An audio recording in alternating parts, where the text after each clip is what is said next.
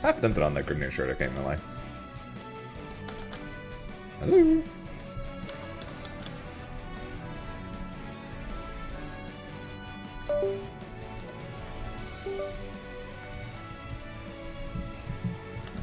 Hitbox, hello.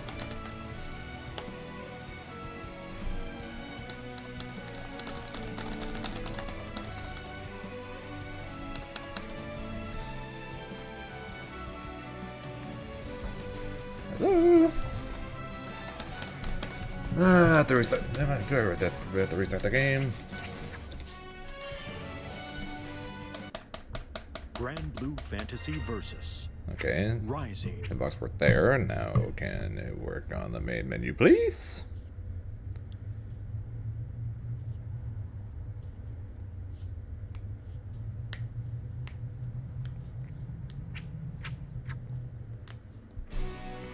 There we go. Okay, we're good. Alright, first thing we're gonna do now we're back on Grand Blue. Let's go gambling.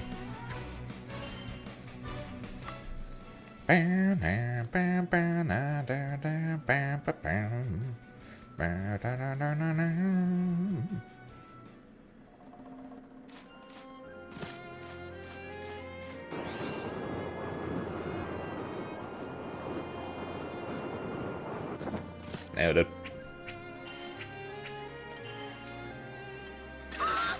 Question mark. A question mark item. What the hell?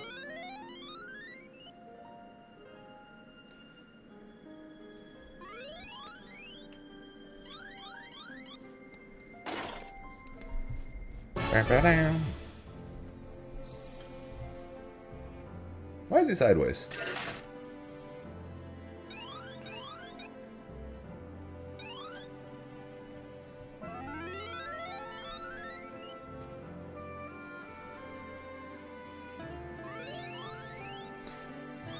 Down.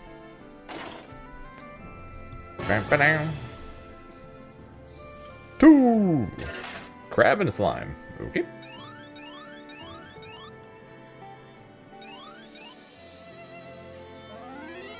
What's up, King?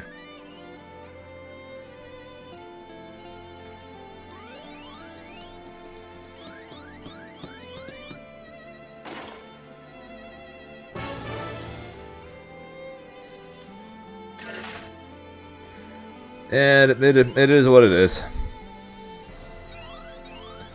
I feel worse for the people that paid for flights and hotels already for just to get canceled. I feel much worse for them than I would for myself. Dang.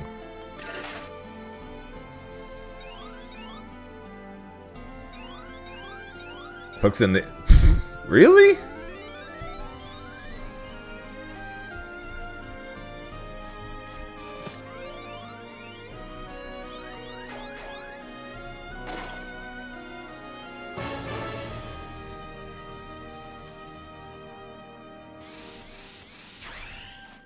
Hooks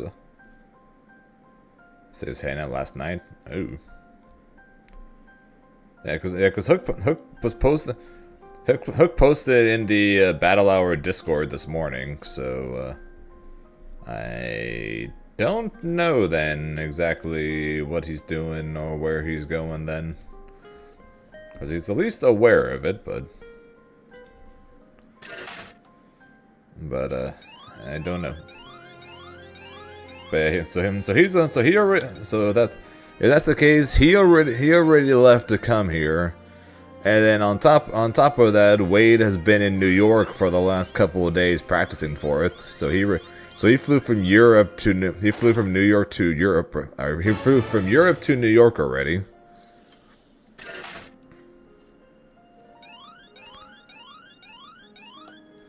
So yeah, I'd feel much worse for them than I would for me.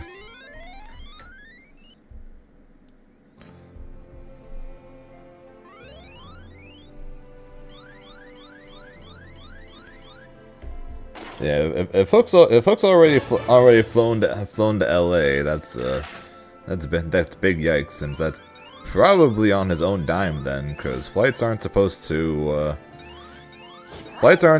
be going on until tomorrow or Thursday for the ones that are paid by Bandai. So that might have been out of his own wallet, which would be even worse.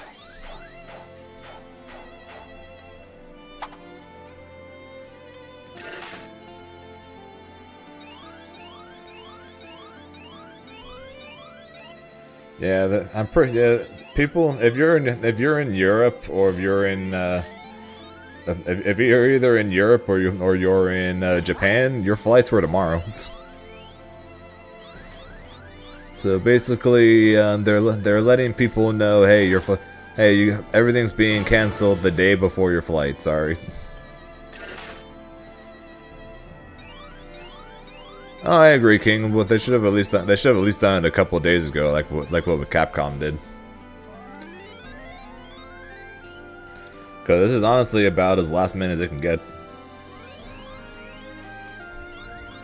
Alright, so what the heck is this question mark one? Is it legitimately just a question mark?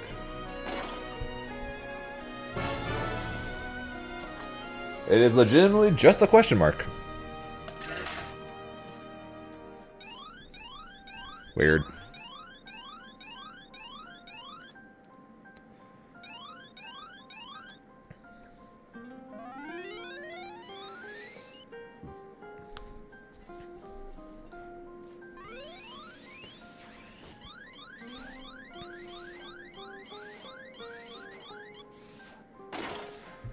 Well, good. Well, I guess the one good news to come out of it is that we'll be doing a watch party for Cygames Cup now.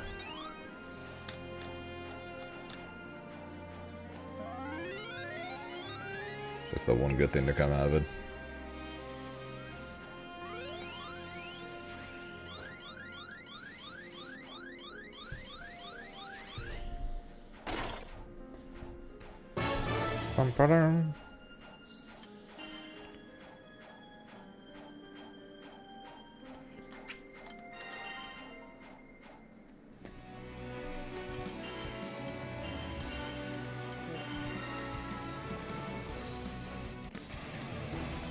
Grimner, Jida.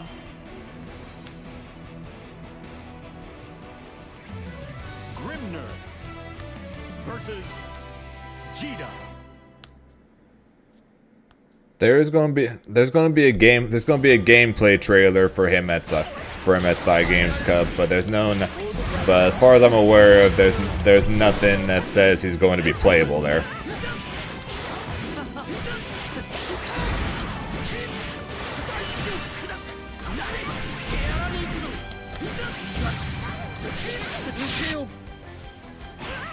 But they did announce that the official gameplay trailer for him is going to be at Cygames Cup.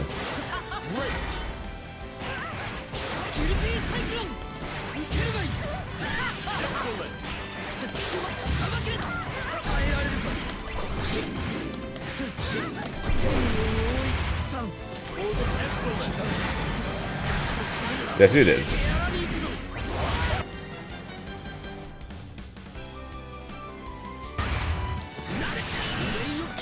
Hello, Wrench.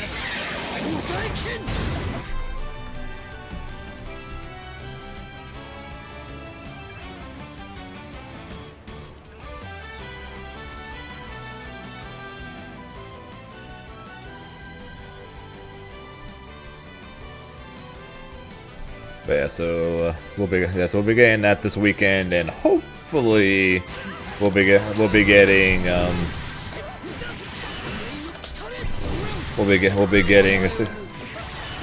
season two announcement stuff as well. Oh yeah, we're gonna stream Granblue until the EVO lineup reveal in a little over 4.5 hours, and then we're gonna watch / react to the EVO lineup reveal.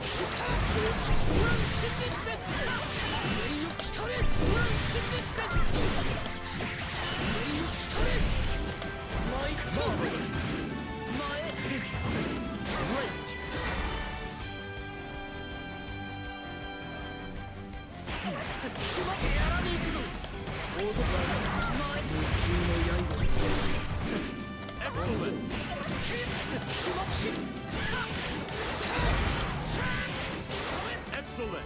Yes. So, because of time zones, the Saturday Sunday tournament of Japan is going to be the Friday Sunday watch party of California.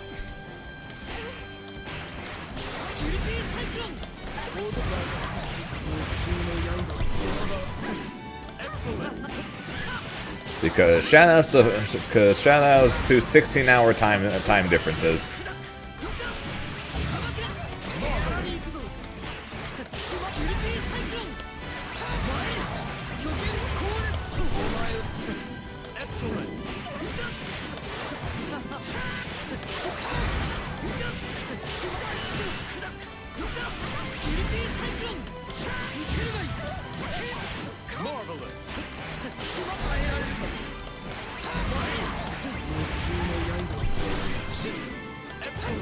Oh yeah, but if we lived in Europe, we'd be screwed.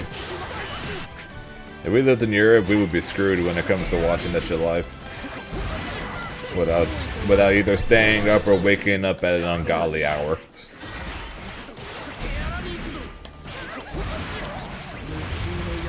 Instead, if we want to watch the entirety of the top 8, we're going to be staying up to an ungodly hour. But and when I say that, I mean like 3 a.m. So could be worse.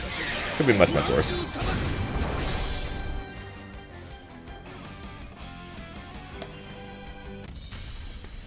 More than likely, it's going to get postponed till sometime in the summer.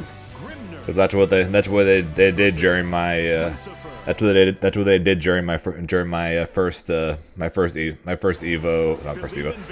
Worlds trip. They remember when I went to the regionals and then I qualified and they said, oh yeah, finals are going to be early next year, and it ended up being in like July.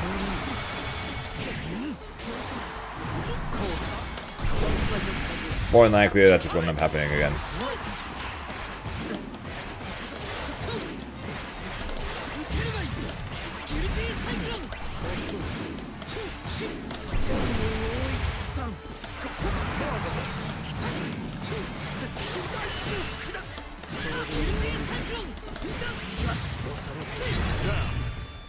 Hold them at EVO. Battle 2. Engage. And I'll try. That's going to be like at 3 something in the morning, so it's probably not. So I'm not sure if I'll be able to, but I'll definitely try.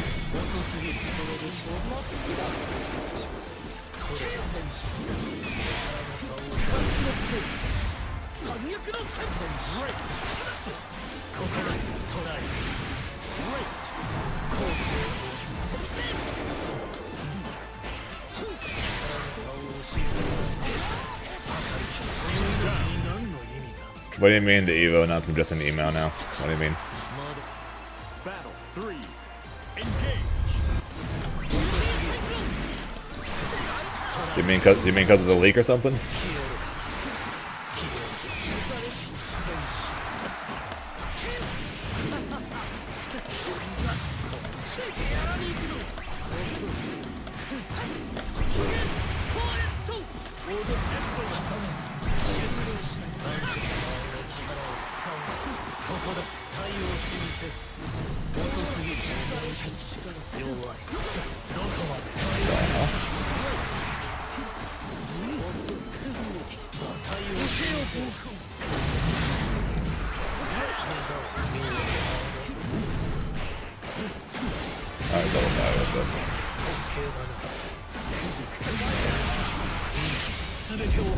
Oh yeah, leaked by their own fault, yeah. Nah, they're still going to do the full announcement.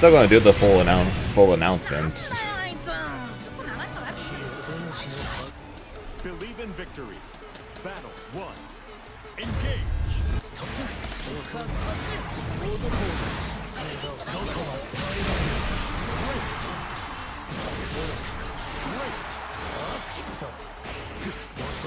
Great.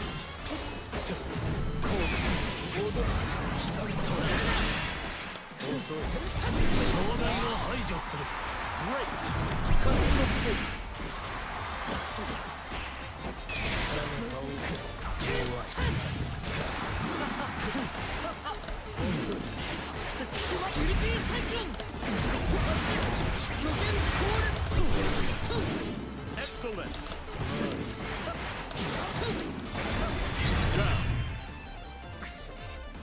Yeah, they're still going to do the announcement, and we're still going to watch and react to it and see if it ends up being real. Alright. I'm sure. I'd be shocked. I'd be shocked if it was. I'd be shocked if it wasn't real. But we're going to watch it anyways and see if and just in case it wasn't.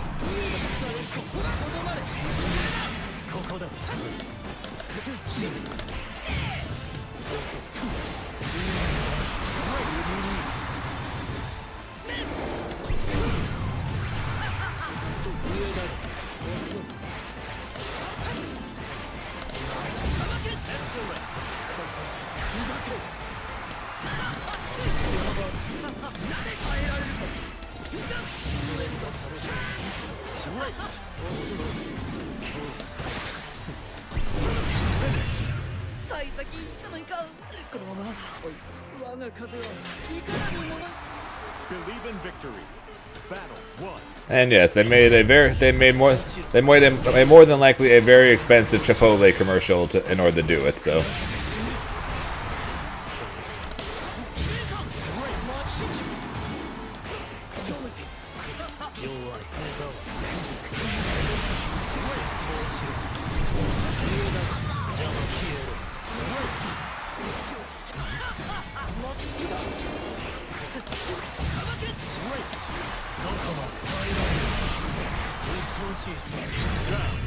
So they might as well they might as well use it. Battle 2. Engage.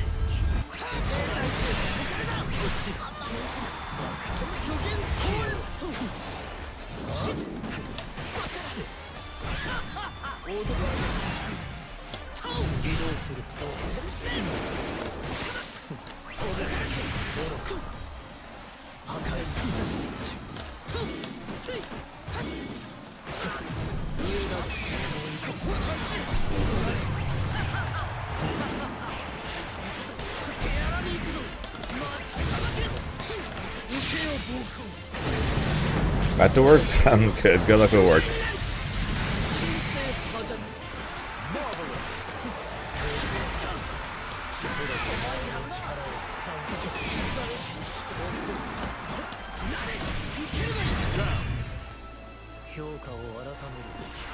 Quack!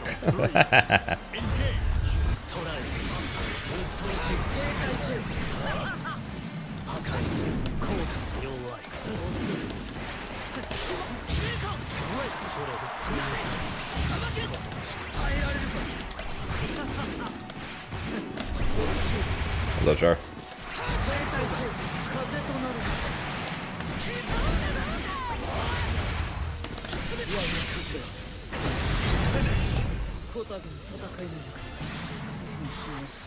I'm reminding myself how to play this game, having not played it in 2 weeks.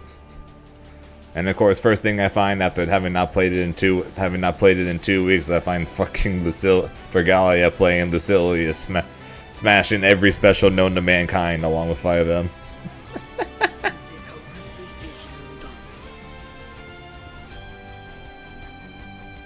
That's good a first game as any. And still less dumb than Dragon Ball.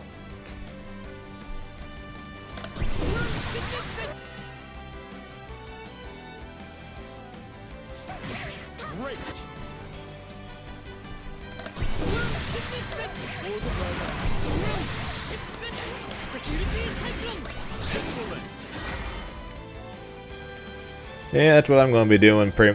And now that the battle hour is canceled, that's what I'm going to be doing for the next 9 days before I fly to Frosty. Figured I'll spend today on Grimnir, reminding myself of everything and getting used to the game again, and then I'll get back to practicing Honore, probably starting tomorrow. Possibly have him ready for Frosty if need be.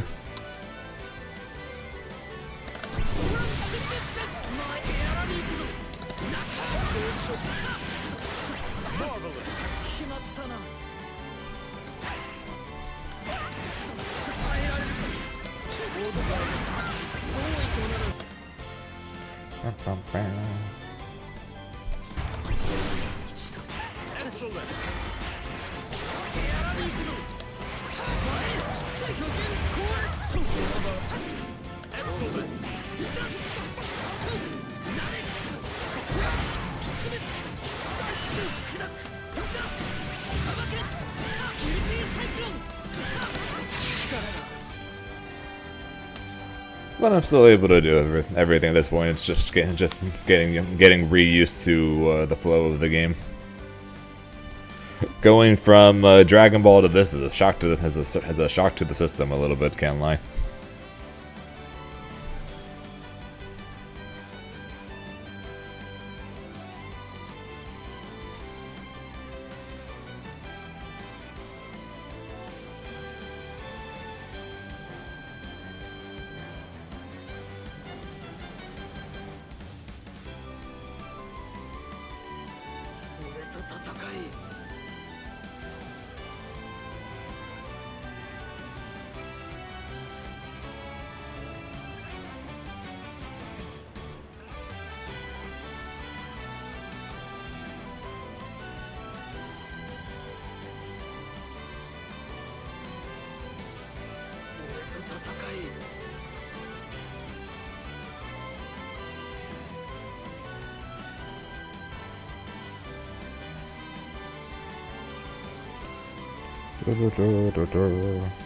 Yeah, you ready for this weekend, Char?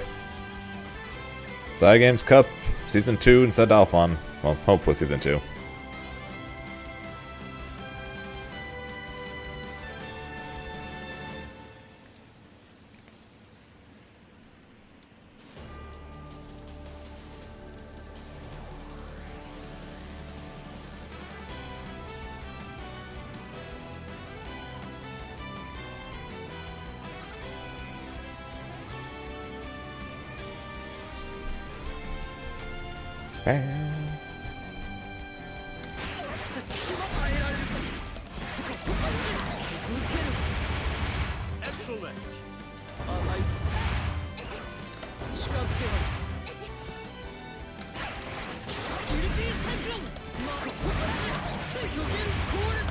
Damn, Char swapping off of Vera?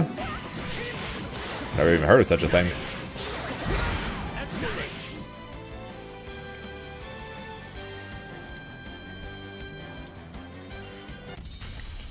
Here begins Fate's episode. Grimner versus EVO. Believe in victory.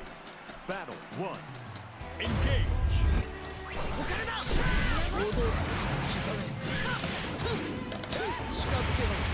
Excellent.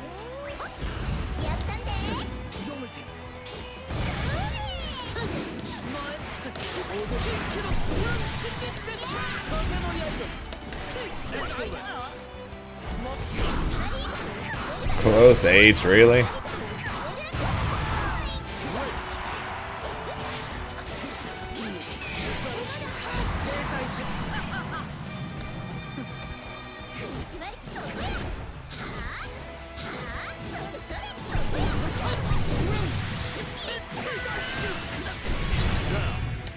Yeah, he deserved that. He deserved that, to say the least.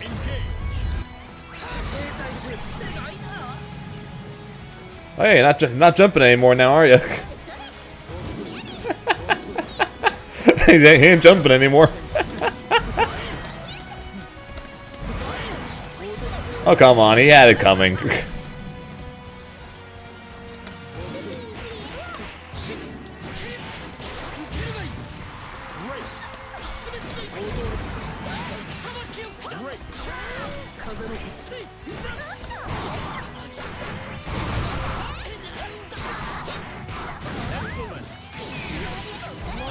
Oops.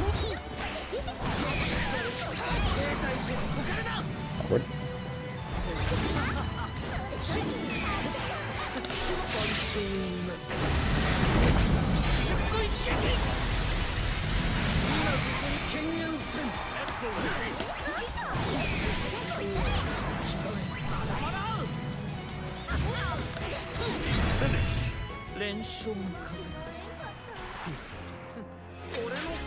You're asking for some hard knockdowns. I'm asking for them to take hard knockdown away from guard cancel. You know, same old. You know, same thing, same idea.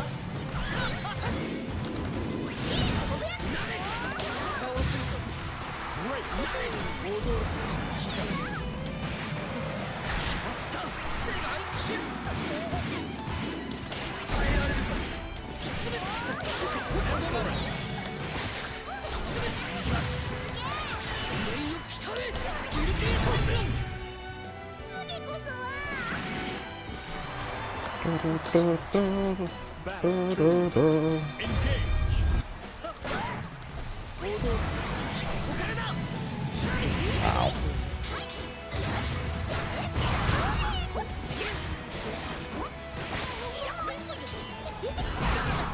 How do I throw those things?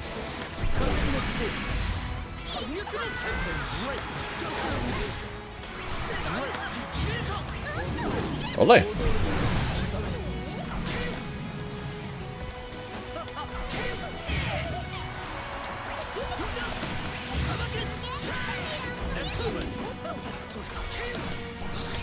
Nope. Fair enough. Oh, why'd I do that? It was dead. Oh, I suck. He was dead. I suck.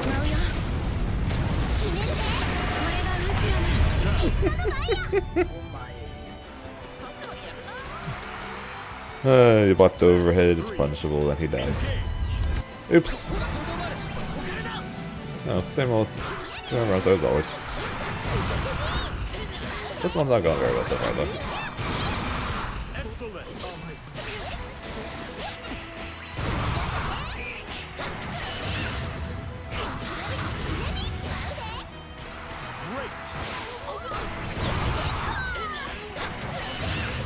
I know, I still need to do that. I still need to do that.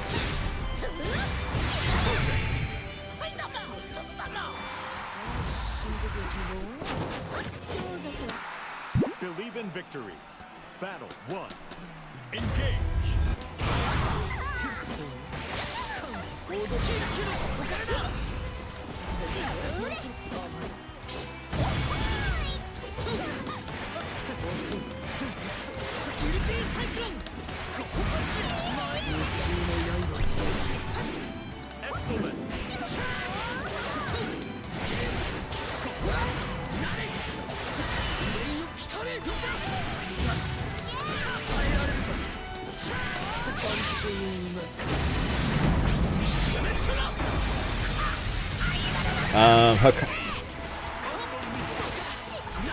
The Birasakai, the Knuckles Oh No, and then the Wii Sports sound or soundbite saying you cheated, and of course bot are currently the ones that I plan on showing up first, and then maybe one or two others. We'll see.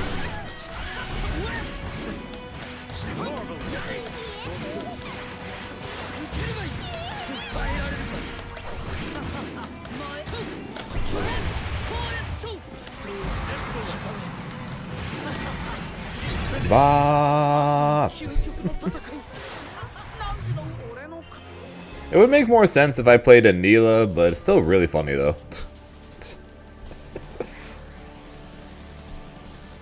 Hey, what's good, Icebound? It would definitely make more sense if I played Anila, but it is what it is.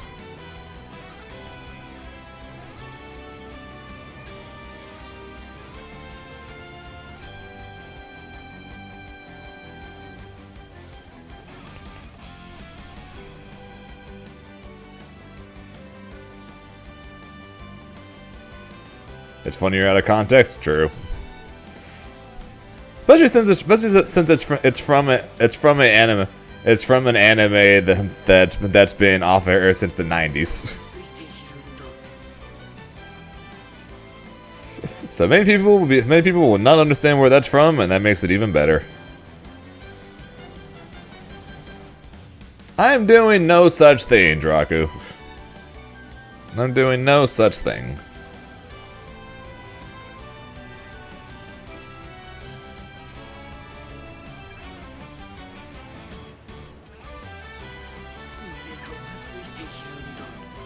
I'm just reminding myself how to play the games that I haven't played it for 2 weeks because Dragon Ball.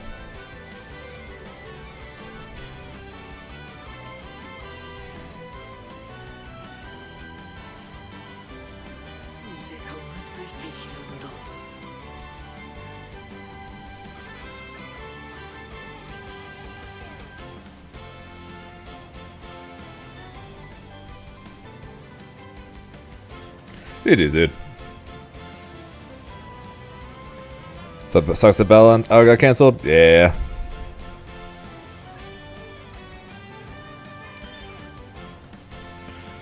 Sucks that happened, but it's honestly not that surprising.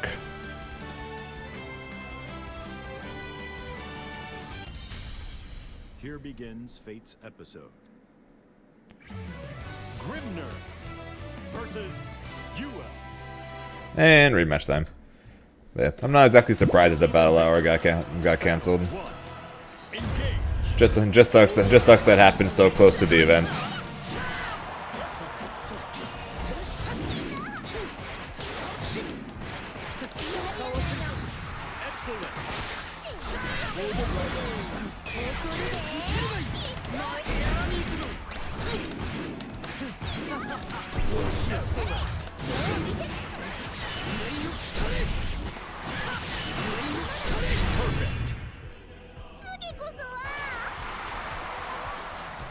Battle 2.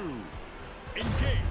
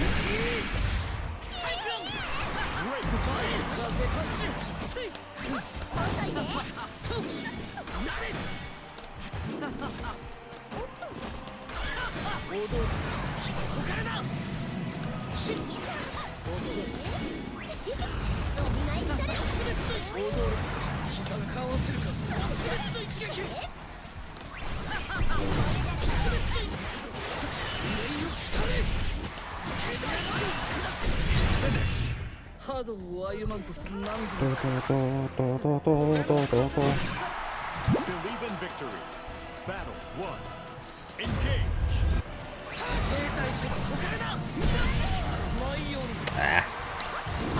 Ole.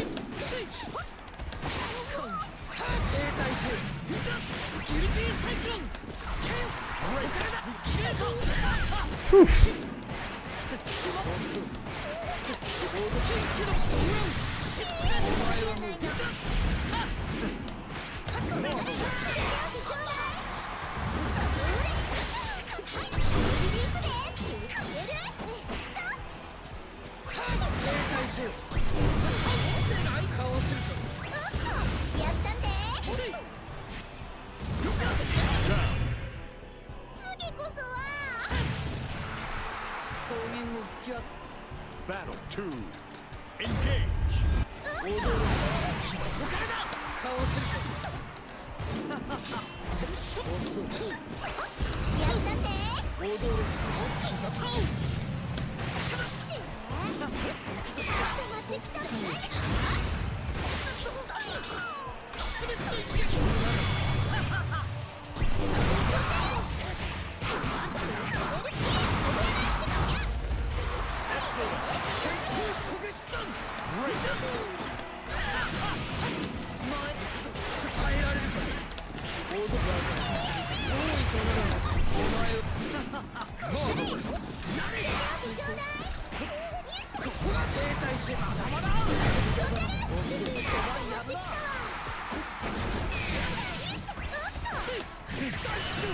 Really?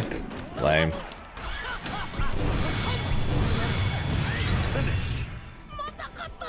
The chip. The chip. The kick.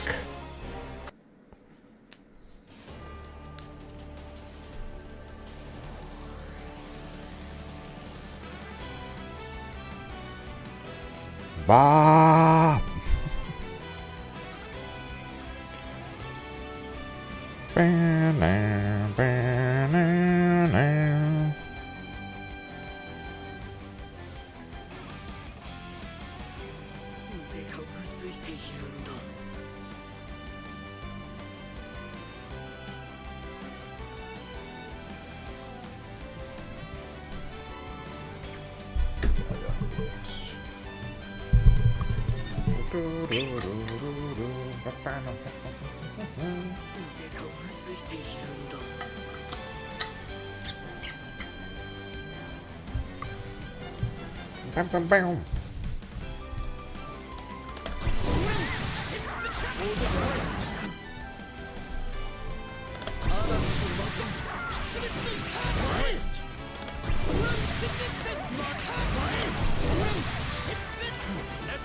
That was good, Aaron. You ready for the EVO announcement? You ready for the EVO announcement tonight? After all, we have absolutely no idea what games are going to make it, so it should be interesting to see. Here begins Fate's episode. And then we got Sandalphon this weekend that I could actually watch now. Versus Grimner.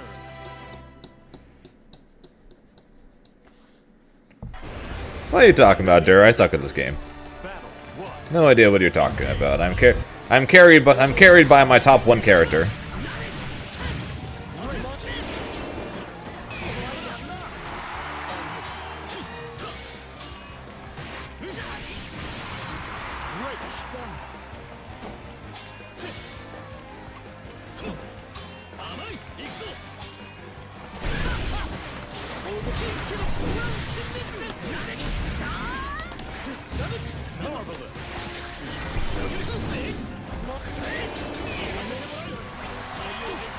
I did not want spot dodge. I just wanted pull block.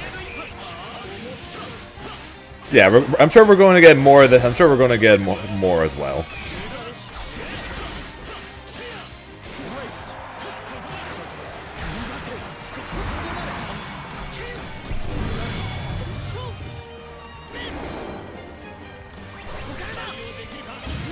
Wrong man again. I keep doing the wrong thing. But yeah, I'm sure we'll get a lot more info than just the games, so it should be fine. And then hopefully with Sandalphon this weekend, we'll get Sandalphon plus season 2, like what we got with Versusia. Versusia is coming. Also, balance changes, and this is what some of the balance changes look like.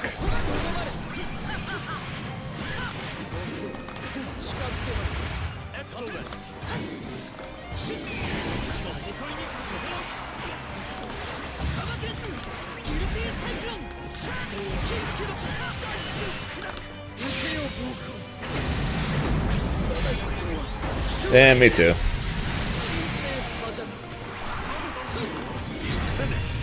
This is the last chance for your favorite honorary player to qualify, Aaron. You think he's going to be able to take it? Actually, after the set against Lime, let's see if we can find the bracket.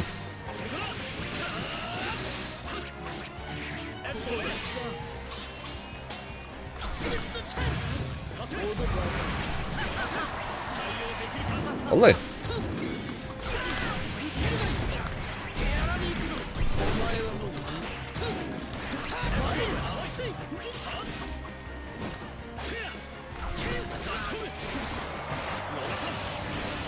Platinum. This week, next week, and the week after that are all platinum events.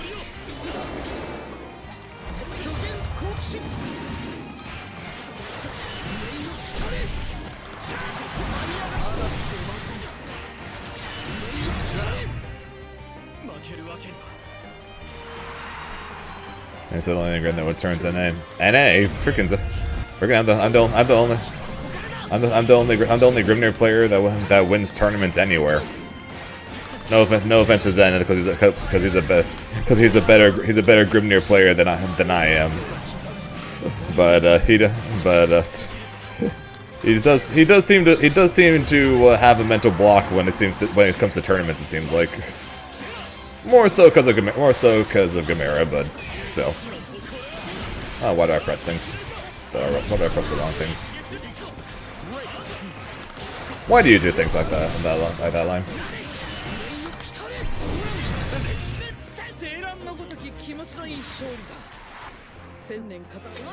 Oh, sorry. He doesn't have the mental block. Sorry, he has the mind control.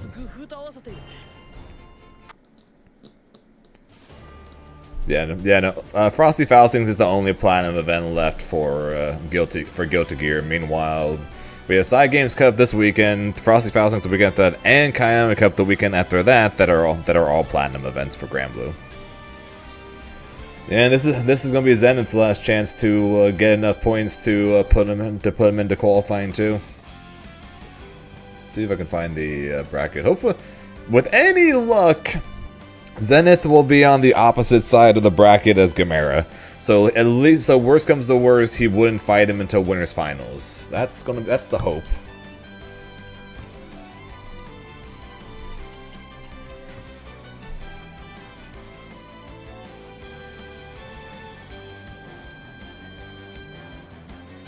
Question is, where the heck is the bracket?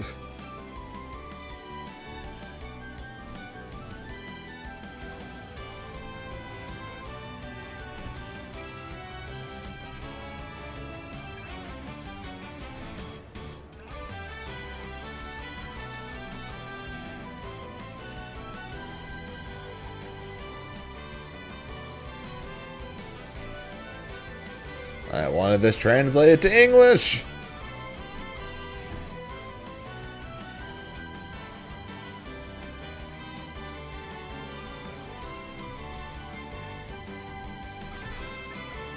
Here? Nope.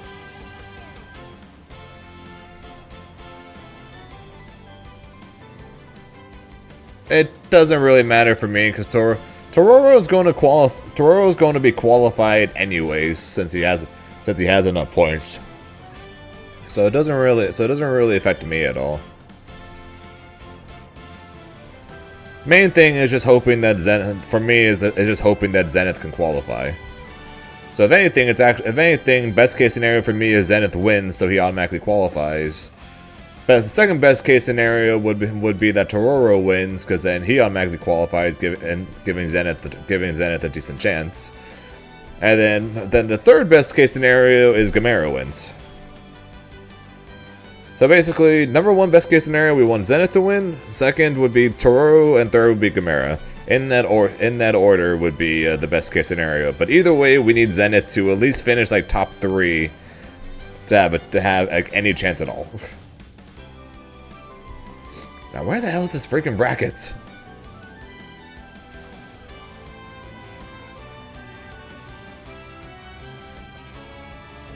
Have they not made the bracket yet?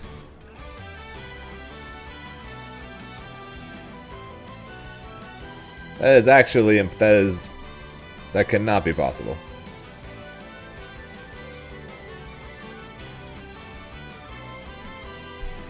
There's no way in hell that they haven't made the bracket yet.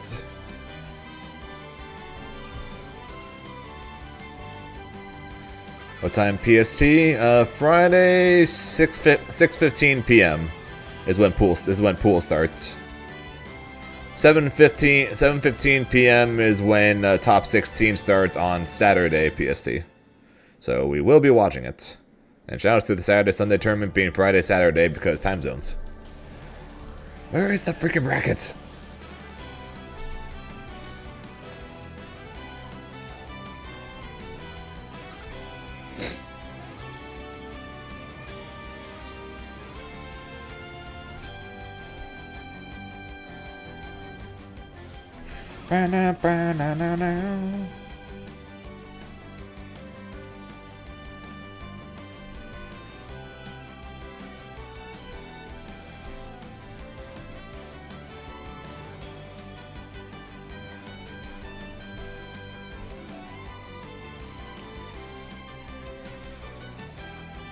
The official site that I think they're using for Side Games Cup doesn't have the bracket up.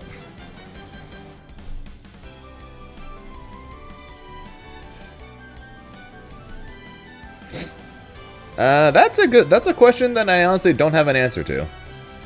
It probably would make sense that I would start stream later, because otherwise I'm going to start stream at noon, play Grand Blue for 6 hours, and then watch Grand Blue for like another 6, 7 hours, 6, 7, 8 hours. So I'm honestly not sure. I'm currently going back and forth on that one.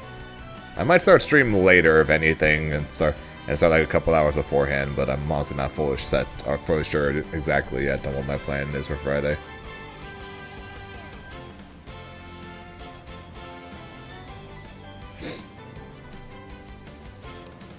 I know it doesn't use Star GG. I'm looking at a site, Tanamel. I don't know how to say.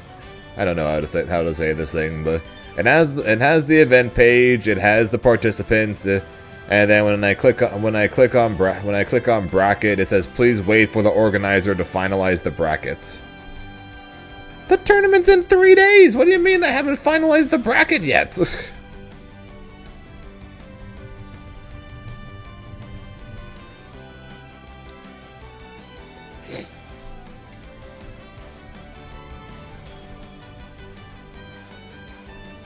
I don't know. Weird. How's it feel to be back on Grand Blue? Feels good. My first match is against Lucilius. I rolled my eyes when I got hit by a level 5 Lucilius and died, and I was like, yeah, still not as bad as Dragon Ball. Here begins Fate's episode. Lucifer versus Grimner. Believe in victory. Battle. Am I wrong though? Engage.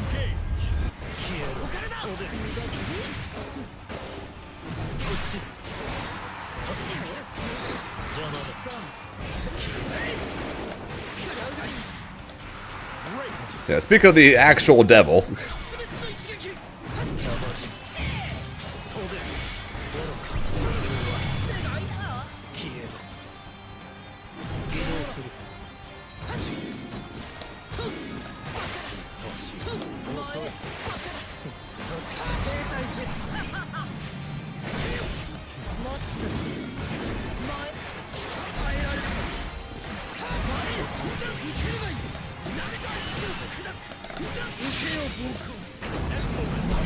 I messed up. And I'm level 5. He's level 5 too. I think I died.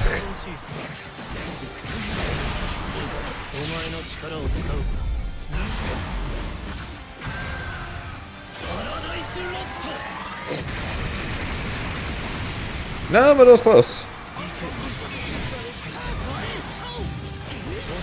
Good punish.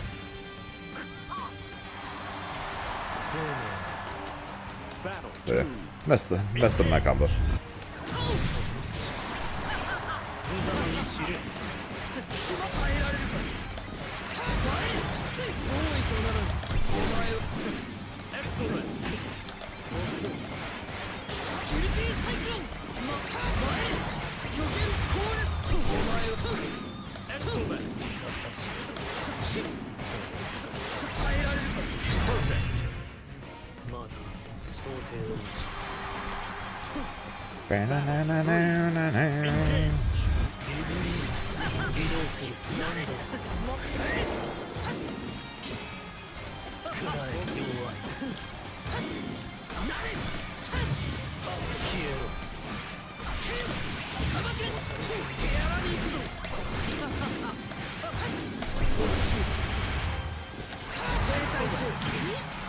The sweep though.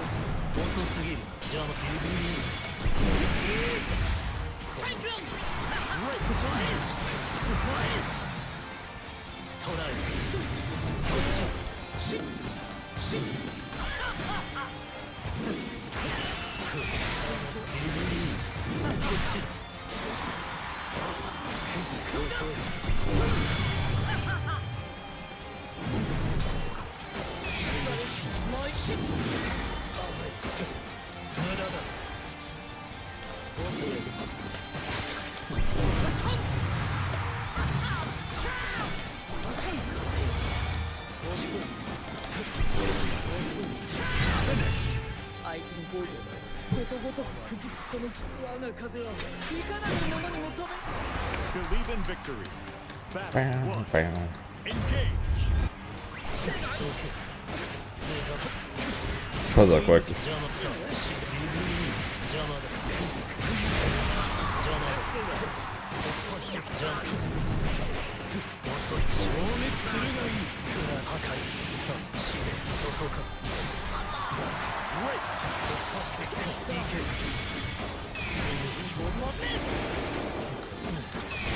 I'm doing alright, just reminding myself of everything in Grand Blue.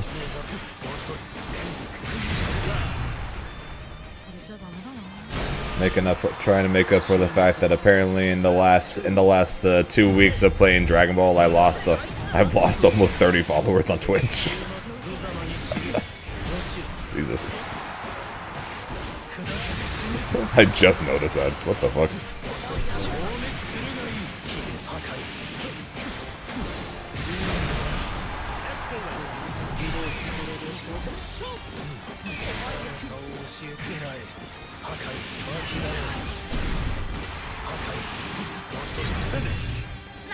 Actually, I don't have to credits the game.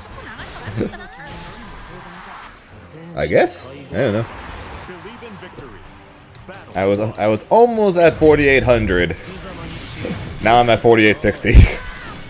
Yeah.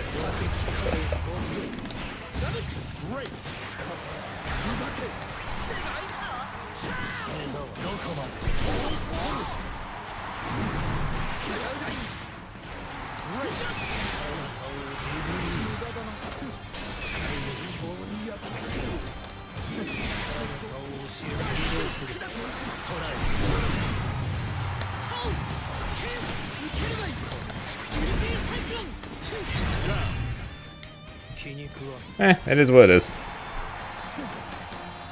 Battle two. Engage. 2 weeks, yeah.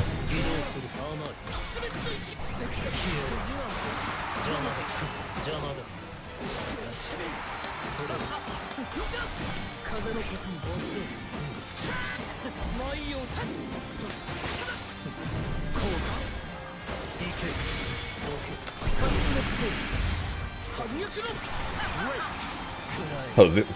I'd be surprised if the reason why people unfollow is because of Xenoblade. Who knows? It might be, but I'd be surprised if it was Xenoblade's fault.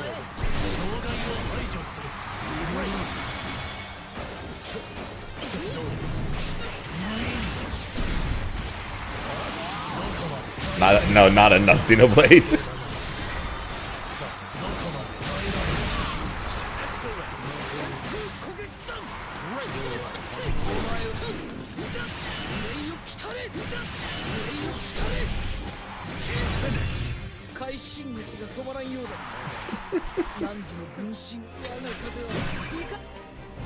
Folks, I get 1 day off. I get 1 day off from streaming. And I figured Monday made the most sense, as most people are going to go back to work and be busy on Mondays. So I figured it made most sense of all days to not stream it would be Monday.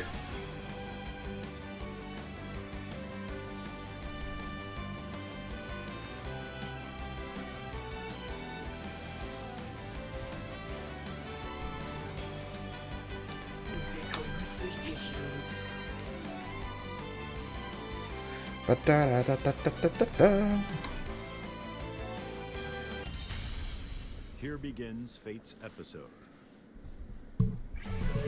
Grimner. Yeah, I stream 6 days a week. Four of which are fighting games. One of which is a variety game, which I do primarily for myself, so I can stream. I can stream a game that I really like. And then Sonic Sunday.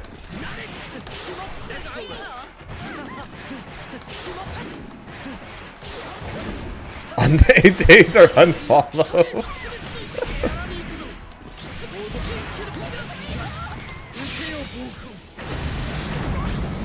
We should play. I said games I want to play. I said games I want to play. Battle 2. Engage. Games I want to play include Xenoblade and Okami, which is why those are the next two variety games.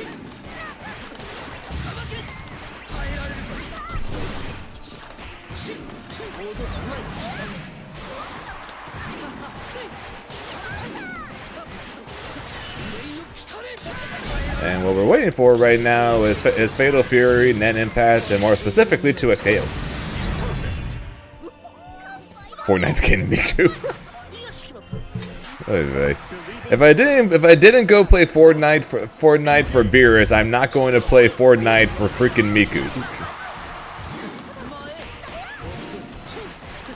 Although true story though, a friend of mine in college, his name is Michael, but everyone always called him Miku because he was like the biggest Miku fan.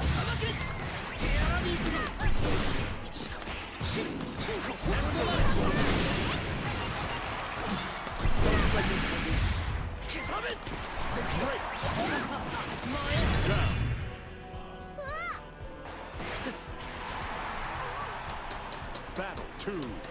Engage.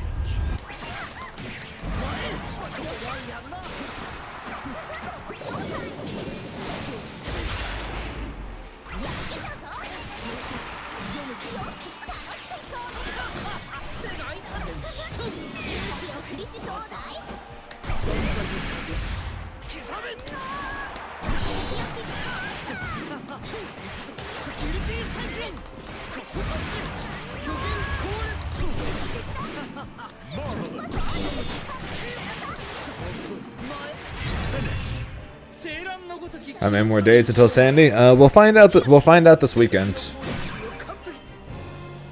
More than likely, we're going to find out on Saturday, because pools for Side Games Cup is Friday, Pacific time. It's Saturday, Sunday, Japan time. Pacific time, pools are Friday, and then top 16 and top 8 is Saturday evening till the early AM of Sunday.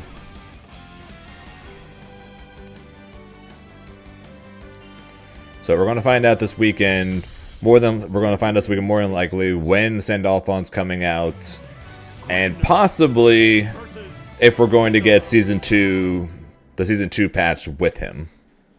I assume we are, but you never know. We might get him, and then the finals happens, and then we get the season 2 patch right afterwards. That is very possible.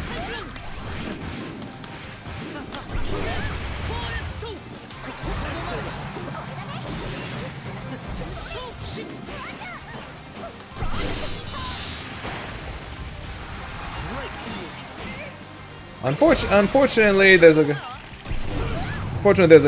good chance that Grimnir is going to die when season 2 comes out.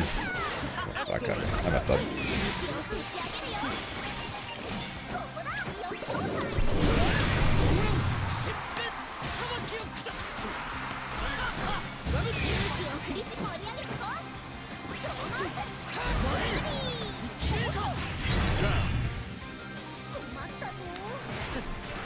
Hey, technically we'll have, well, actually no. Well, actually no. So if they make us wait until after the finals for Sandalphon in season 2, then it will have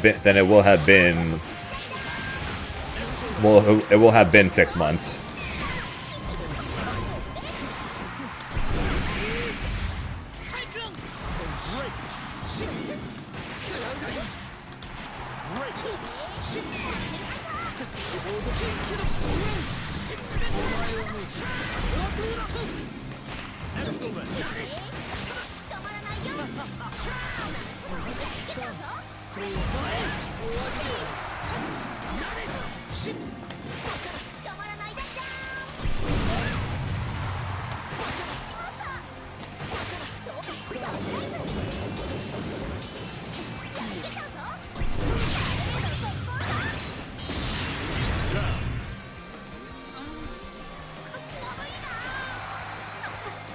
Yeah, so if they want to drop Sandalphon and then the finals and then drop the season 2 match afterwards, I'd be okay. I'd be okay with that too.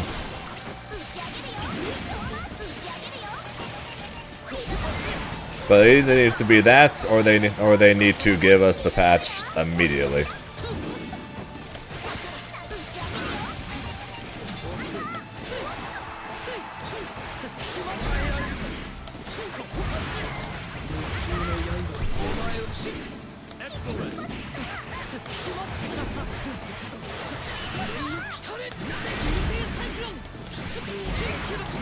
Like I don't care if it drops the weaker Frosty Faust things. They need to get if they're gonna give us the patch. Give us the patch. Literally the weaker Frosty.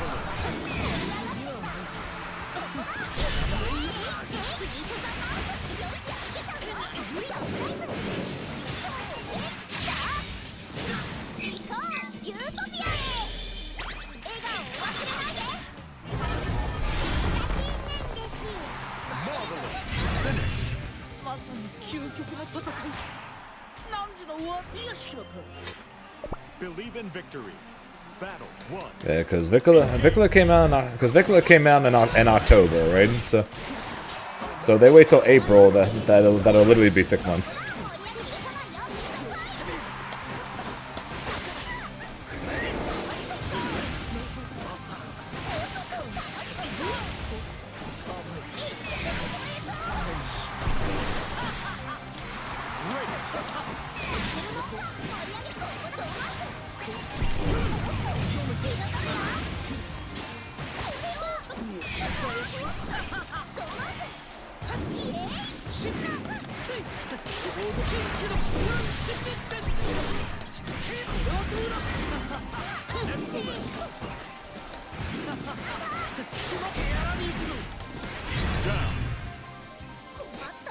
Yes, I could try my chances at getting lucky with the Vicula item drops.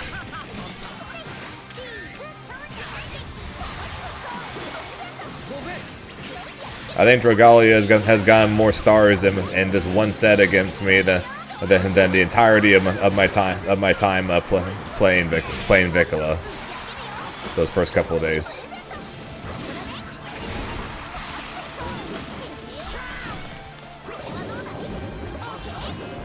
Proving my points. Proving my points.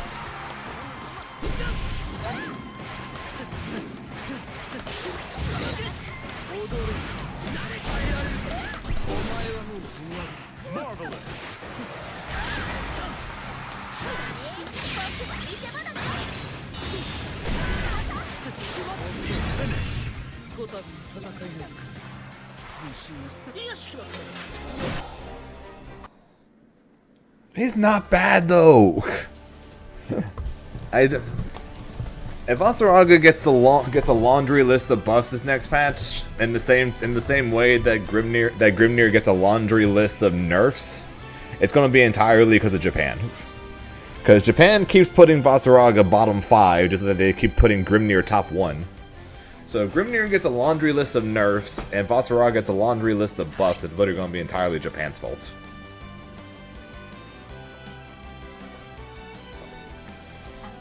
I'm gonna have to pick up fucking Eustace as a counter pick just for Vasaraga. I'm seriously gonna have to pick up freaking Vasaraga. I mean Eustace to deal with Vasaraga if he gets buffed. If he gets buffed that much. Oh yeah, if there's a laundry list of buffs for Vasaraga, Fuselid is going to be doing what Hava is doing now. What are they gonna do with 2B? Destroy her!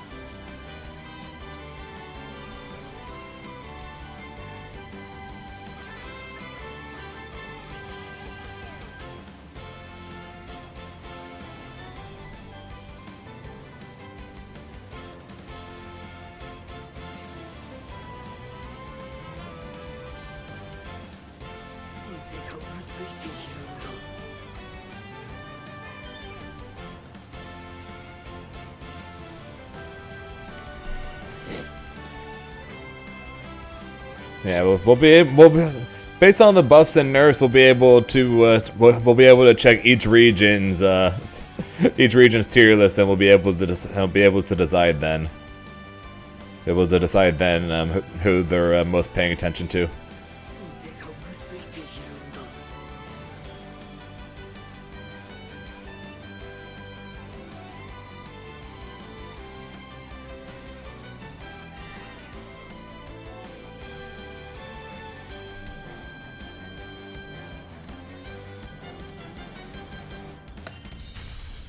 Here begins. No, Narmaya most definitely does not need buffs. Beatrix versus Grimner. I think I said the name Hava one too. I think even though I only said it one time, I think I said the name Hava one too many times.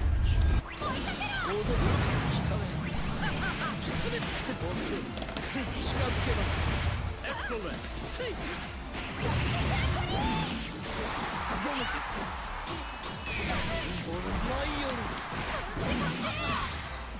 Okay.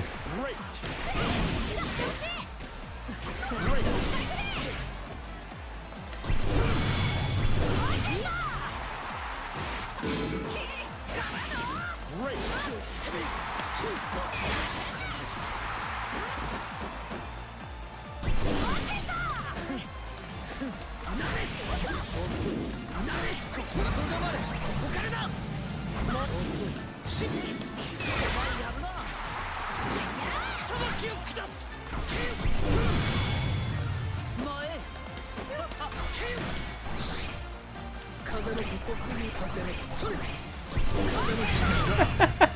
I got a little too excited there. Battle 2. Engage. Actually don't know.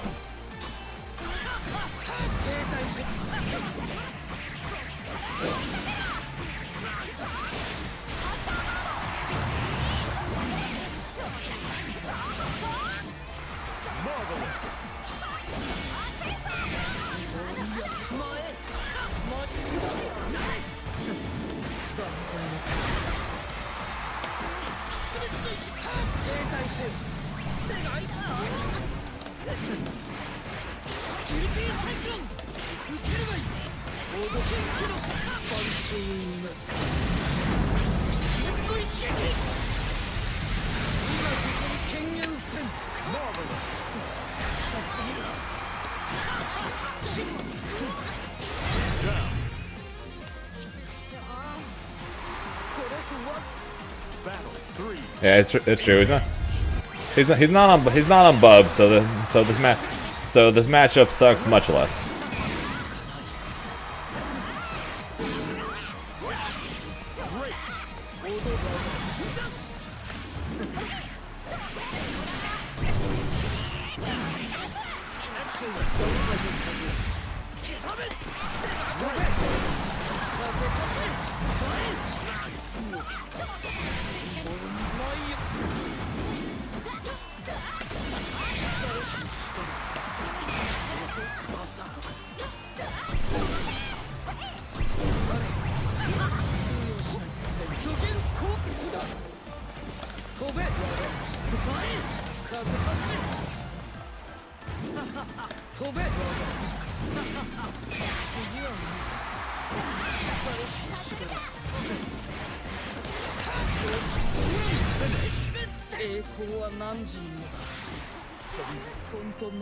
I'm pretty sure Hava's been in my chat multiple times when I've talked about how bad the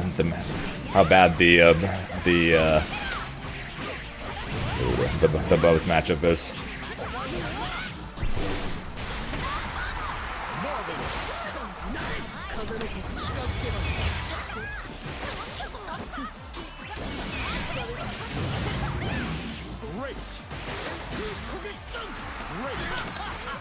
Is he the best? I don't think he's the best. He's one of the best. I don't think he is the best.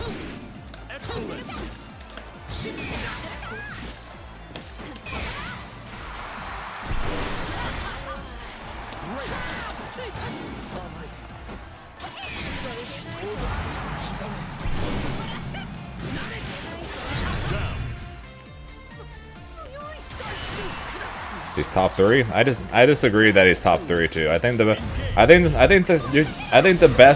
best you could argue for him is top 4. I think that's the best you could argue for him. The top 3 in my opinion, I think it's undisputed, is Catalina, Lucilius, and Belial.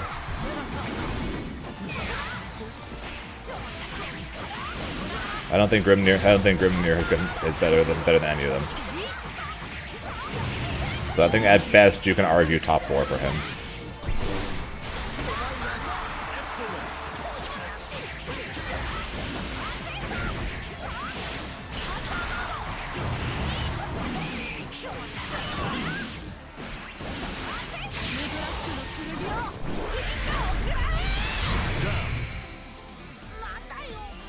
Am I the only one that didn't doom about Grimnir when the patch dropped?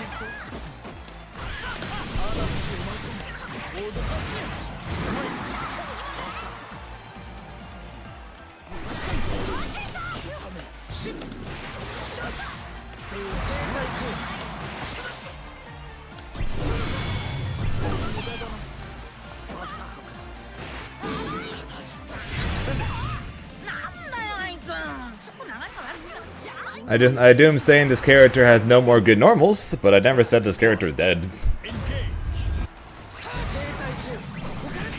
I thought the far H nerf was gonna be worse than it was. Granted, it does still hurt a little bit, but.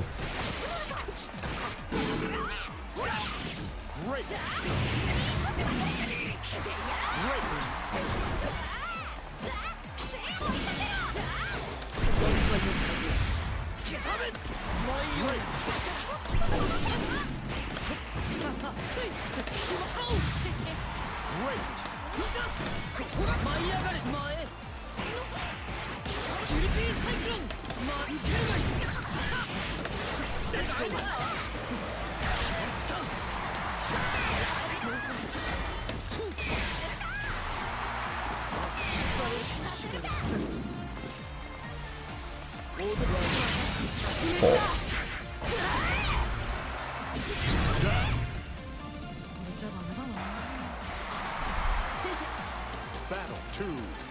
Engage.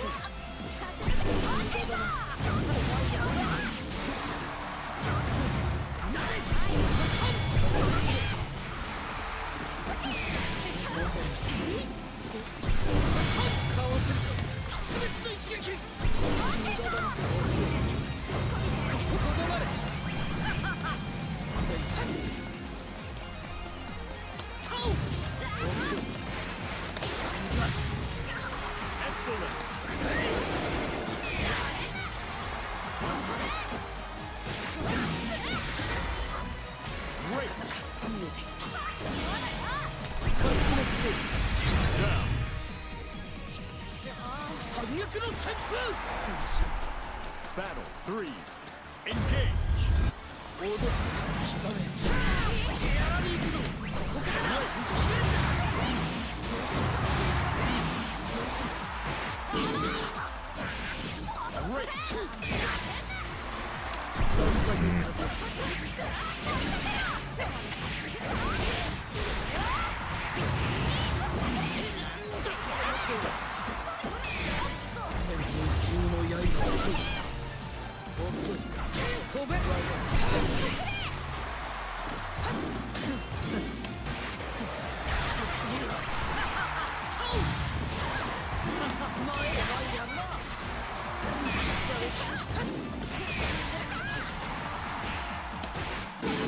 I was right.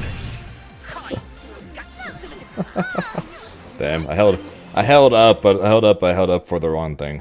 Damn. If I was right. If I just kept holding up, I would have won then. Damn. Yep.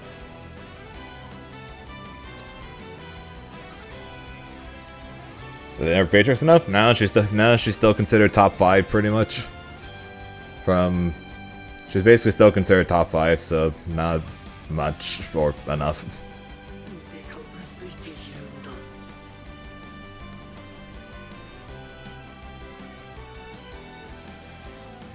The grind was wasted, huh? Oh, but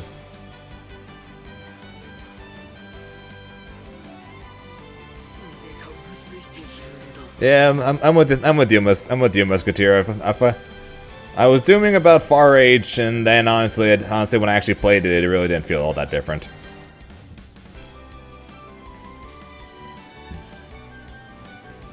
And yes, Rice, I am back playing Granblue again because the battle hour is cancelled. So now so rather than practicing for that this weekend, we're not practicing for Frosty Faustings. Not this weekend, but the weekend after.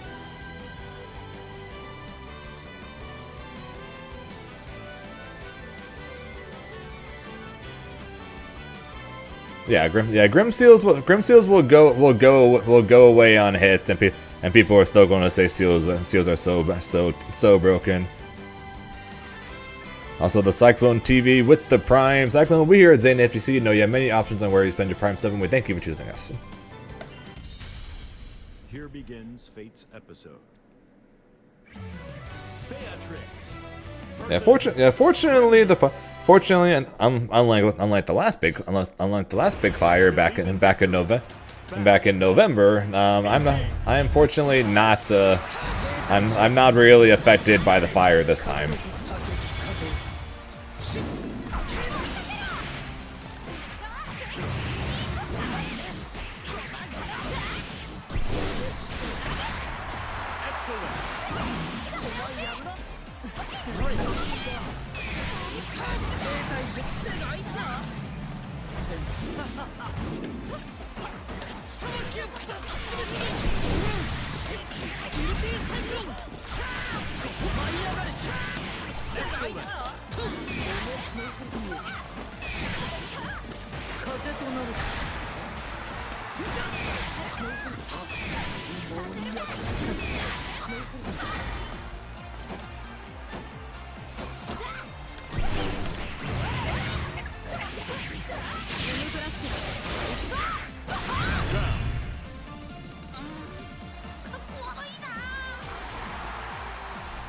Battle 2.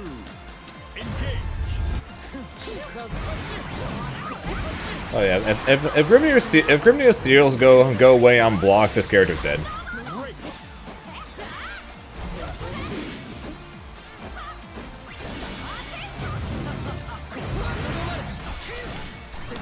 They might as well change his whole kit at that point. They might as well change his whole kit at that point if they're going to make the Seals go away on block.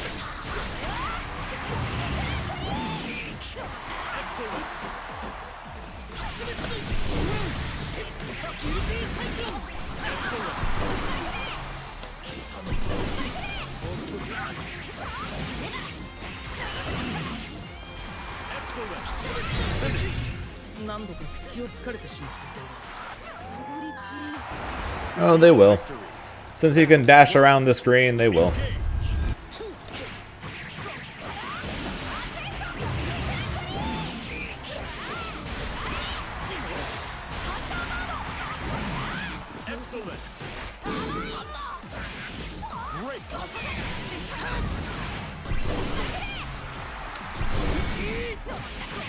Beatrix does it, and she goes under everything, but I don't hear people complaining about her anymore. Even though I personally think she's stronger than Grimnir now. I think she was stronger than him last patch. I think she's stronger than him this patch. Battle 2. Engage.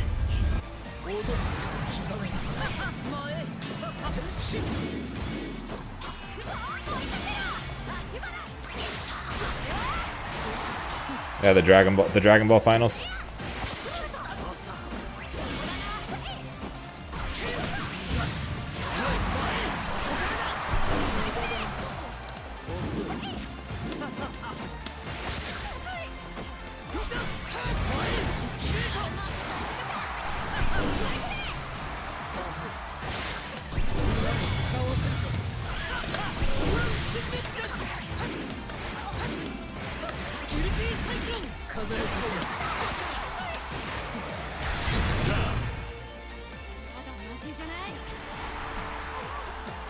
Battle 3. Engage.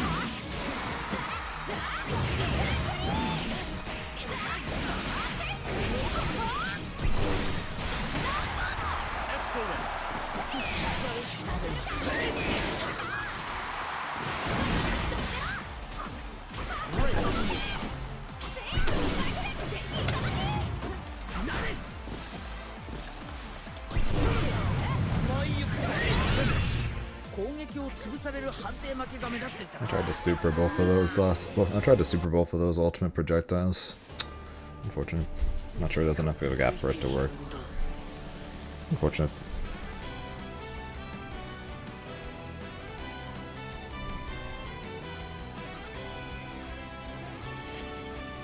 Will it just be moved or just altogether out?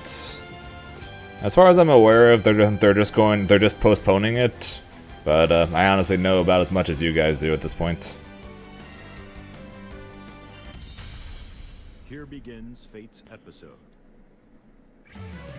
Beatrix versus Grimnir. Believe in victory. Battle 1. Engage. You two, yeah, you two there quick.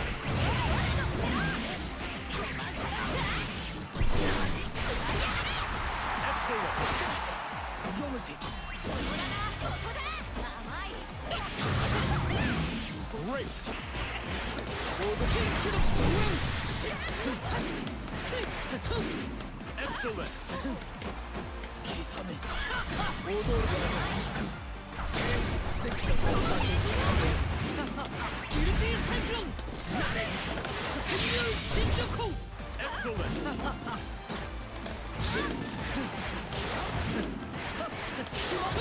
Excellent. Down.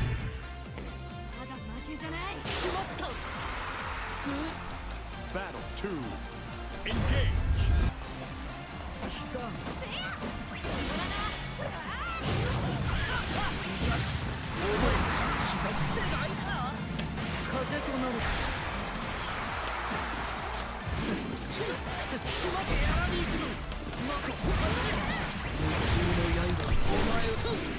Excellent.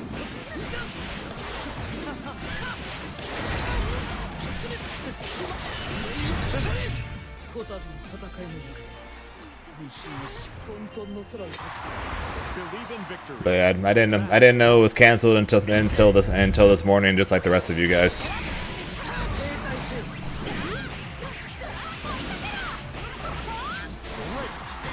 And and whether it's just postponed or if it's fully canceled, I don't know that either.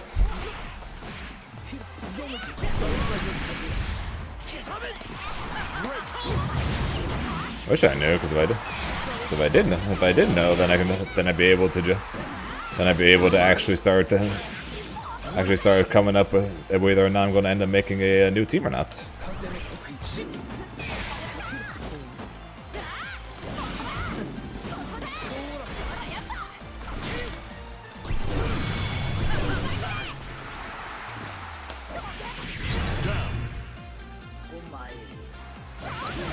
And blame the people. As I feel worse for the people who actually spend all year grinding for it, and the people who actually spend money to book a flight and a hotel to California. Feel worse for them than you do for me.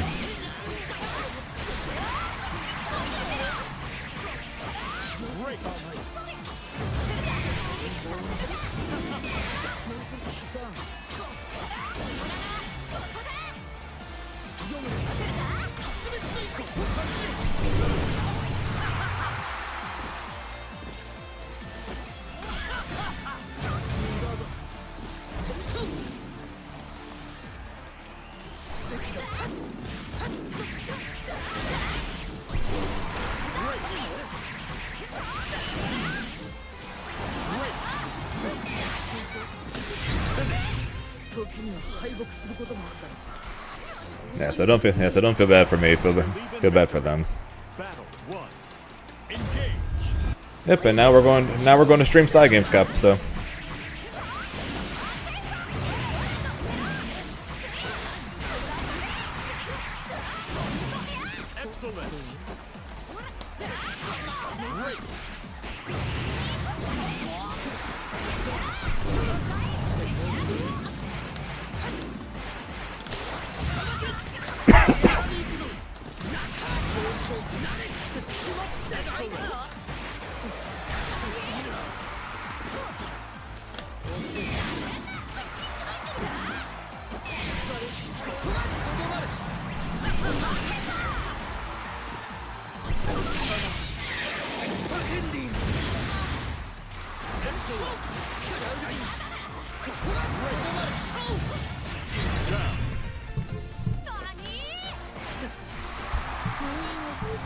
Battle 2. Engage.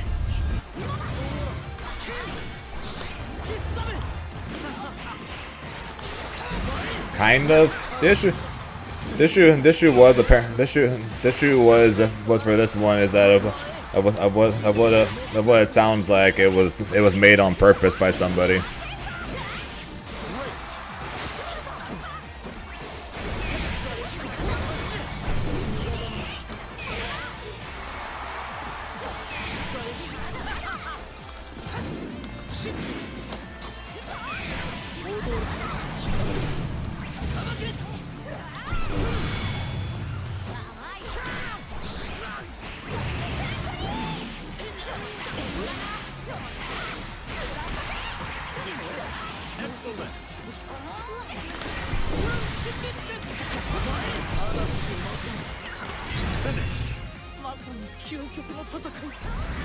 So there are some preventive measures, of course, but at the same time, let's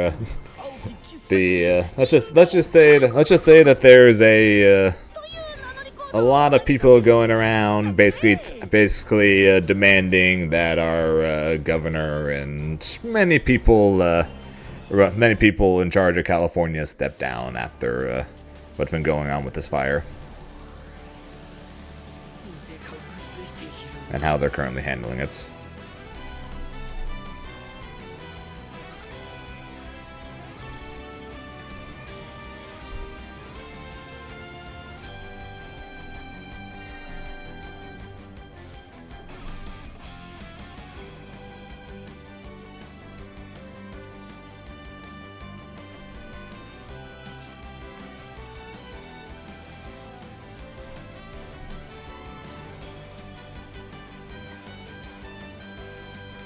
And that is very true as well.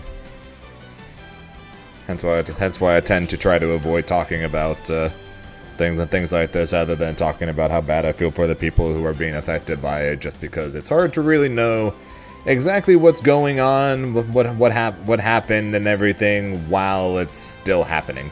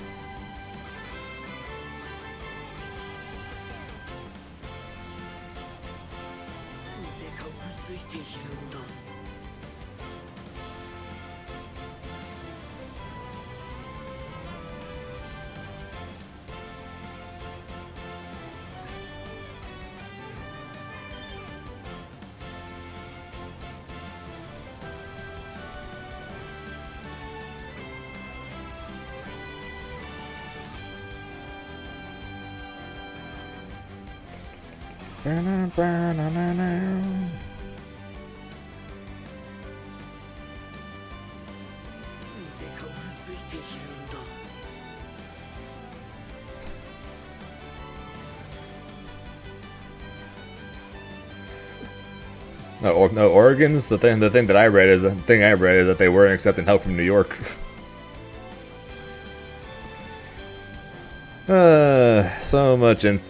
So much fake shit out there. It makes it very hard to tell what's real. Still doesn't stop the amount of people I've seen demanding they step down though. That part's true. I've seen way too many of that. See many things of that.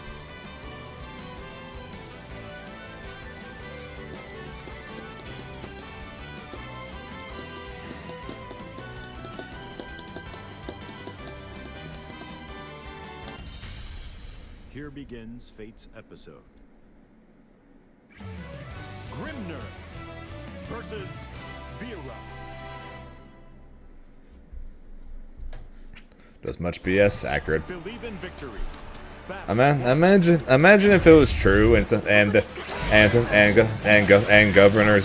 governor was actually saying no to help from what's apparently going to end up being the highest cost disaster in U.S. history. Imagine.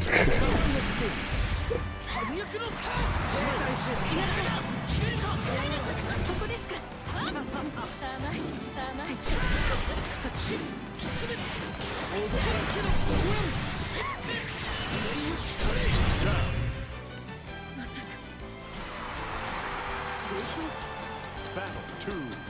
Engage. I remember I said highest cost, not from human life or anything like that. I saw a lot of people talking shit about that online too. Someone reported this is going to be the highest cost natural disaster in U.S. history. They're like, but only so many people died. We don't care about the houses of movie stars, etc., etc., etc.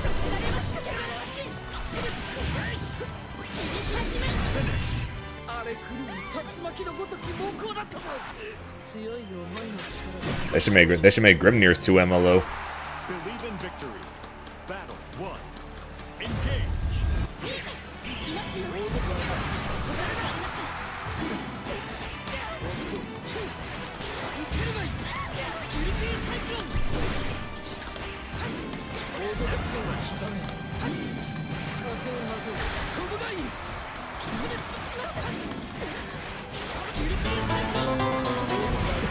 Yo, Lord Khalil with the raid. Appreciate that, man. How you doing? How's your stream? Battle 2. Engage. I guess I am no longer dead to you since I'm playing Grand Blue again, right?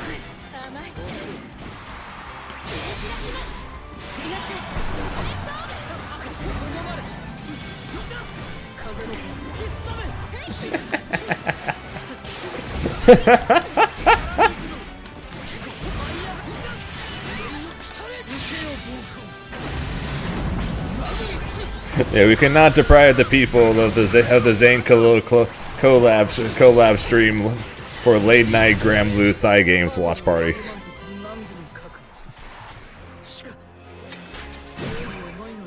It was written in the stars. I just wish the stars would have shown a sign in a slightly less devastating way. Just saying.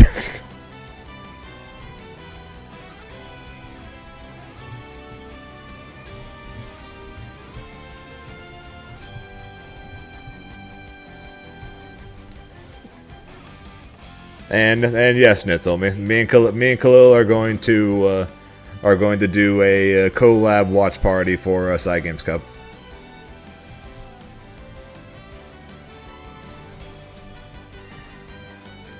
So you guys can look forward to that. The greatest duo of all time is coming back for Side Games Cup. No. So that's gonna be Friday.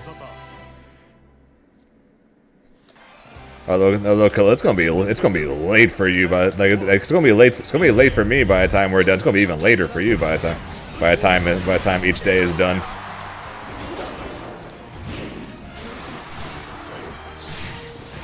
Grand Blue top 8 on Saturday is scheduled to go to 6:15 a.m. East Coast time on Sunday.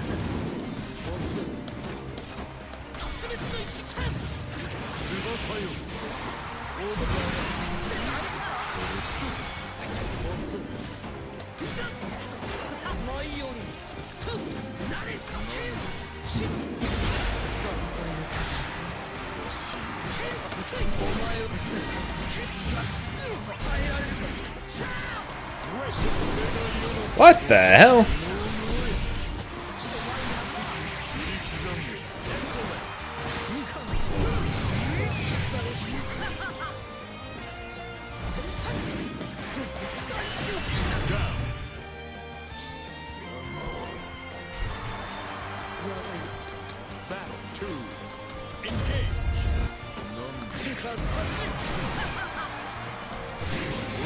But so in case you guys want to know, so Side Games Cup is going to be Friday 6:15 p.m. Pacific time, 9:15 p.m. East Coast time, and then top 16 starts at 7:15 p.m. West Coast time, and 10:15 p.m. East Coast time.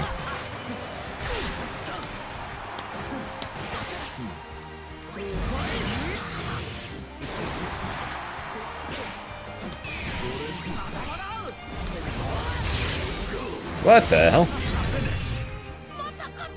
This guy was going to teleport grab, and he did not care where I was by the time he finished it.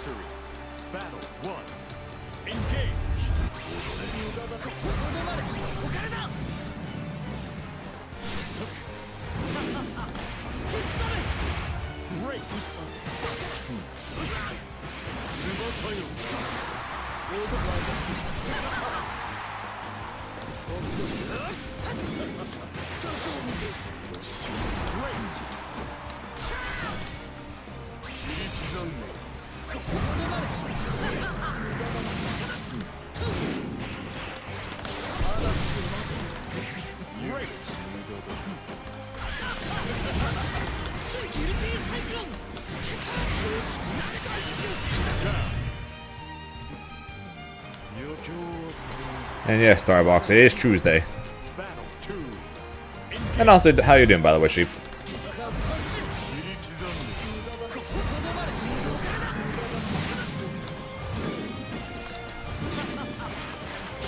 Make it! Make it! Let's go.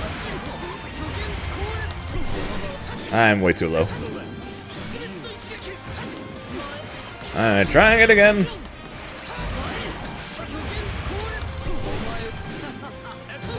That's better.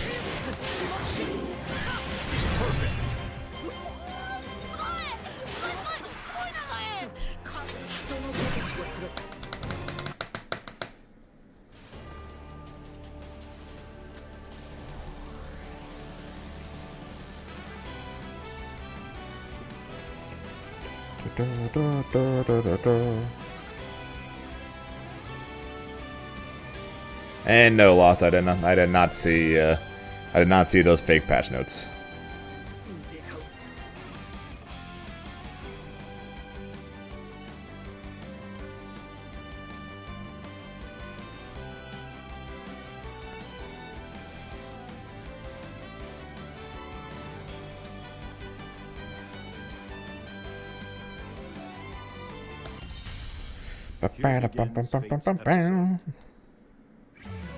Grimner versus Oh, round 2. Beelzebub.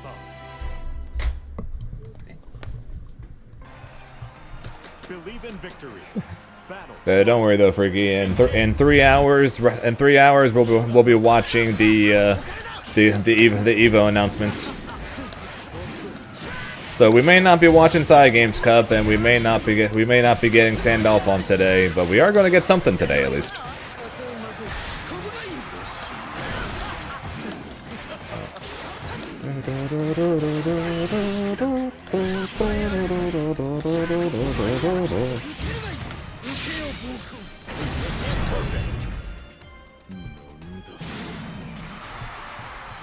Yes.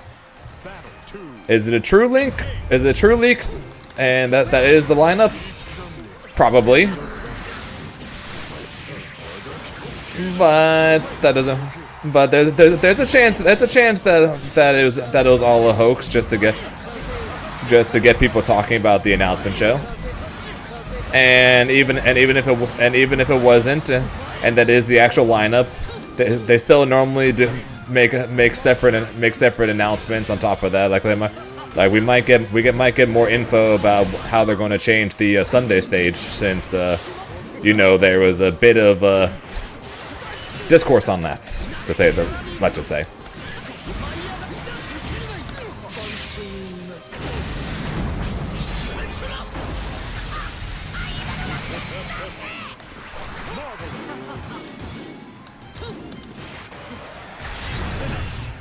So it was not real what the leak was. Alright, so I guess that's a question. And stream's going good so far, actually. But yeah, so what do you guys think? So what do you guys think of the leak? For those of you guys who haven't seen the leak, the leak has the lineup being Street Fighter, Tekken, Grand Blue, Guilty Gear, Under Night, Mortal Kombat 1, Fatal Fury, and Marvel vs. Capcom 2. So that being said, do you guys like that as a lineup? And if you don't like it as a lineup, what would you swap? What would you swap out, and what for?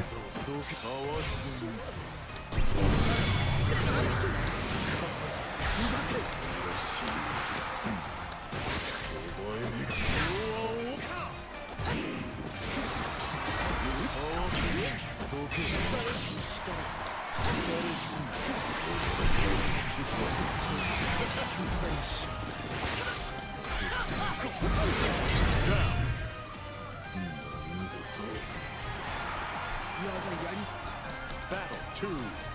Engage.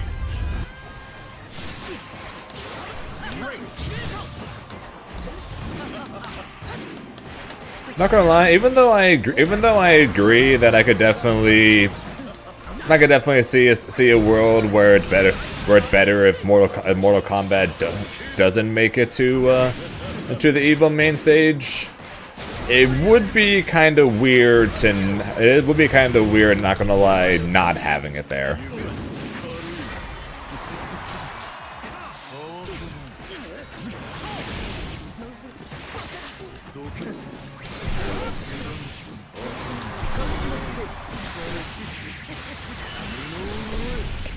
the lowest entrance in all of EVO. Yes. I cannot tell you about the viewership. I just know it had the lowest. I just know it had the lowest entrance.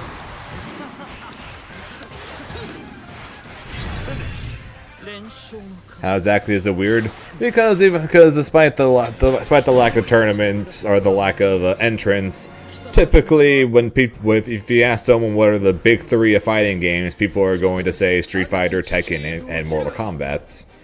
So the idea of having an EVO main stage without one of the big three of fighting games would be kind of weird. It's more so what I mean by having it be weird.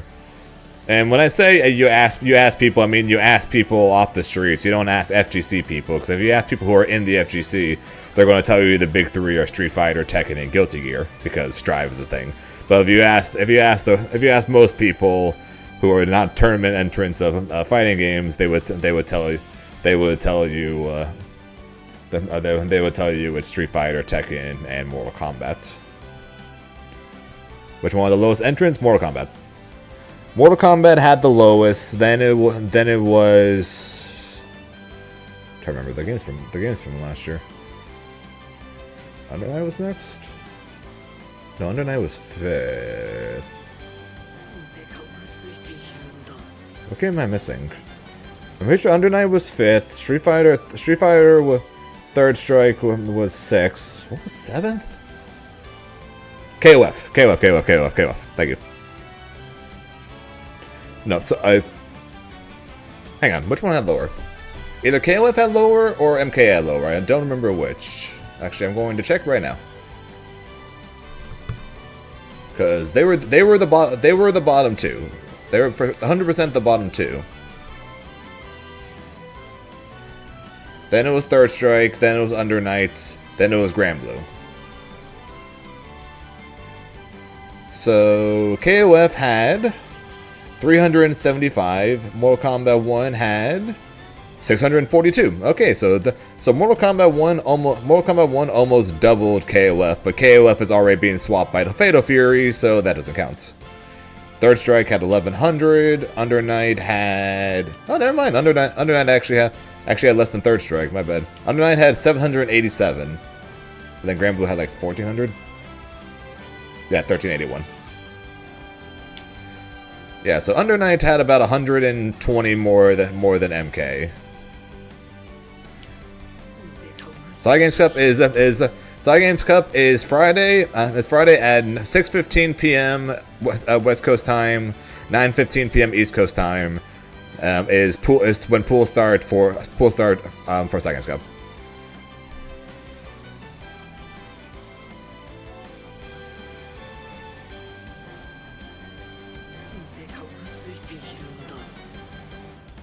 Yes, Uni did have more than MK, but the one time I will defend Mortal Kombat is the fact that it was Under Night's first year at EVO, or this specific Under Night, because Under Night came out in January. That basically, I think it was the day before, the day after Tekken.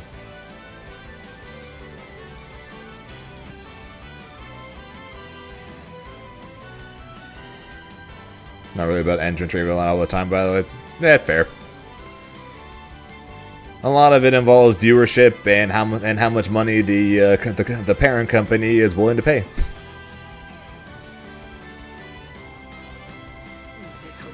Since a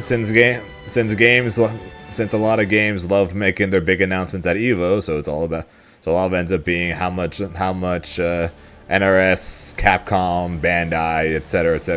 are willing to pay. Then on top of that, it comes down. That's when they start. Then you get overall viewership for those games, and then after all that, that's when you get entrance.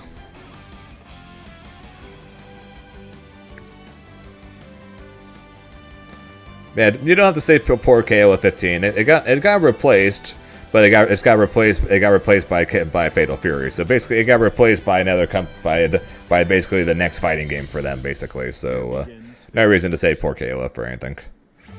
MK technically would be the next game on the chopping block, but yeah, it just I guess they just either didn't think that any of the other current games were worth taking its place, or of course there is the chance that NRS just also just paid a bunch of money. That's very possible too.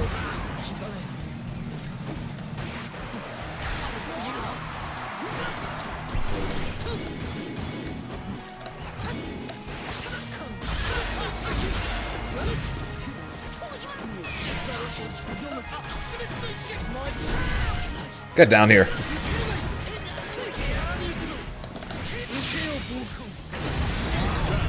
I say this and I mean this wholeheartedly. If Hunter x Hunter came out like came out like this month with rollback and crossplay and everything or whatever, and like everything that they're planning on having to come out with, I believe it would have been in the main lineup for EVO.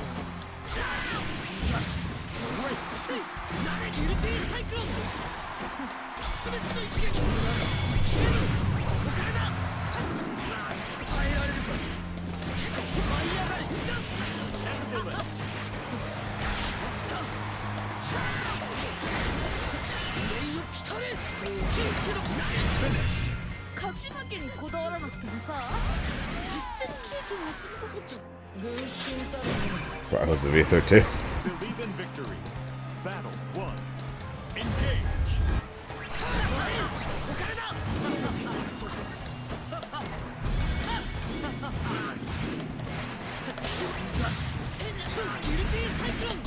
First time a platform fighter has made the EVO main stage since Smash Ultimates.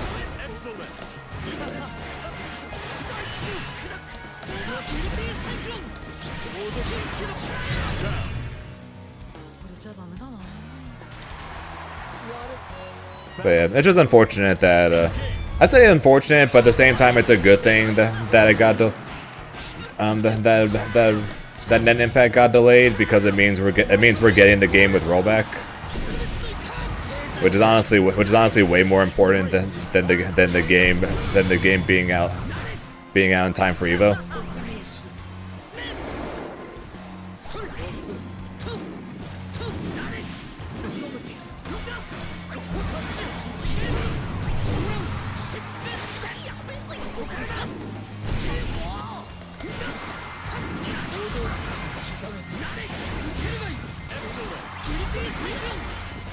What the fuck?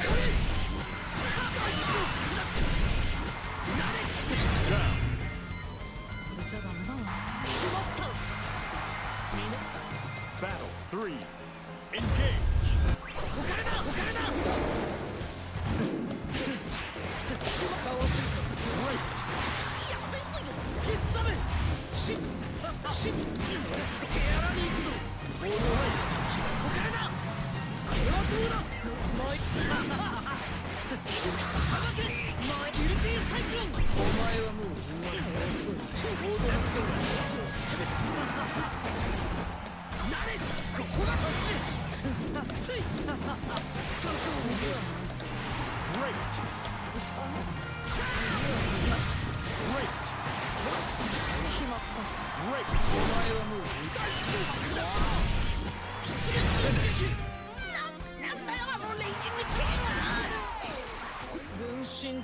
Yeah, he did the bad setup. Battle 1. Engage.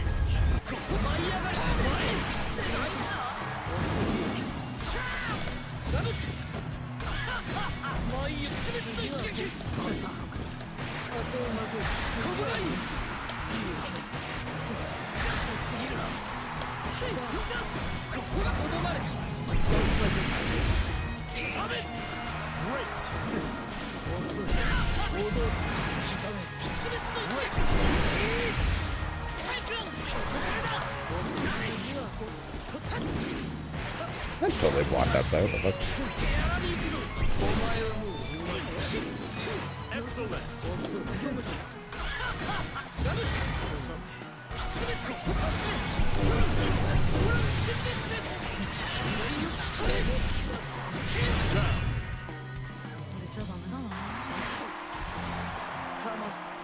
Battle 2. Engage.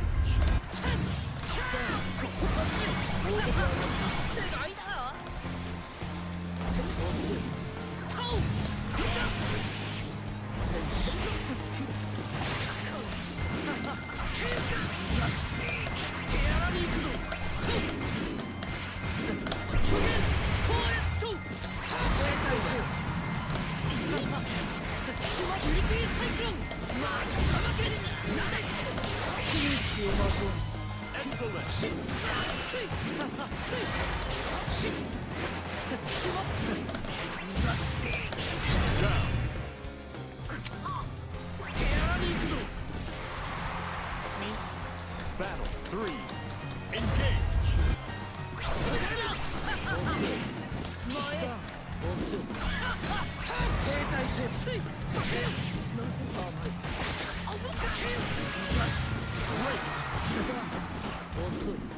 Not particularly.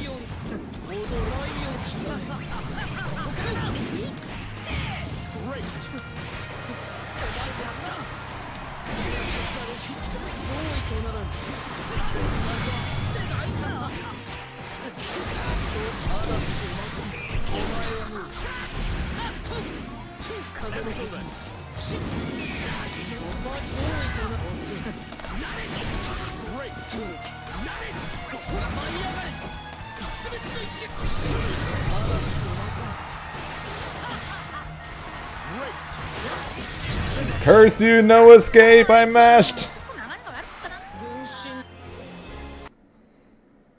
Curse you, no escape, I mashed.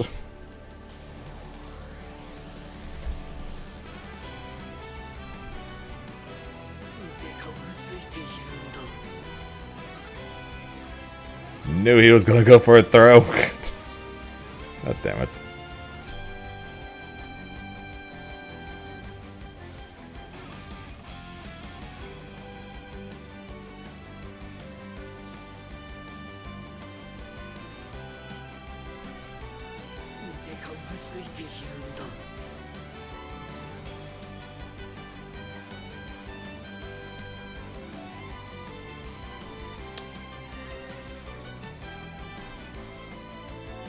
When did I start playing Granblue? February. Here begins Fate's episode. Grimner versus Vicola.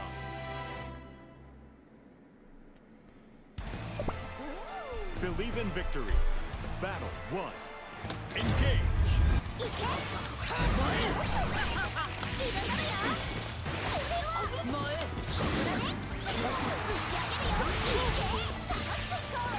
Yep, I didn't play vanilla Granblue.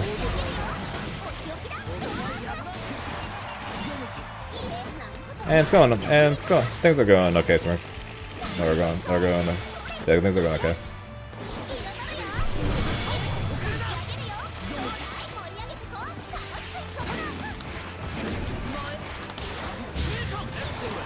Well, not really. I got ninth in TNS 9 abusing Zeta.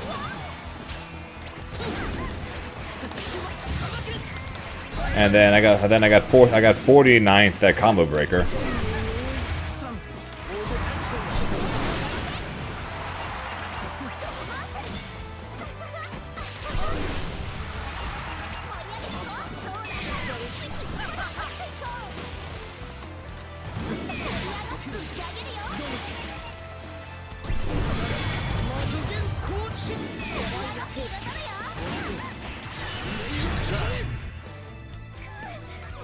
Yeah, when the game came out in November, I messed with it for a couple weeks before I had to go practice for the Dragon Ball Finals. And then when the Dragon Ball Finals were over, and I said I'm gonna go try and play Granblue because it was actually fun when I tried it. I didn't want to play Grimnir because everyone said Grimnir is bottom tier, terrible character.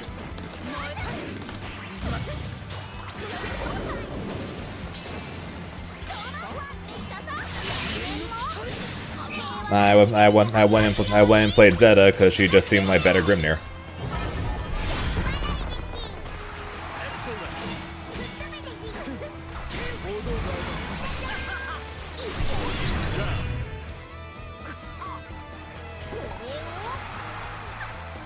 Battle 3. Engage.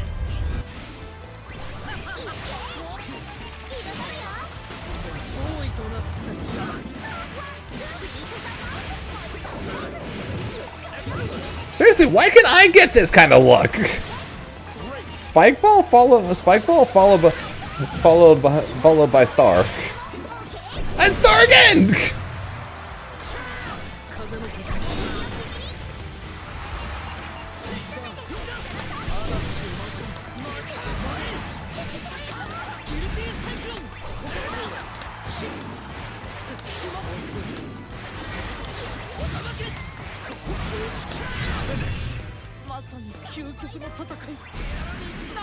Yes, I wanted to play Grimnir from the start because when I saw his trailer, I'm just like, okay, this character's mine. Because he looked like a funny mix of Zamasu, Beerus, and also had quite a bit of similarities with Swiftmaster from DNF Duel, who I had played. But of course, since he was a brand new character in a sequel game with a bunch of returning characters, no one knew how to play him yet. And on top of that, because all of his normals were terrible, and he gets a bomb to get a better combo. And because no one knew how to play him yet, and all of his normals were terrible except for Far H, and even then people didn't know how good Far H was at that point. Everyone said Grimnir was garbage.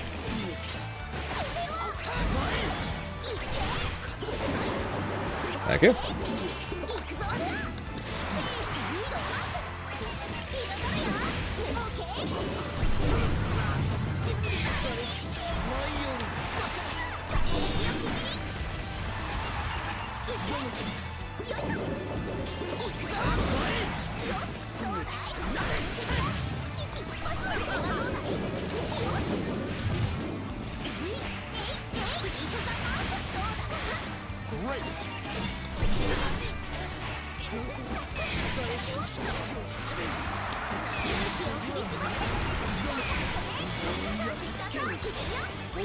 Not good.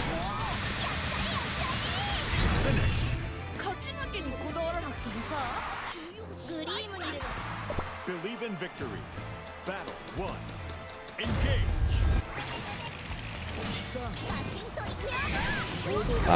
Boss character Gargos. Will you please get a second one?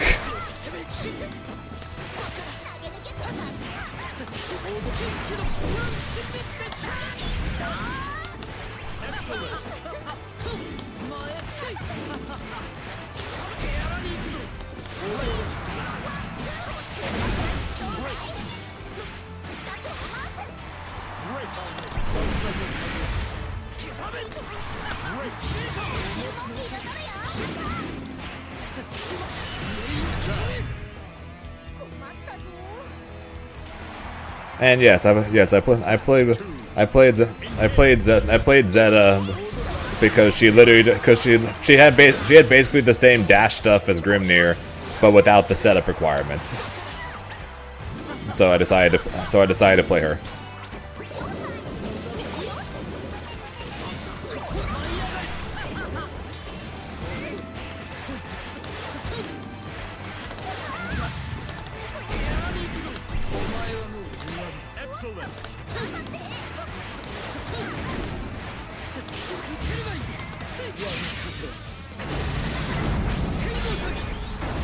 How the fuck do you become an EVO main? Because when the first round of balance changes happened, that nerfed Zed's ultimate attack damage, which was literally the only thing I was doing with her because I was a terrible Zeta player, and in general a terrible Granblue player.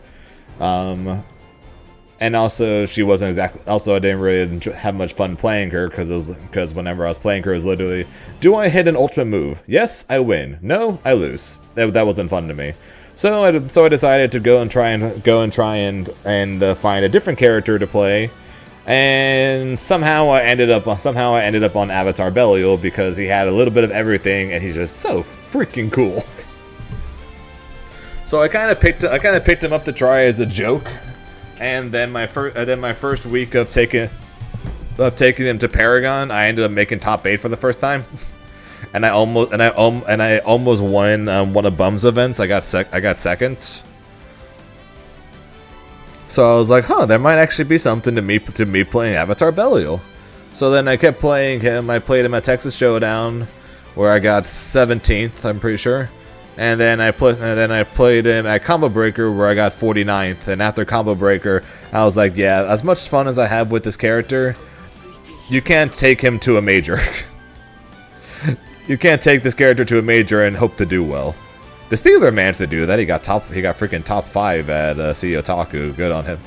Crazy on him, but yeah. So I was at that point. I'm like, okay, I need to swap characters. And then that's when I tried Grimnir again, and I've been playing him since. That was in May.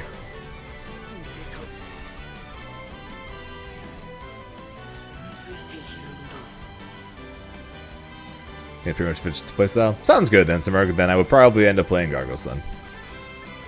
I end up when I messed around with Killer Instinct a little bit, I played the Vampire Lady, the one that deals damage to herself when she does specials. So the Avatar.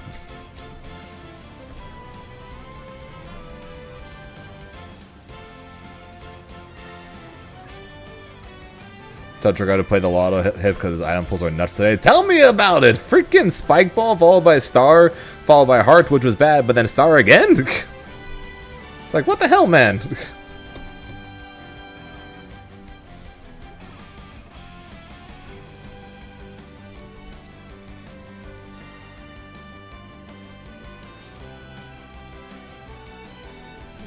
We heard you, Buff Belial, Nerf Viclo Diva. Fuck you, sheep. Even though they are probably going to buff Belial again just because. How is that in this patch? Broken. She's in that list of characters that I think are the 5, 6, 7. They're in the 5, 6, 7 category. So, like, my personal tier list has Belial, Catalina, and Lucilius as top 1, 2, and 3. I have Beatrix as top 4. And then I have Zeta, 2B, and Grimnir as 5, 6, 7. To be Zeta is in that category. In that 5, 6, 7 category.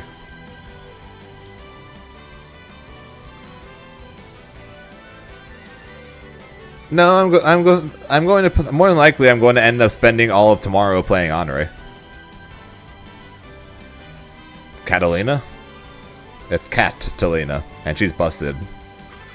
Yeah, no, I liked Honor. I'm going to play him again tomorrow, and I'm probably going to put a decent amount of time between now and Frosty Faustings practicing him, and the off chance I might end up playing him at Frosty, and in the chance that Grimnir die, and if in the case that season 2 happens before the finals and Grimnir dies in the next balance patch, like I think he's probably going to.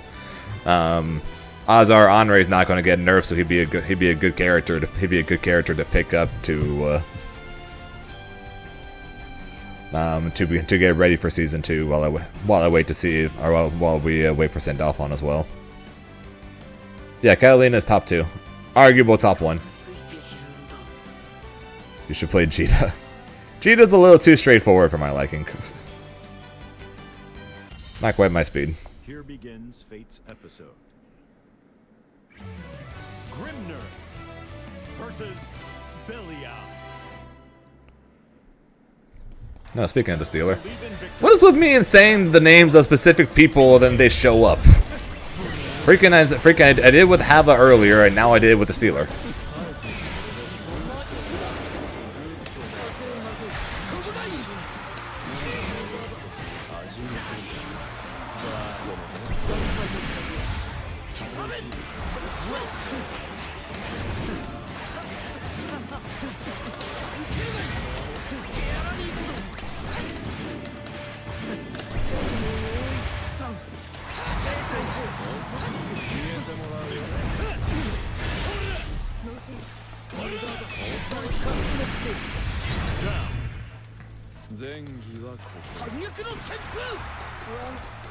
Battle 2. And submerged. Basically, the way I end up describing my playstyle is I like characters that have a lot of options, because they end up having weird and complicated game plans. And in general, I just end up being a big fan of weird characters.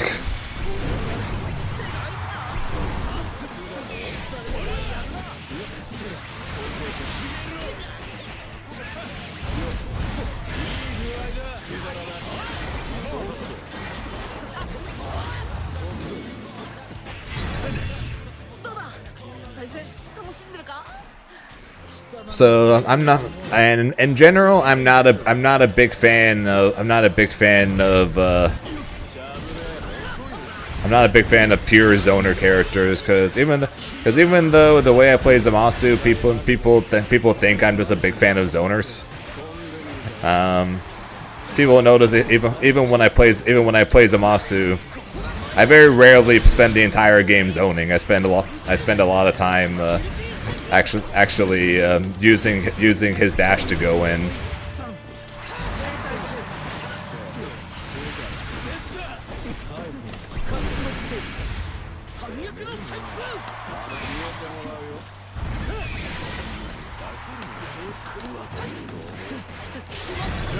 So even though people think I'm a pure zoner player, I like characters that have zoning options, but I don't like them as pure and only zoning. Maintenance? That's too early for maintenance.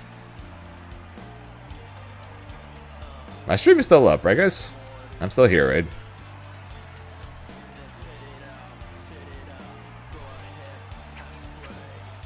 Match failed due to connection issues. That's annoying. Neither does Grimnir. This might as well not exist. Zane, do you think you'll bring the Honoré back if they buff Honoré and nerf Grim? Sheep, I am going to be playing Honoré tomorrow.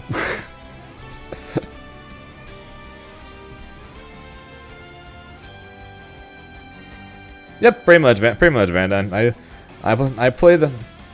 I like characters that have options to zone while looking to choose moments to go in, or have funny, complicated setups for crazy game plans.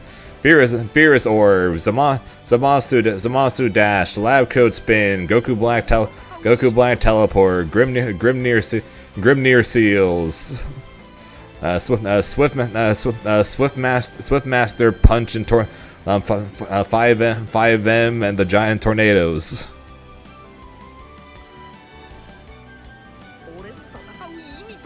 And yes, I like movement characters. That helps too.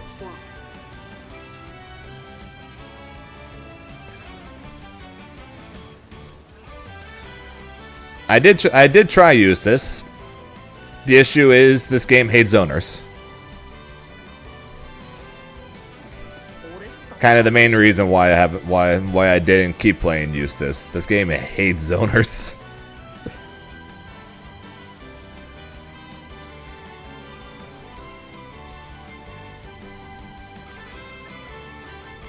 Oh yeah, Zamasu in 3.5 was not yet a character because his flight speed was slow, his flight speed wasn't as long, and he didn't have the dash yet. So even though he could fly, every single one of his options are death on block, or death on anything technically. So the dash is what made his moves out of flight work outside of combos.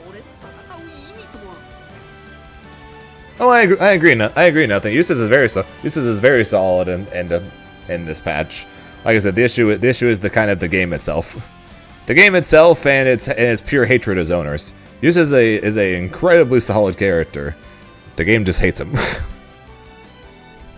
Grimnir dashing over him, Belial parry, Catalina ultimate projectile, that's a full screen conversion, Lucilia's projectile and teleport, Beatrix's slide, 2B's multiple jumps and giant buttons.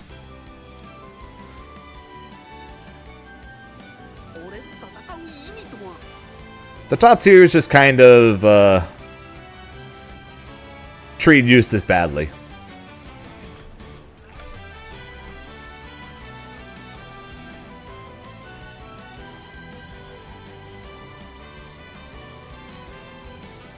And then let's not even talk about Seox.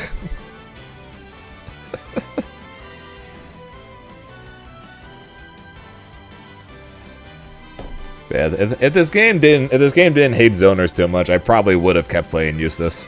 He's cool. He's cool. His setups are sick as hell.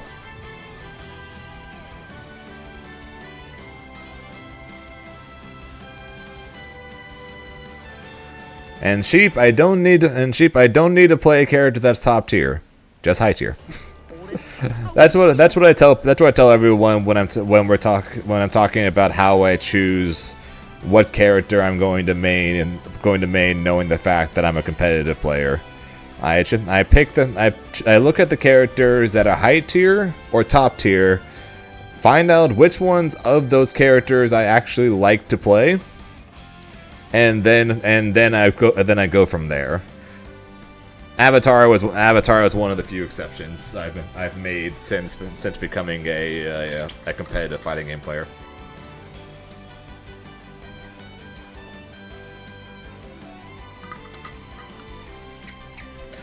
Otherwise, I look at what characters are high tier or above, figure out which characters I think fit how I like to play the game, and then I try those characters, see which ones I enjoy playing, and then I pick from them.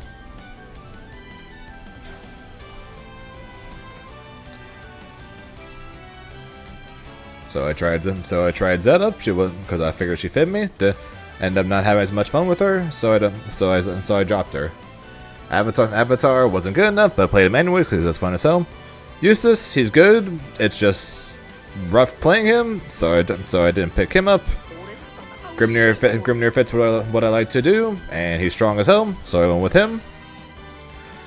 And Henri covers a lot of Grimnir's bad matchups, and he's been fun to play, so I've been trying him out.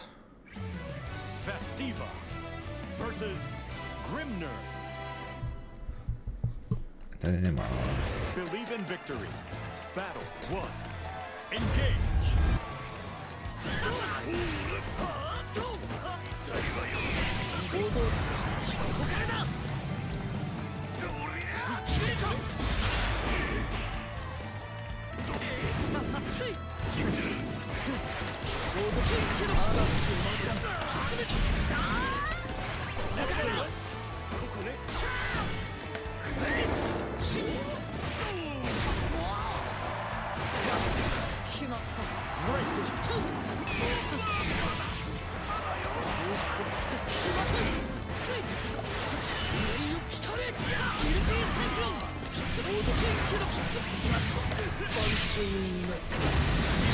Yeah, Henri right now is the pocket pick that I'm working on, and is basically my backup plan if Grimnir dies, and while I wait for Sandalphon and to find out what's going to happen with the rest of the characters.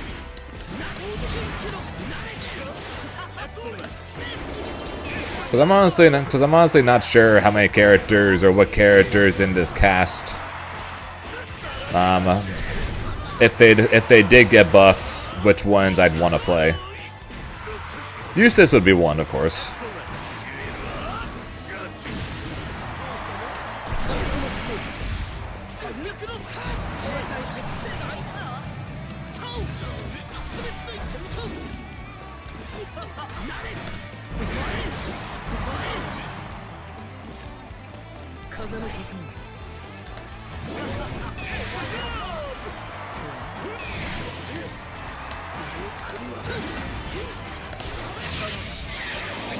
Outside of that, I'm not fully sure. So like Henri is what I'm currently playing currently trying out right now. Avatar, of course, I'm a fan of him. Eustace, possibly Zoe. She's one of those characters I kind of wish was better because I like dragons.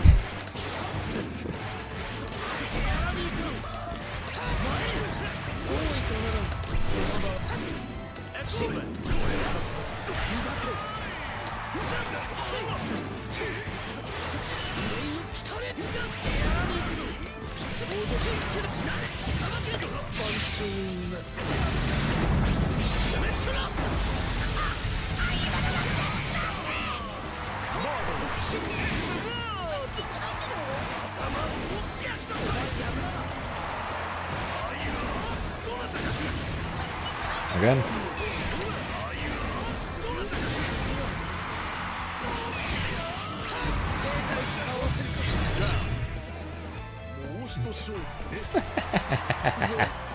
Battle 2. Engage.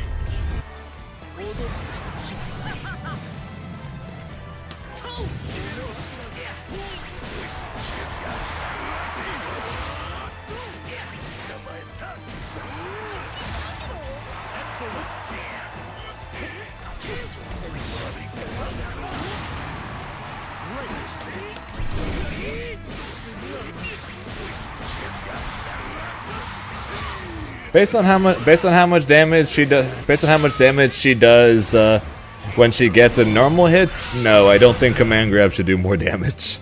They already buffed the command grab to do more damage last patch. Battle 3. Engage.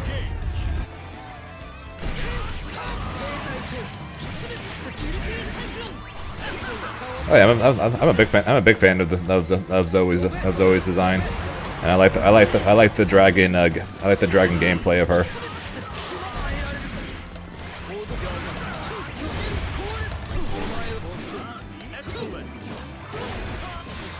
I messed up. I dashed forward too.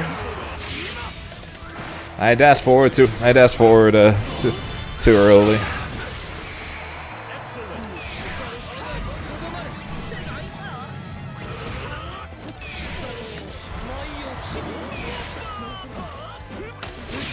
Goodbye.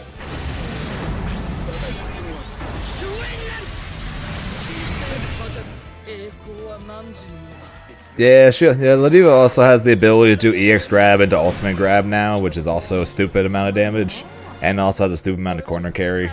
So yeah, no, her grab does not need to do more damage on top of that. Hey, what's up, Cassie? But yeah, so Zoe would be another character I'd consider playing because I could see myself playing her.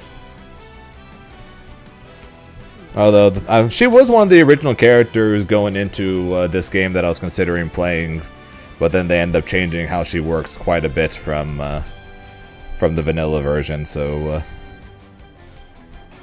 I ended up being slightly disappointed because of that. It was a good tab.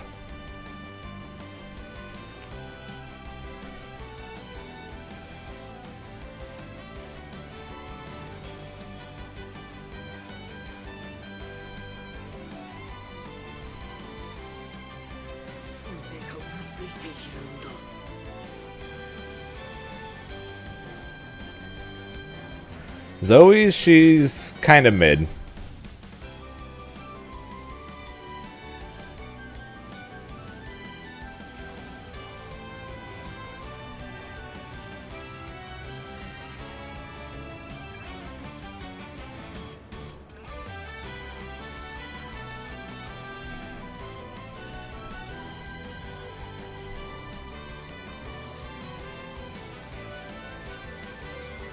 To be fair, some characters' gameplay is just way too simple. Welcome to my problem with this game, Samurg. Welcome to my problem with this game.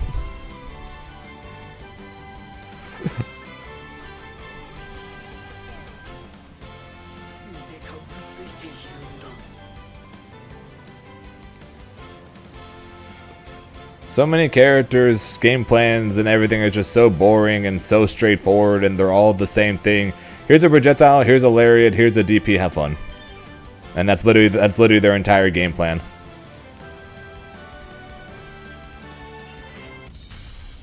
Here begins Fate's episode. Zeta versus Grimner. Yeah, incredibly simple, and I don't like incredibly simple characters. It's boring and it makes me not want to play the game.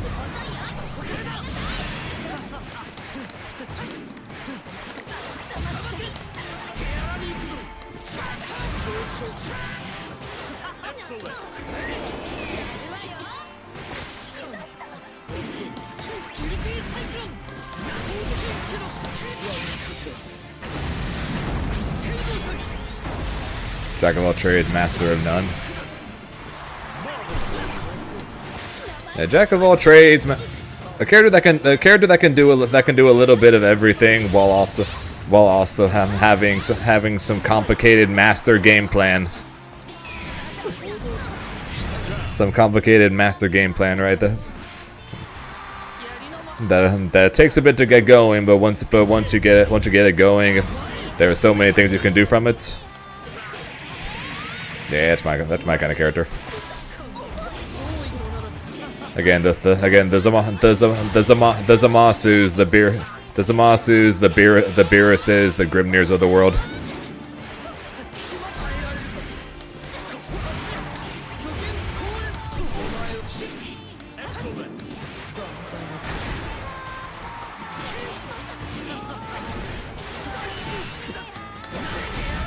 That's my kind of character.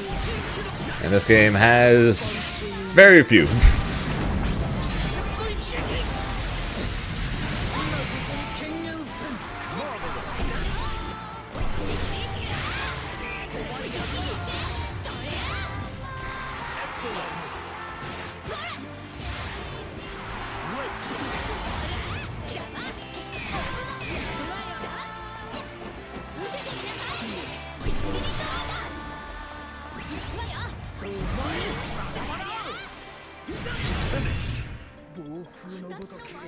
The D&D to dispense for Divine General.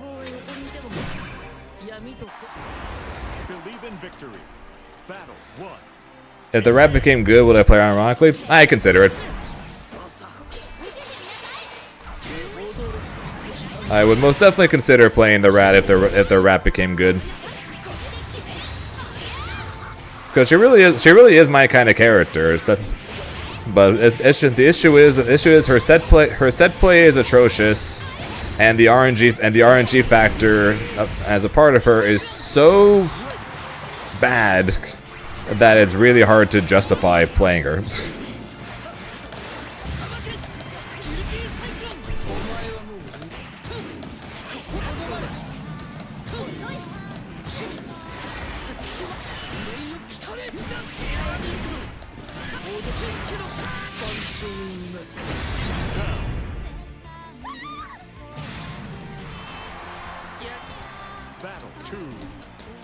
So the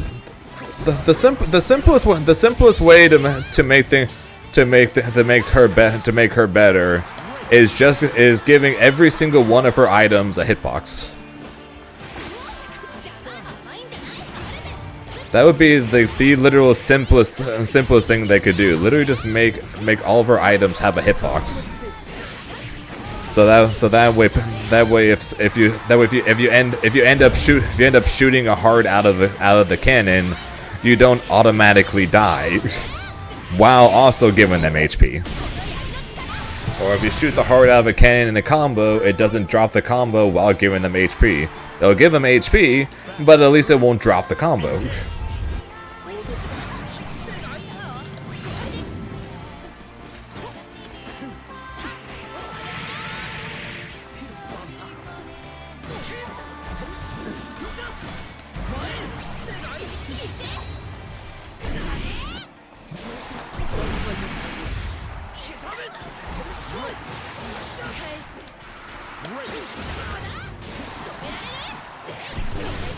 She does work in a similar way as Faust. Difference is though, basically everything Faust does is useful. Everything Faust does, or every item can at least somewhat be useful.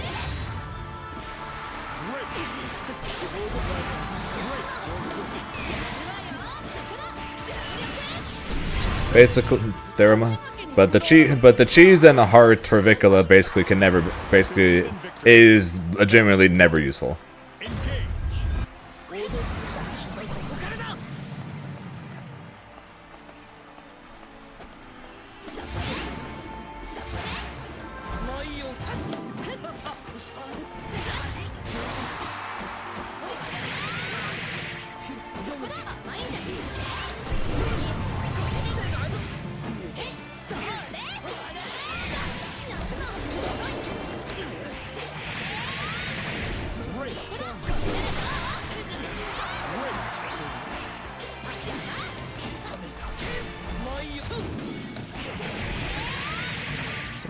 the seals.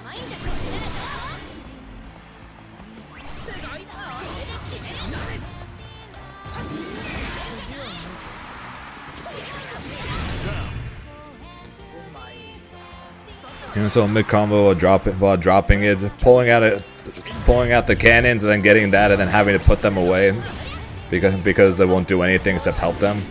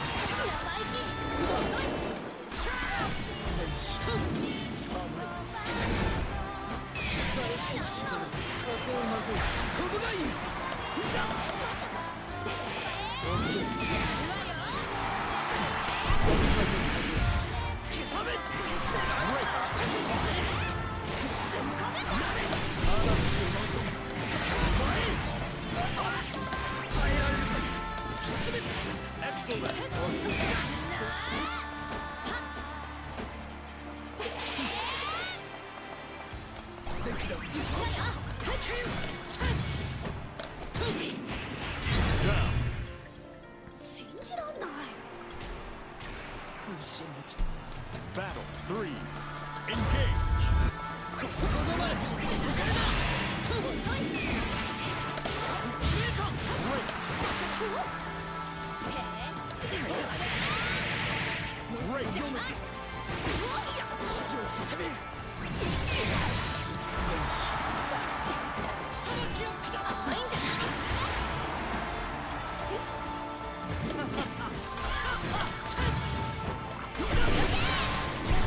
He missed 5L and to ultimate laser, and then I died. Okay.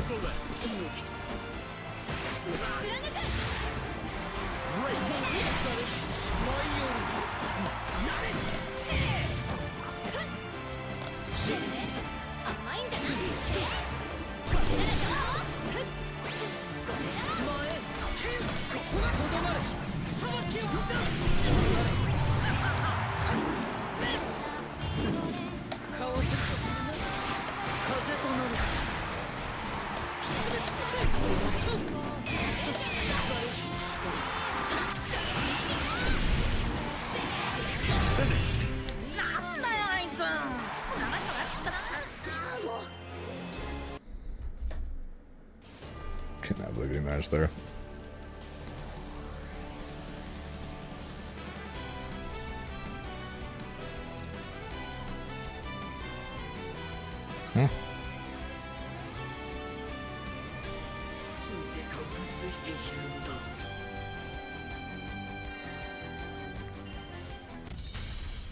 Here begins Fate's episode.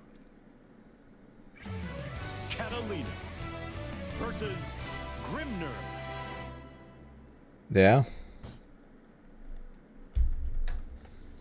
That happened. You can do that. You can stack all 4 orbs on top of each other. When they're in the corner, when they're in the corner, they're two. You're gonna have 2 orbs on top of each other on the lower side, and you're gonna have 2 orbs on top of each other in the air. Yeah.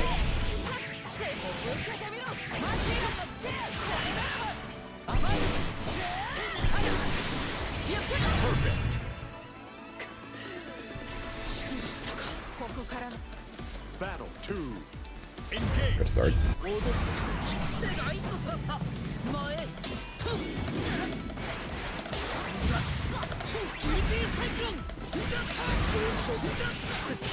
Excellent.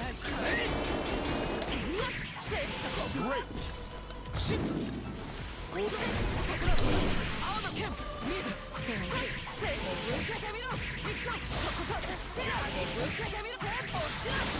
Excellent.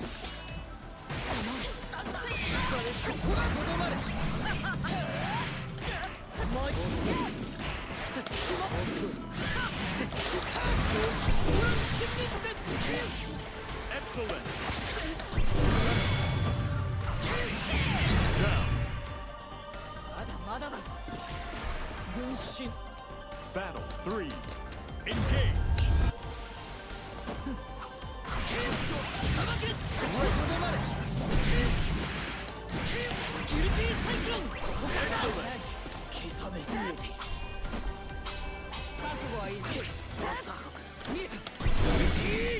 But one time she does impress, that figures.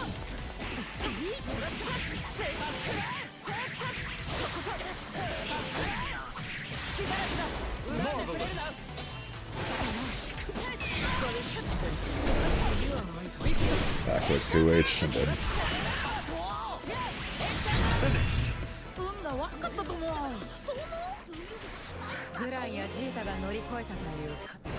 Believe in victory. Battle 1. Engage.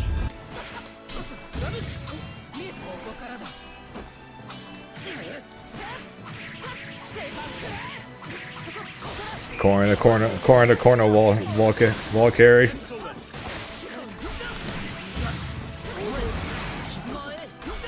Corner to Arsa, she does. And you know, one button confirms into full corner combo extensions on top of that.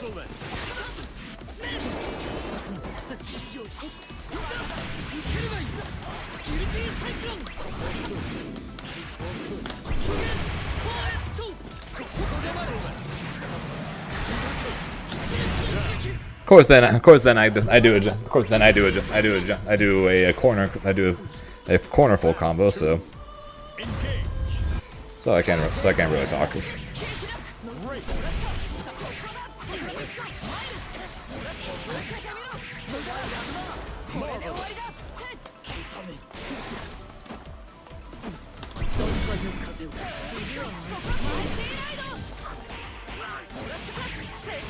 Where's that coming from, Bosso?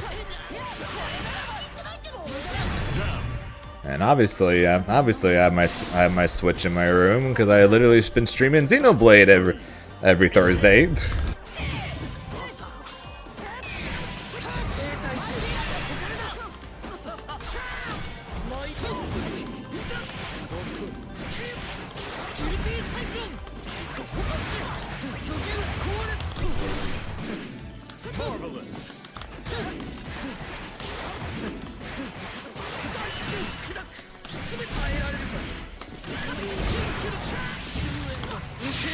I said Thursday.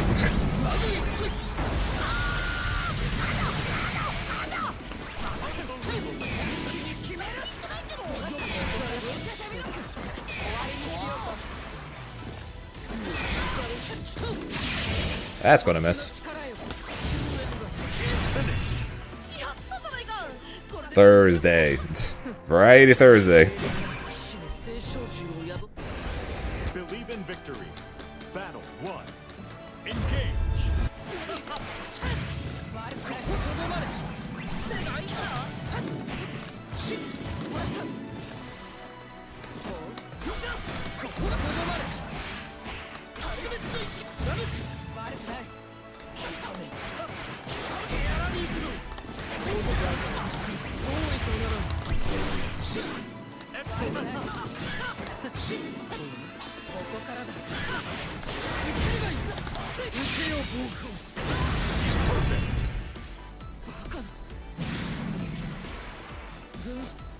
Battle 2. I'm not even talking. So main issue with Cat, besides of course her insane wall carry, is the fact that you can never challenge her with anything because you always run the risk of your own death pretty much. You run the risk of your own death because if she presses you when you press guard cancel or press the button, you die. And she does it basically with no risk to herself. Battle 3. Engage.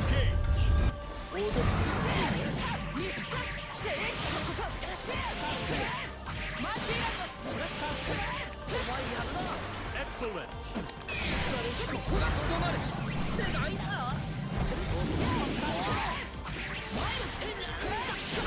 A 2H that was nowhere near her hitting me out of the air, and then she gets full combo from it.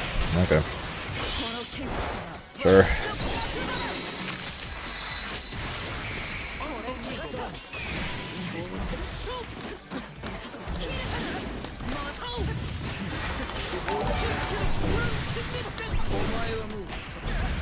Excellent.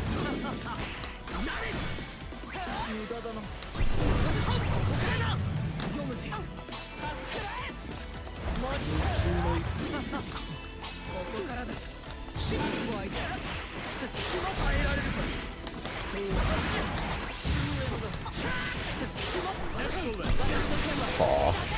Bet I don't want a DP. Gavin, thanks for the follow, appreciate it.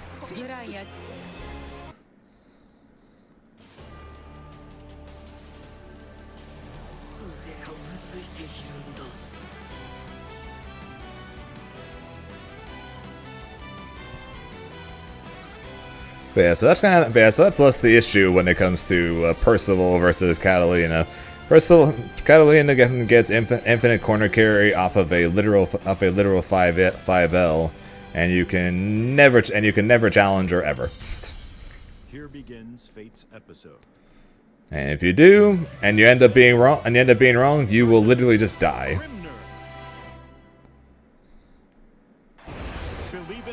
And then if she's wrong and you didn't challenge there, she just backdashes and is safe.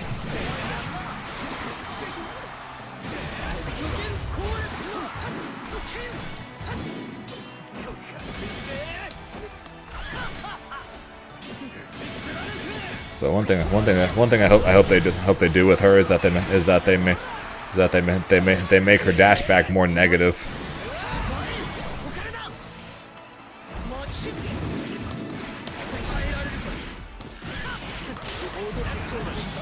You know, make something give her an actual risk to using that move.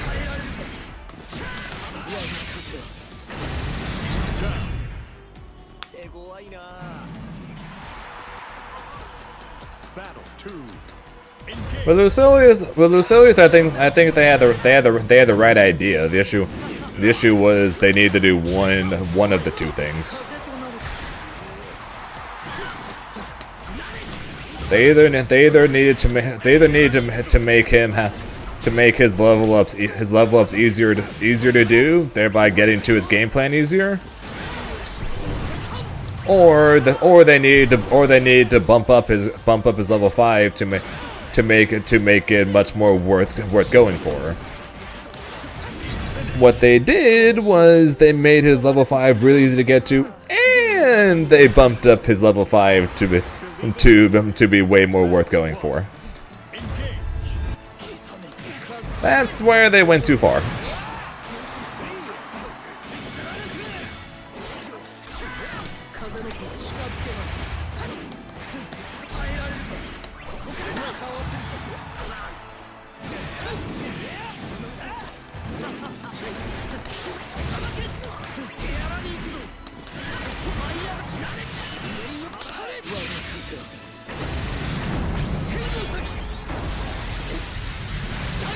Does Vayne need buffs? Yes. Do I want him to get buffs? No.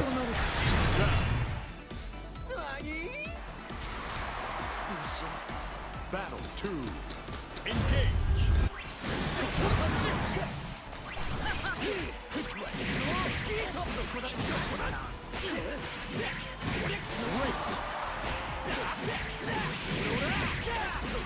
Hey, those are two entirely separate questions, so.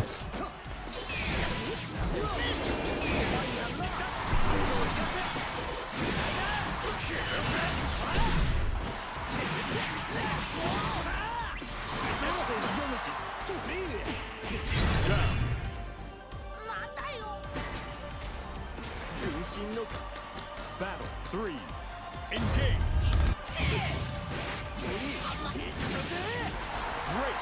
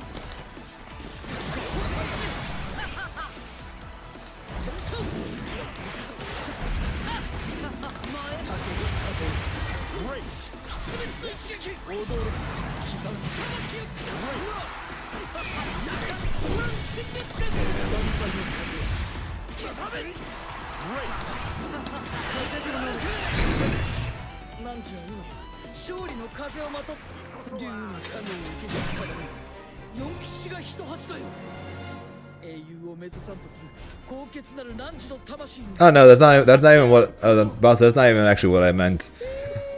I don't. I'm saying he needs buffs because he's not that strong. But I don't want him to get buffed because I don't like fighting him.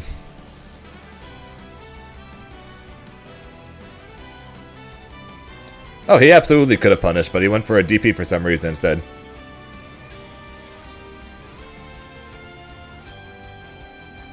It was a bad choice on his part.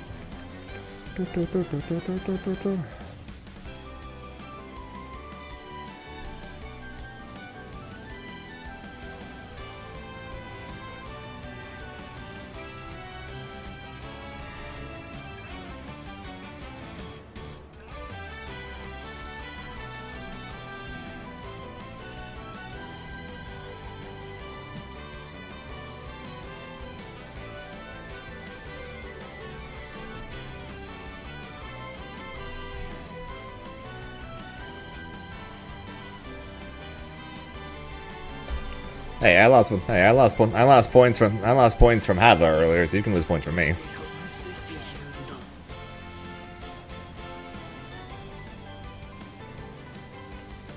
Line reveal start 2 hours, 5 o'clock PST.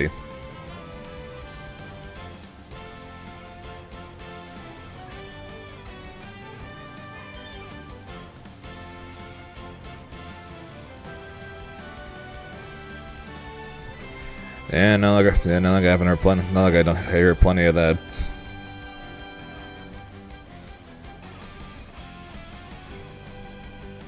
You play Grimnir, so you should win. Yeah, but you play top 1. Yeah, you can't say anything about this character because you play Grimnir. And blah blah blah blah blah.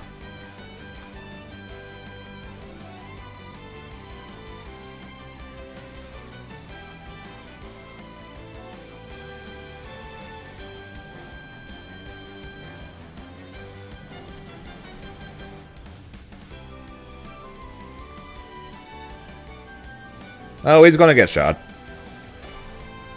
He's gonna get shot because everyone demands it. All everyone does is talk shit on Grimnir, call him top 1 and demand his death. That's literally all people do. So he's going to die. He's literally gonna be the next Nier with the way people talk about him.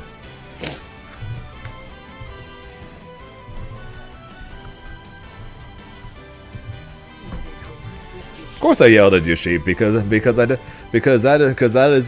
was the stupidest thing I've ever heard, and they were correct.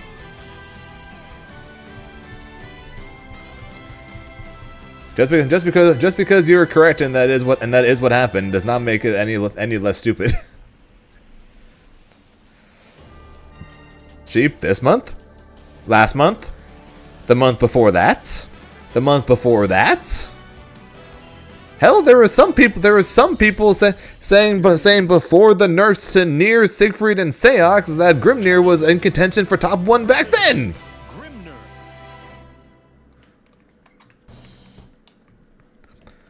Out there in Japan specifically.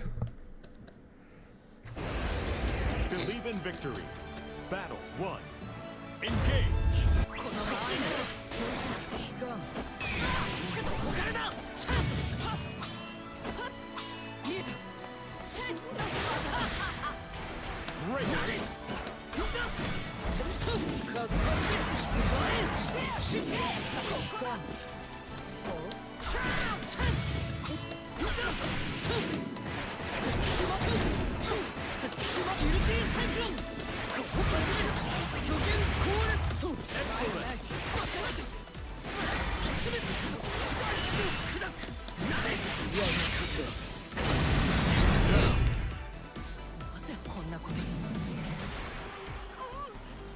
Battle 2. Engage.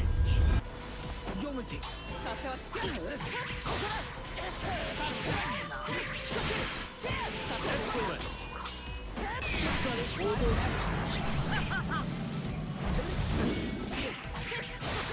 Great.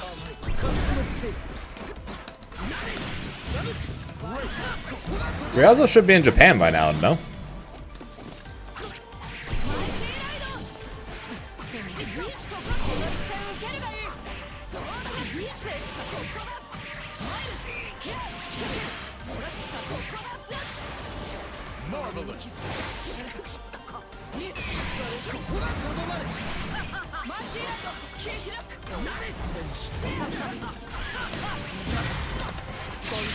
What? Okay, that's not at all what I did, but okay. Excellent.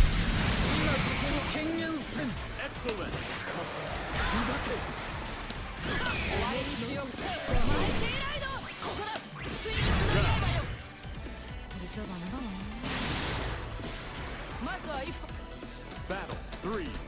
Engage.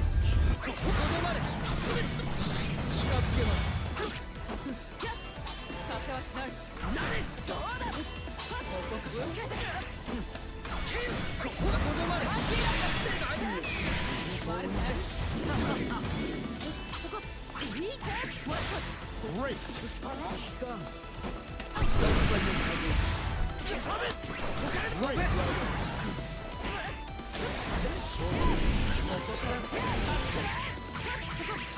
I bait that out so hard and I still died. Huh?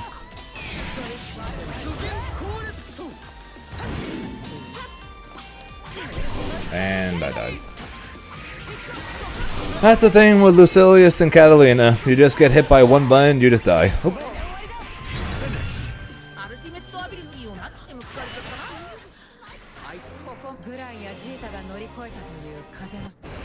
Believe in victory.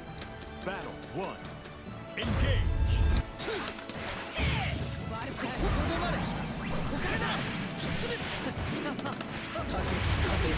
Excellent.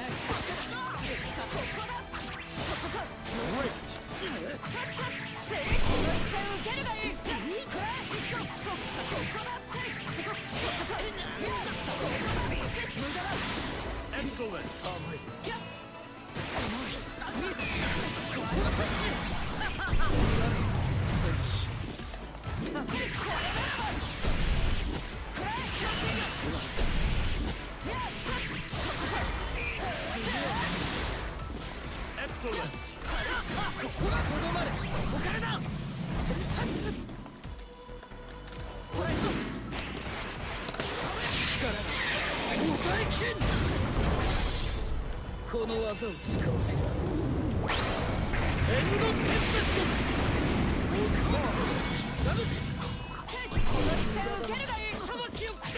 Down.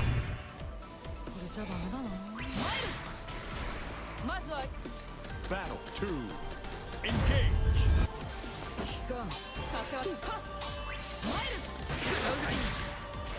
Great.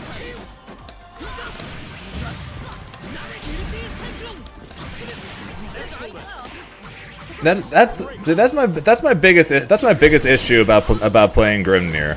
Is the fact that people complain about Grimnir and they have no fucking clue what they're complaining about.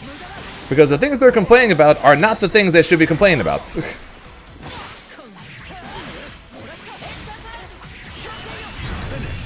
The things that are strong about Grimnir are nothing of what the people are complaining about. That's my biggest issue. That's my biggest issue with playing this character, is that I have to listen to everyone complain non-stop about things that make no sense.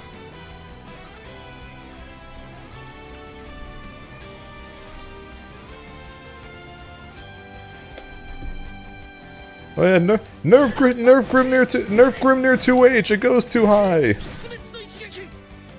Nerf Grimnir 2M. It shouldn't be 6 frames. Make Grimnir seals go away on block.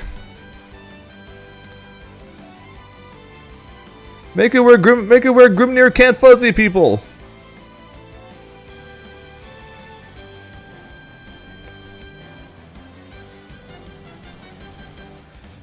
Make it where Grimnir can't press anything after his heavy DP.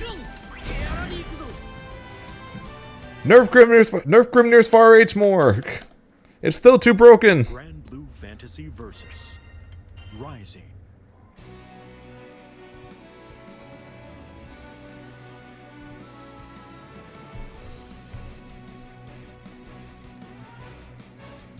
Oh yeah, of course he does. This game in general needs a damage and meter nerf.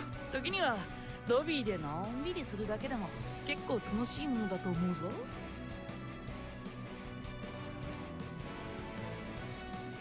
I ain't that dysfunctional. People call me a down player. I just keep it real.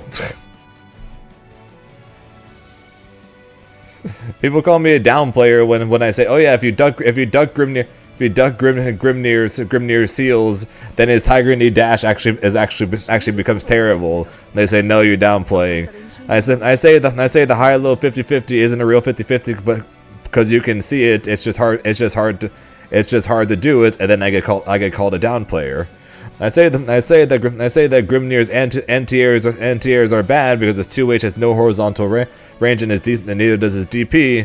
But I get called a down player. I say Grimnir's DP is bad because it has no horizontal range and it costs 50%. And then I get called a down player.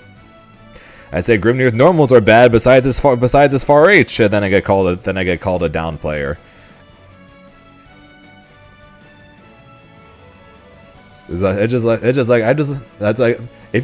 people would just listen to the fucking things I tell them, maybe people wouldn't struggle as hard against Grimnir. And also, I didn't say it before, but what's up, Gucci?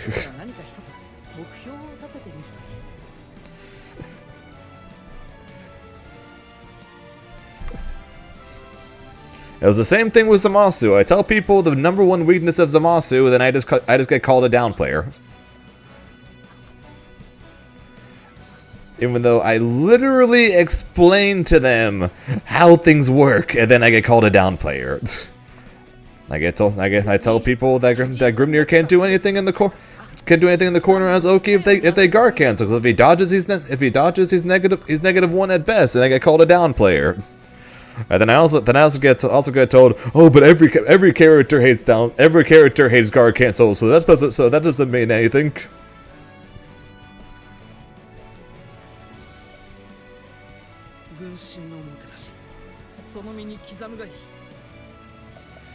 Seriously, I explained to people what's bad about Grimnir, how to beat him, what's good against him, what to do against him, what options you can do against him, and then I just get called a down player when I say this character is broken as hell because his offense is busted. But the second I say his defense sucks, because his DP sucks, his normal sucks. If you duck against his seals and hold the block button, then he literally can't do anything to get in using them without being negative. Then I get called a down player.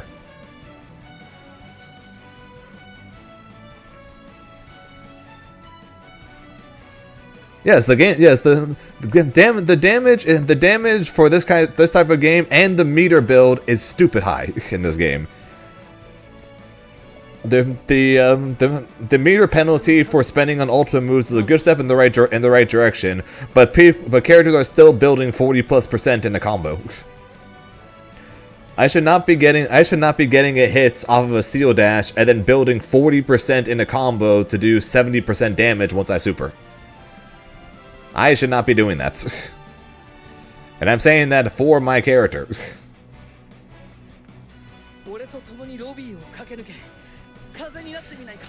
Okay, that part's true. If as long as you're not standing on top of a seal, I'll rephrase it. As long as you're not standing on top of a seal, then you can't.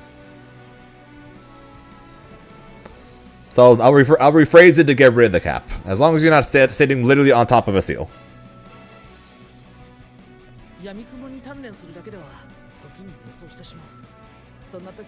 I didn't! That wasn't me! I did not tell people that! I told people that Catalina and Vera players should do that, but I was not the one that told people, oh yeah, after the clash you should just DP because Grimnir has to guess.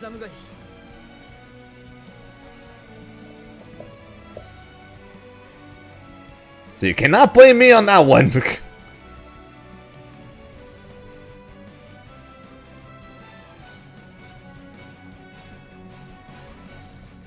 They do then Guilty Gear increase everyone's HP. It's the same thing as just lowering their damage. Nothing would change. You either lower the damage or give more HP. It's the same thing. Oh yeah, blame Musketeer then for that, because I didn't tell anybody you should DP after clashing with the jab. I literally just saw you and Coco start doing it out of nowhere. So you cannot blame me because I did not tell anybody that.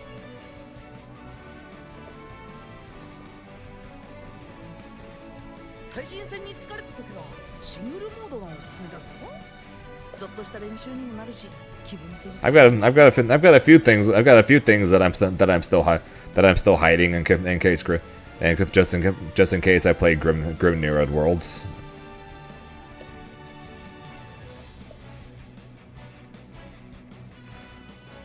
So don't get me wrong, Aaron. I've got a couple things that I'm holding on to, though they end up being unfortunately character specific things because that's just Grimnir.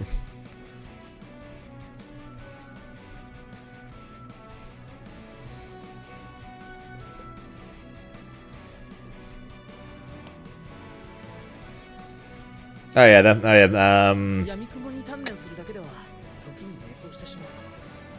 fuck, why am I?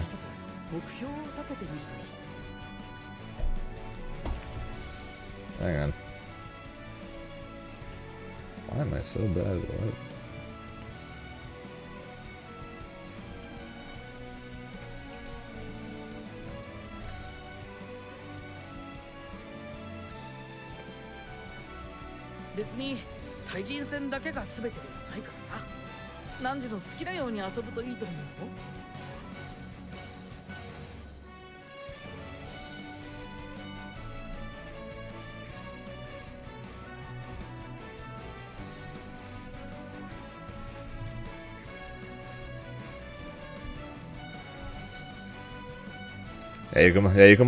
You can blame Kiri for the 9-frame DP thing since he's the one that started it.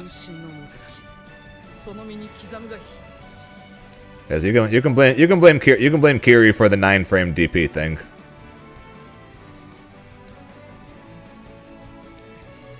People are still saying HDP into following him as Grimnir broken.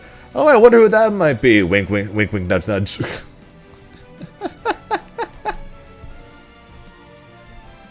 I wonder who that might be. What do you guys think? I wonder which player might have a thing involving HDP, calling it a DP, and then calling it broken because you can press a button afterwards. I wonder what player is going around saying something like that. I'm not sure. It could be someone. That might be saying something like that, but I don't know. It's somebody.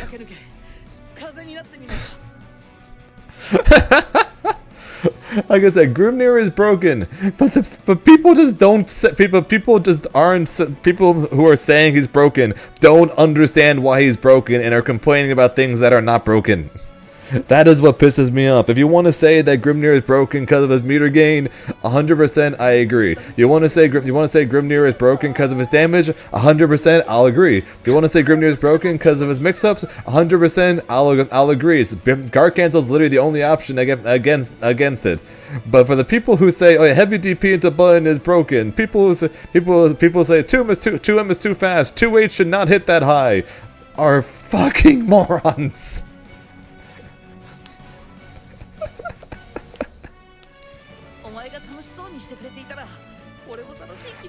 Like the number one most broken thing about freaking Grimnir is it's what happens when you block a seal dash while you're sitting on top of a seal dash. 2M is crazy. That button is actually sucks. That's what I'm saying. Literally, the most broken thing about this freaking character is what happens if you block and you're on top of another seal. That is the most broken thing about this freaking character. What happens when you block when you're on a seal? This is busted. Alright, this is freaking busted. Right? That is busted. That his damage and his meter gain. That is what people should be complaining about. Not everything else that they're complaining about.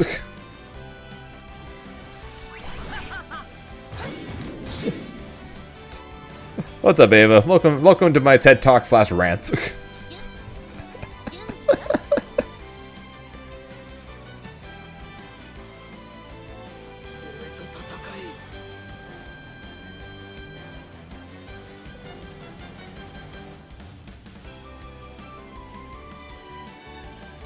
Yes, but if I do this and you DP, you die.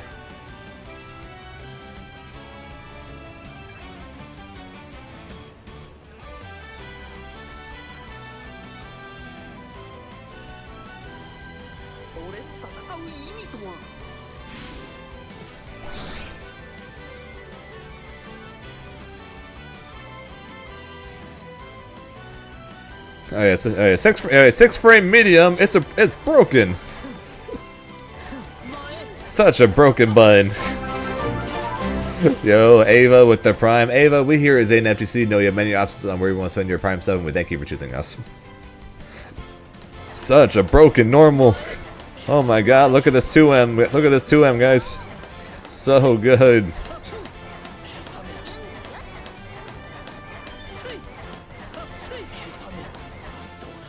It's got the same reach as my 5L. And my 2L's got even less reach than that.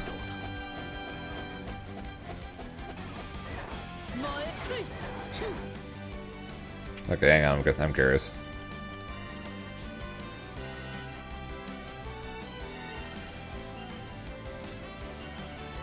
Yep. And it's not even close.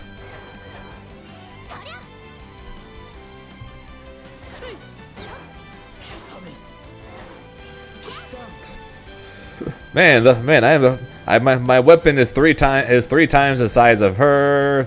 I've also got probably a good foot of height on her. But no, I just decided to swing my hand around. Yes, it is fast, but why would you ever use this?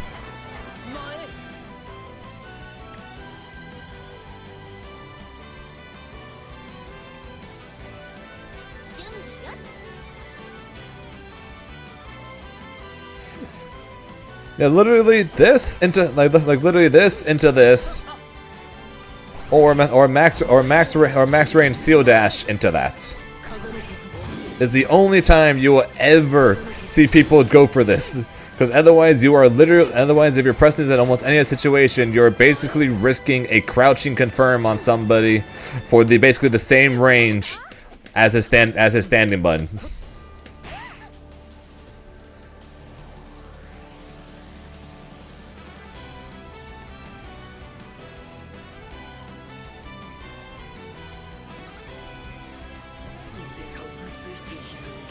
Grimnir's got a giant ass spear, and his normals are dog ass. You know what's the best part about Grimnir's normals? Has nothing to do with his spear. It's the freaking purple flash or pink flash, whichever color you want to say it is, when he extends his other hand forward. That is the only time. That is the only good thing about Grimnir's normals, and it has nothing to do with the spear.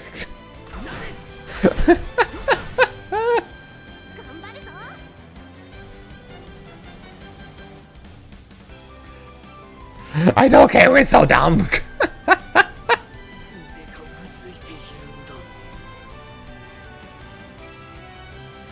I think it wins. I'm pretty sure it wins.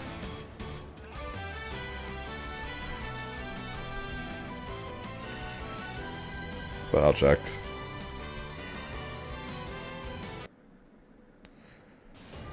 How fast is this? 12, okay. Do I have anything that's -4? Barrett.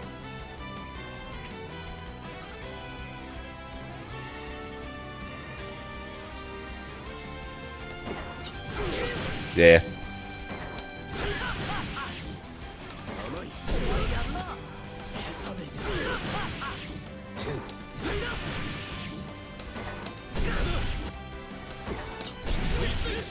Oh, that's interesting.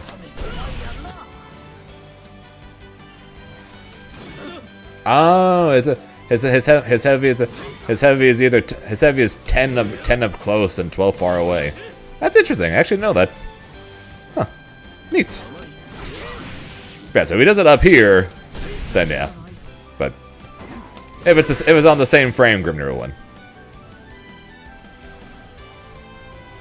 Actually, I know that. That's funny.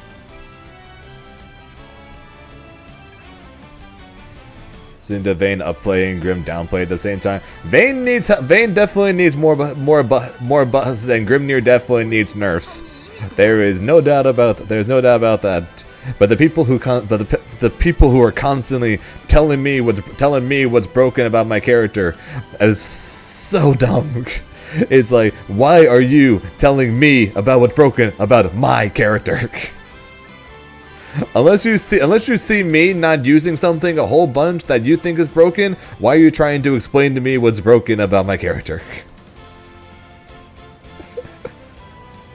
Alright, have a good day at work there, Zambi.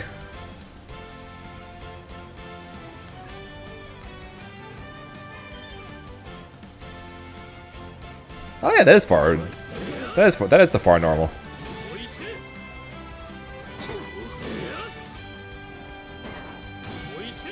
I don't know why I thought they were the same. They literally look the same.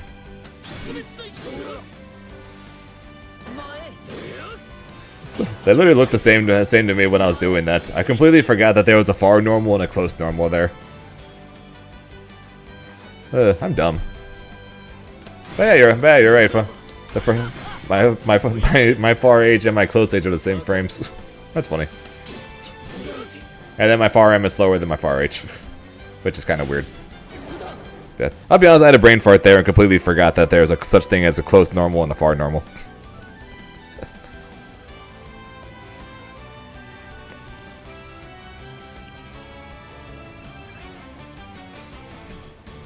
Oh yeah. Rialzo is like the ultimate Seox down player. Like Rialzo has Cagliostro players be talking about how Seox is like a bottom 5 character now.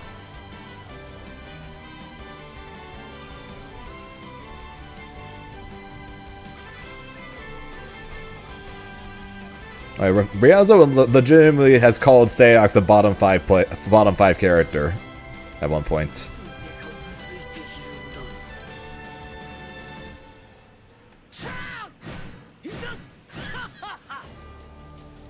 Yes. His far H basically is a giant stop sign, and that's the 8 frame option out of it, and that's the part that got nerfed.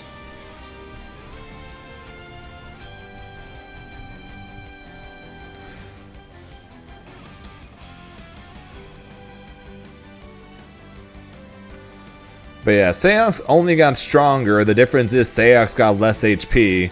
and Rialzo went from saying, and Rialzo basically started downplaying to the point where he was calling Seox like a bottom 5, bottom tier character.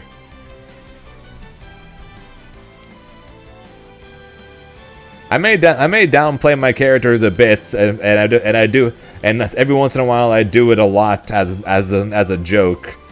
But for the most part, I try and be honest about my character. That's why I constantly tell people that I think Grimnir's got arguably the strongest offense in the game once he gets started. But then I also tell people he's got one of the worst defenses in the game on top to go along with that, and that's why I say he's not top 1, because he's top 1 offense, like bottom 10-ish, bottom 10, bottom 15 defense.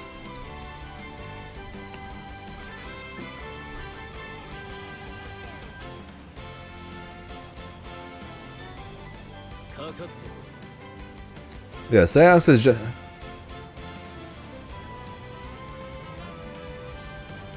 You mean press far H and pray that it works? Is that what you mean by Grimnir's got good buttons on defense there? Press far H and pray that it works.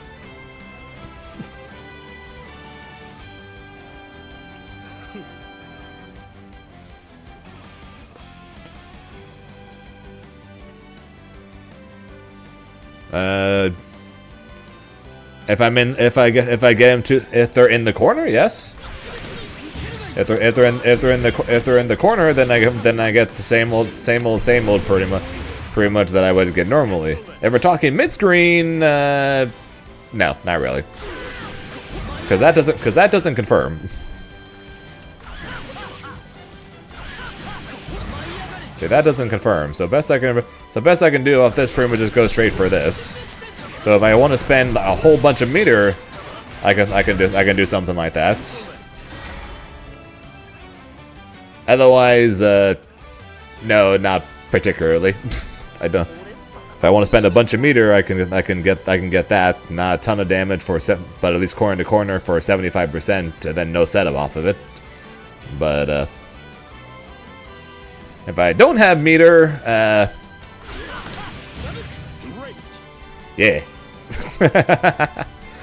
Sorry, I'm not Catalina, so I don't get guaranteed corner everything.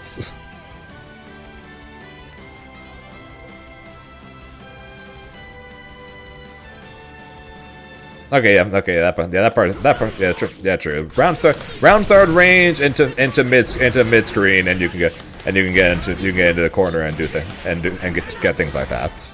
That part is very true. Like I said, it literally all comes down to where on screen and how much meter I have, pretty much. Since far H does not connect into 236H for a knock him up into the air combo.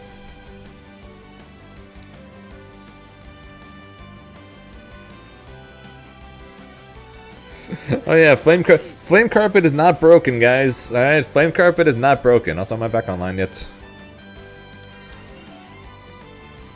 Flame carpet's incredibly broken. It's the most broken thing about him, but it's incredibly broken. Kind of like Grimnir. Grimnir seals are broken. Not too much else is broken about him, but Grimnir seals are broken.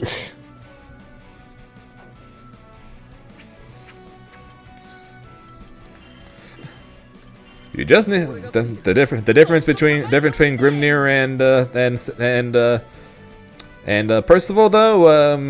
Grimnir's doesn't cost 50%.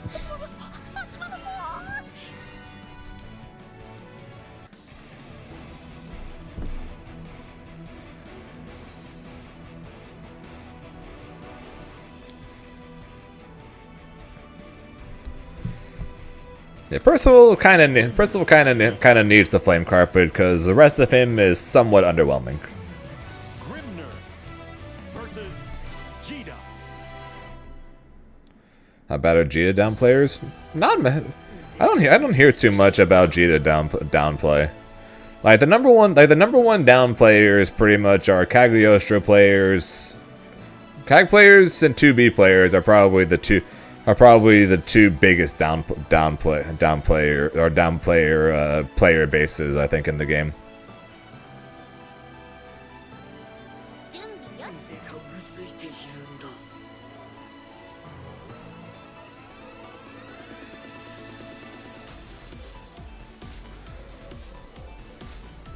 Two B players basically all say the same thing. When fighting against 2B, when 2B has you on defense, just play patient, and there's nothing she can do. So if you just play patient, you're just going to win.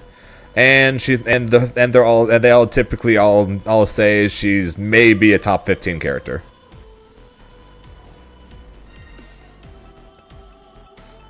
And also that she needs her old 5M auto combo back. Here begins Fate's episode. Oh, and also her EX trap is actually isn't that good.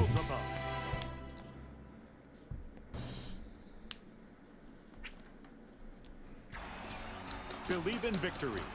Battle 1. Engage.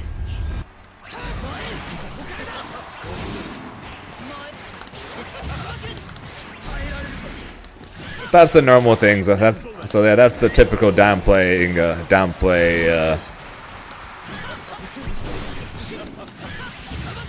2B things I hear.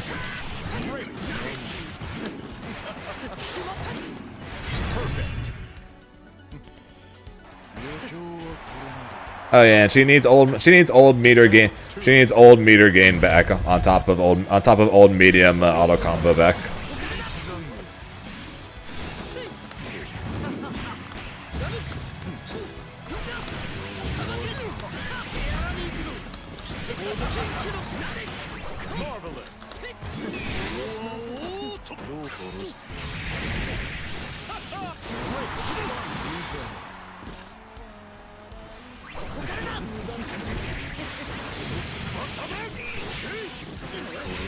But yeah, so that's why I say they're up there with CAG players as the worst down players.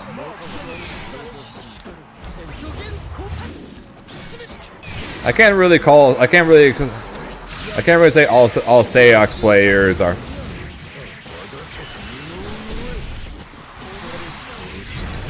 Okay, I can't say Seox players are the biggest down players just because of the fact that I can't just I can't just say it's only for Ryazo for that.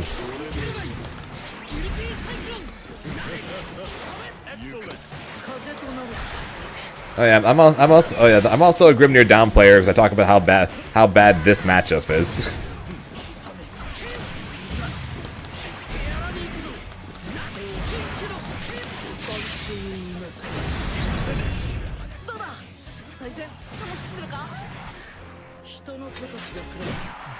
Believe in victory.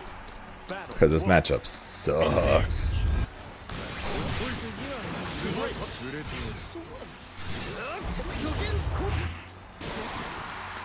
In general, I think that Grimnir's matchup charts isn't very good, especially among the top tiers who have basically no bad matchups.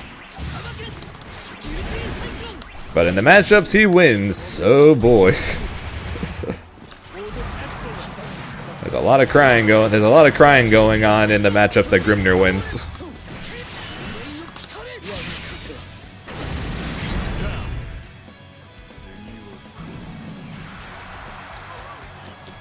Battle 2. Engage.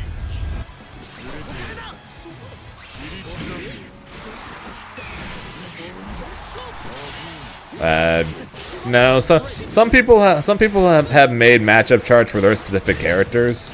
Me and Kilvins were actually supposed to make a Grimnir matchup chart at some point, but ended up not getting a chance to do it.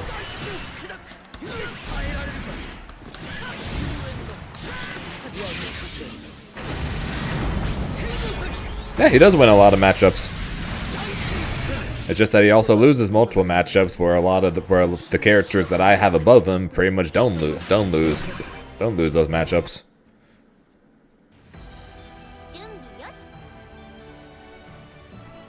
No, Lucilius.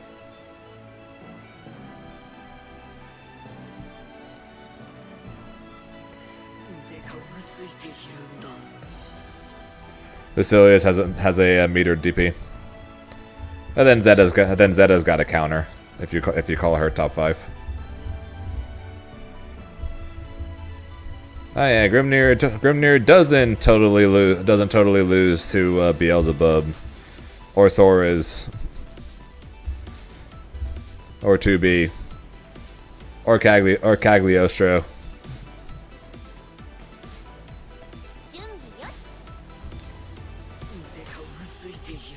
or Catalina.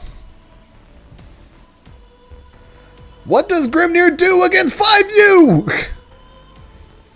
Someone tell me what Grimnir can do when Soros presses 5U. It beats his projectile, it beats his dash, it beats his lariat, it beats his literally everything, and he doesn't have a way to get in and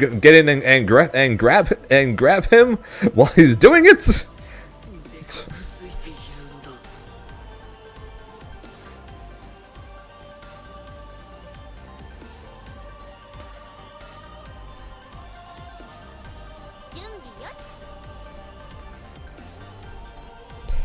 So Soros's 5U builds up his meter and basically completely armors everything, and then he could either just cancel out of it, or he can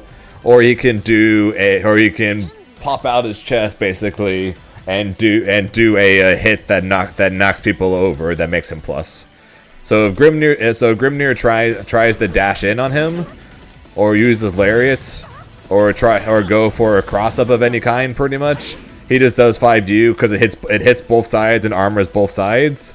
That he blocks it, gets a bit of meter, and then knocks Grimnir over in his plus.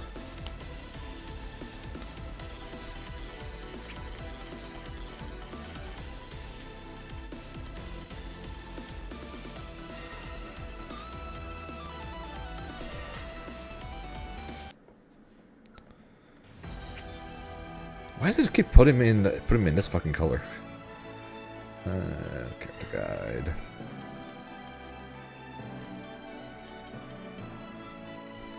Gain armor against all attacks other than throws, unblockable attacks, and skybound arts. You'll take reduced damage from each hit taken and gain a badge that enhances his specs for Macho Ultimatum, which is his SSBA.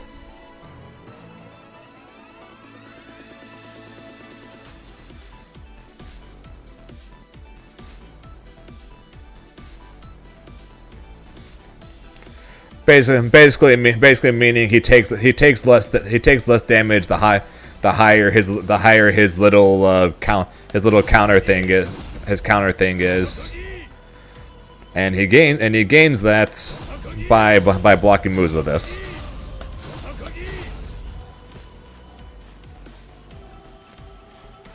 And then when he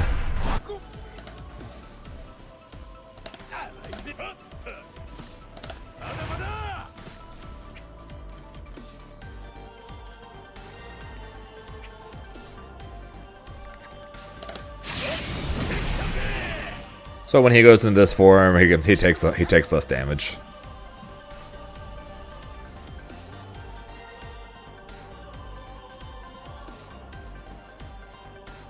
Just wait for the flux animation. Yeah, technically, you can just wait. You can just wait for the.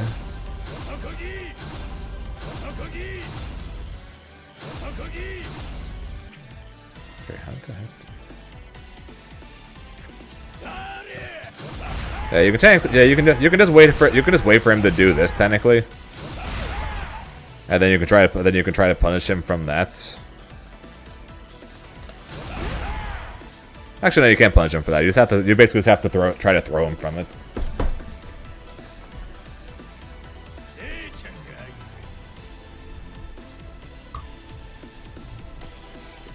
But yeah, so but since this hits both sides, Grimnir just cries. Typically, the only way Grimnir gets around the Saurus 5U is if Grimnir does 5U to jump in the air, or to jump to his seals, Sora's 5s you, and then Grimnir just nothing lands and throws them. Basically the only thing Grimnir can do. So he tries to dash at Sora's at any point. If he does 5u, he's just going to get hit by it. Hey, it's Yobu. But yeah, so that's why I don't think he wins the matchup.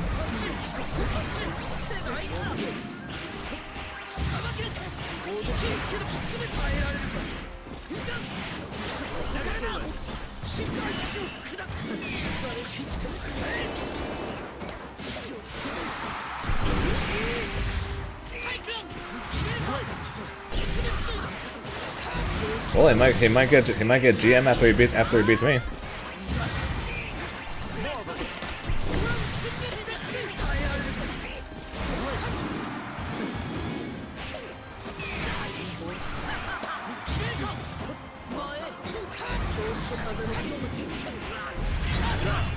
thought for sure I got that punish there, so I tried to press the button afterwards. Battle 2. Engage.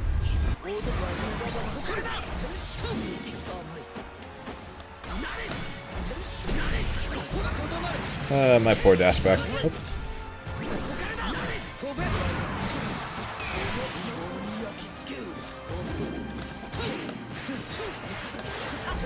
That's unfortunate.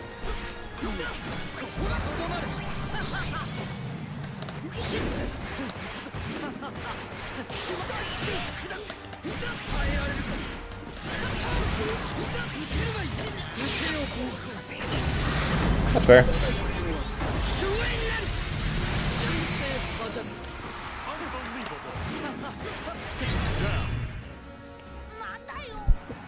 You're praying my downfall, and Elsa's praying that I win. So it evens out.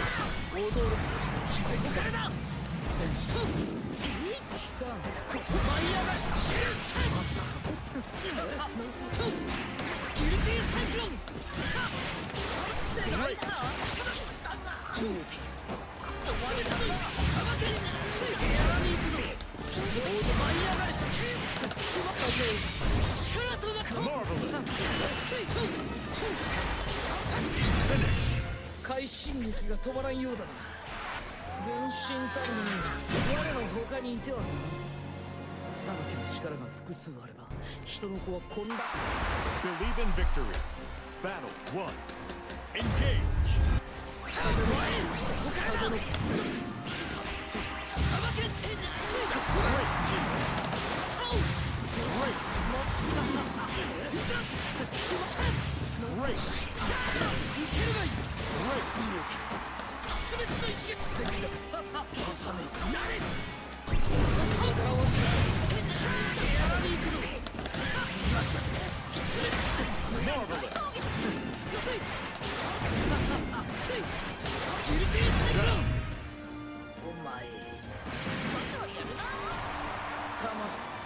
Battle 2. Engage. Could you imagine how broke? Those straight up. So Grimnir's defense is bad. Obviously, I've said this multiple times, and his DP sucks. Could you imagine how busted his freaking offense would be if he had a command grab on top of what he already has?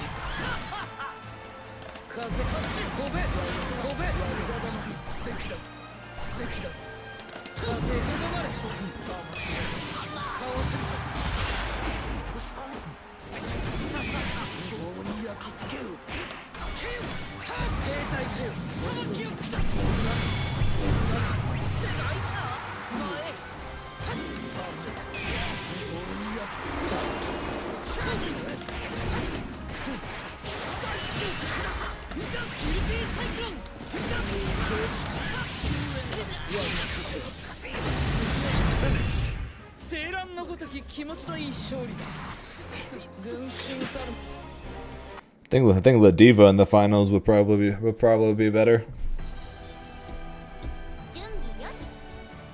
They want to do the 3 counts.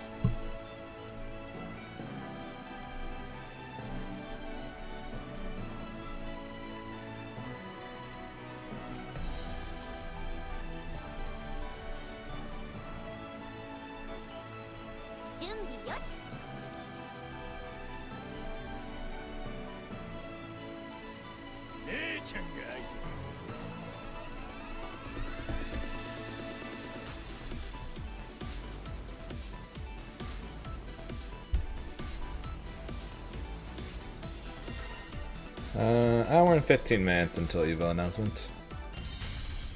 Here begins Fate's episode. Grimner versus Narmaya.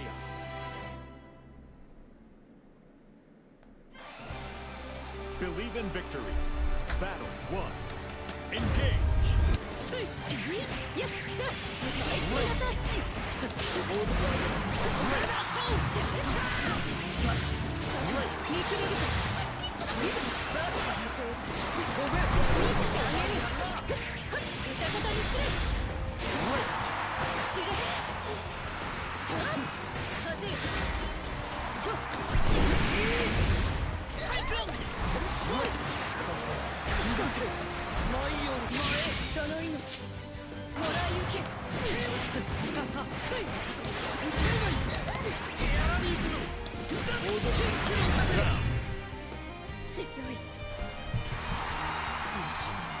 Battle 2. Engage.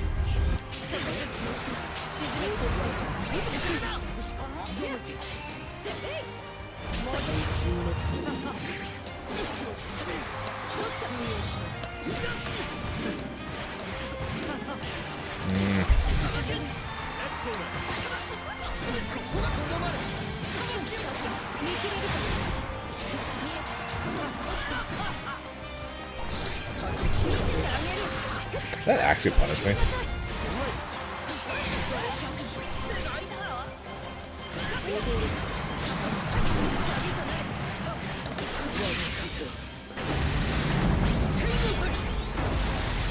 No, I've just never played one. I tried playing Zato for a bit when Strive first came out, but I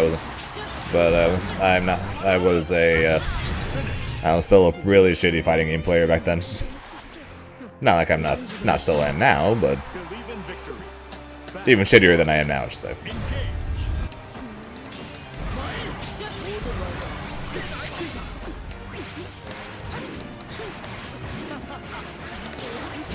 Zato is so freaking cool.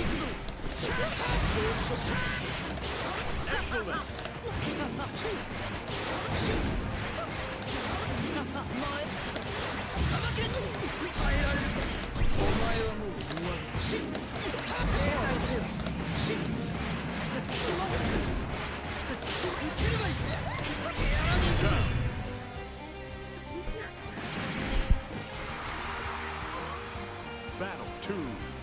Engage.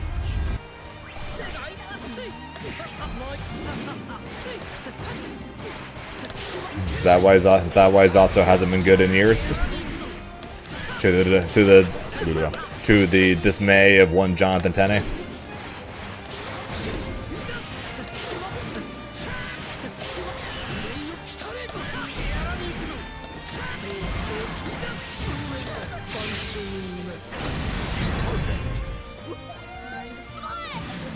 What, broken at the start, garbage for the rest of the time?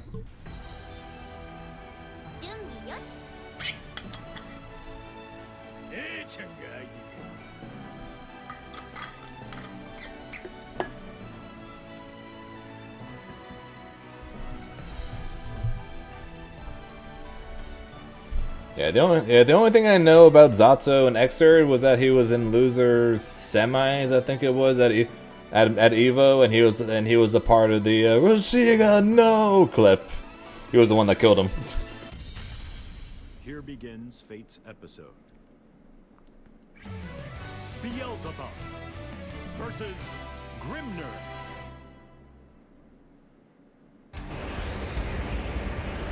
Believe in victory. Battle 1. Engage.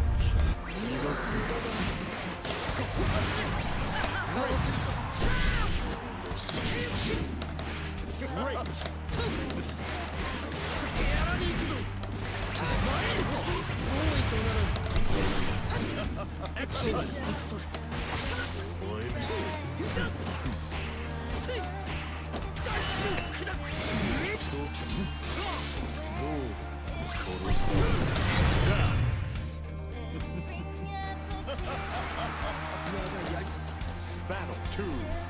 Engage. Kind of like what I've been saying about Yamcha for years for Dragon Ball. It's like yes, Yamcha was really good, but how the heck do you allow what's currently going on in this game and not fix my freaking character?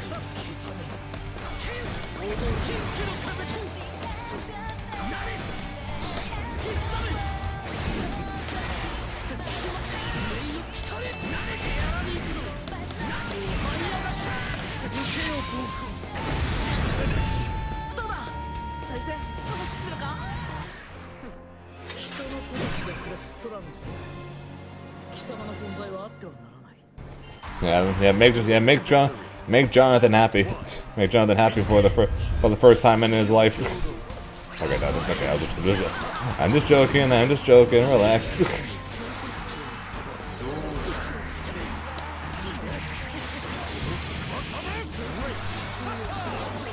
Make him happy for the first time playing Guilty Gear since Otto got killed. How about that? Although then we probably wouldn't have gotten the reaction we got from him at CEO Taku though after he won.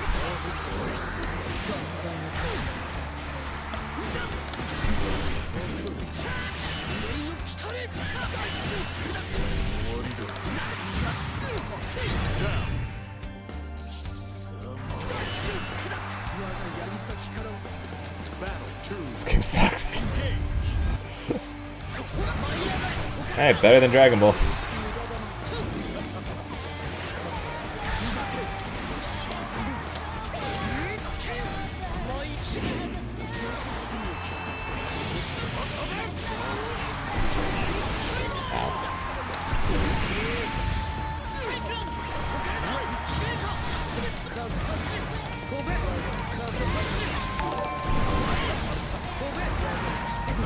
Sorry, I'm Steve-O. Thanks for the follow. I appreciate it.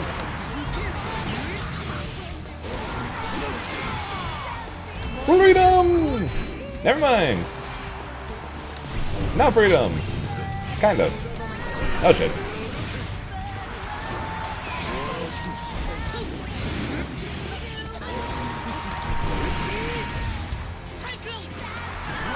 That's awkward.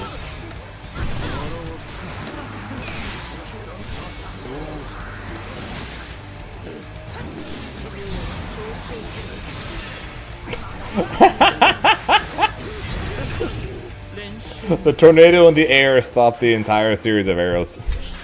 That's funny.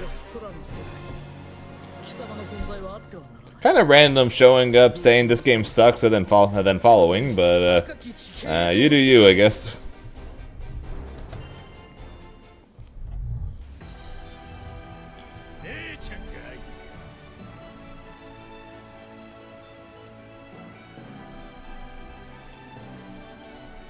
One hour till EVO.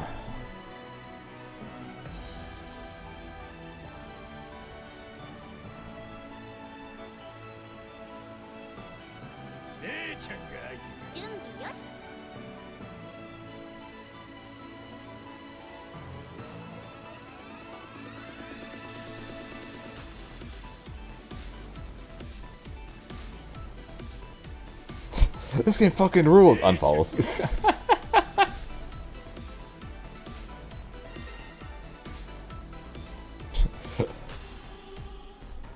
This game fucking sucks, and you're the worst! Prime subs.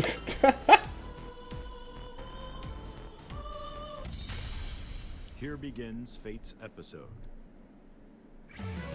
Grimner versus Gran.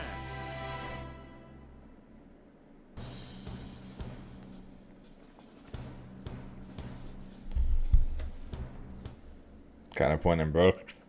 Not quite as fun. Not quite as funny. I'm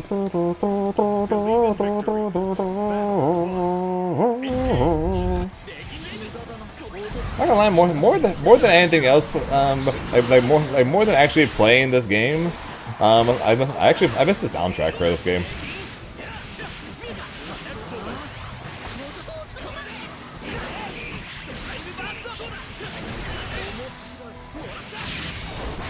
appreciate that, Rena. Sucks, what else did I play? Street Fighter, Tekken, Fatal Fury in 3 months. Battle 2. Engage.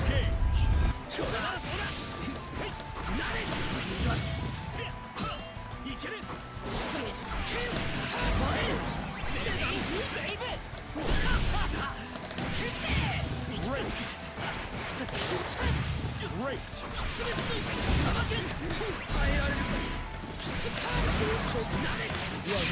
You have a character or two in mind that you're going to check out, Aaron, or are you just going to wait to see who's strong and then pick that?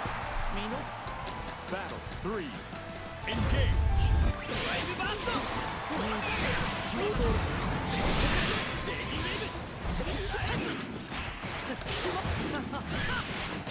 Ronaldo and Rock, fair enough.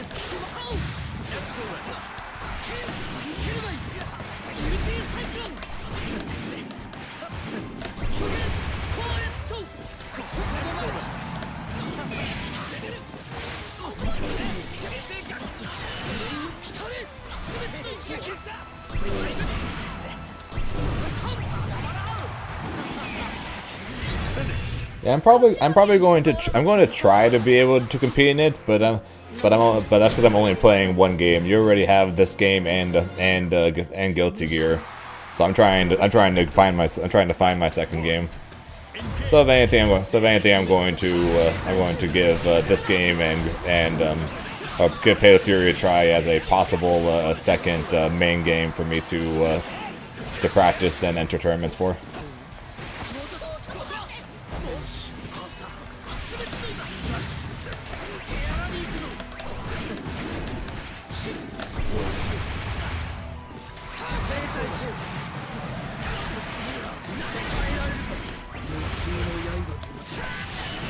That's a little low, but I think we're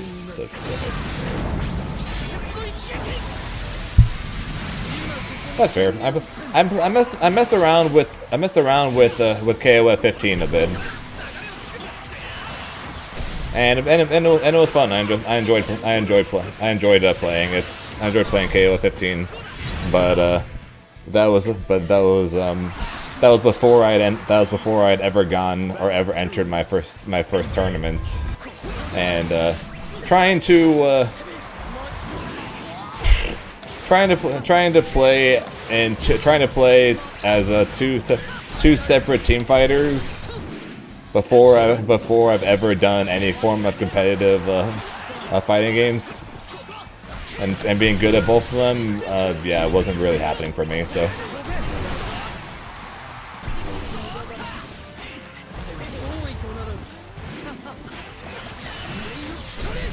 But I did enjoy playing the first KO. Actually, I almost beat Violent Kane. So I was pretty proud of myself for that.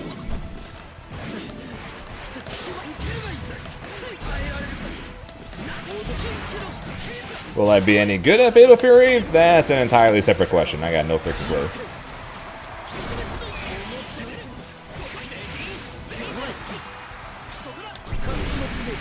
But we'll definitely try, because I want to be competing in 2 different fighting games, and at the moment I've only got one, so.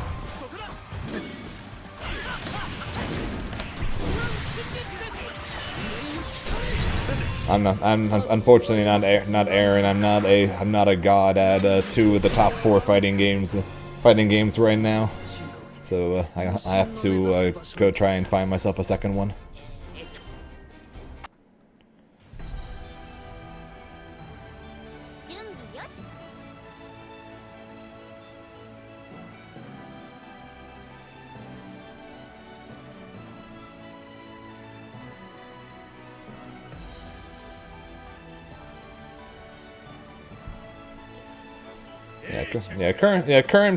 Current plan is Preacha or Kim Dong Hwan is the current plan of the 2 characters I was going to look at, and of course Bijan is the other character that everyone keeps saying I should look at. So those will be the ones I look at first, but we'll see what happens when we get closer to the game's launch.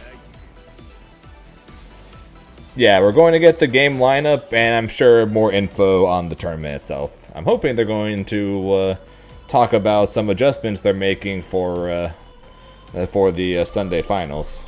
I hope they're going to bring that up, because that sucked last year.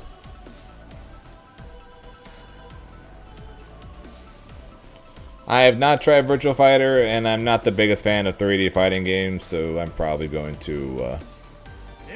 I'm probably going to be. I'm probably going to end up passing on that one. Oh yeah, could you imagine if they bring back top 8 on top of improving the Sunday like arena stage?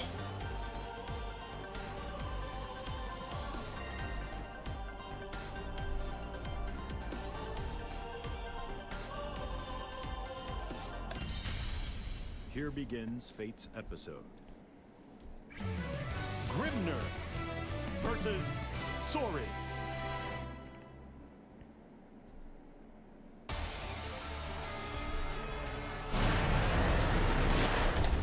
Believe in victory. Battle 1. Yeah, it's been top 8 forever, pretty much, until the last 2 years where they made it top 6. Since the tournament has always had issues with running late.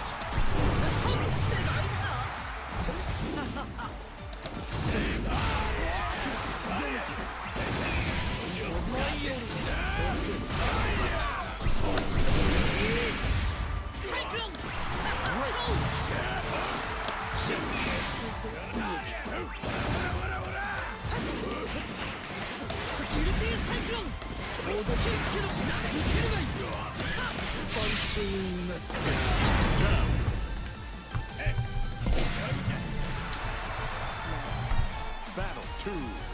Engage.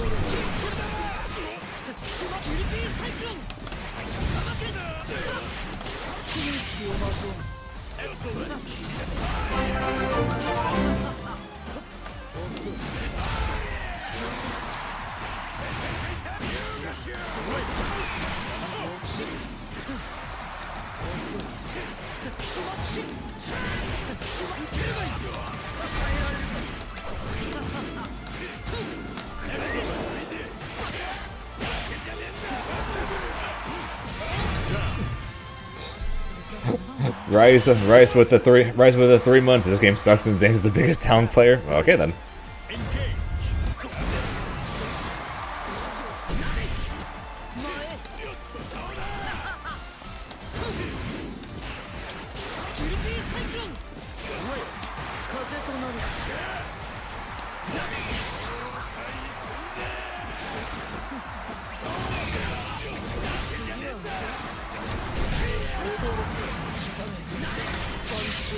I know.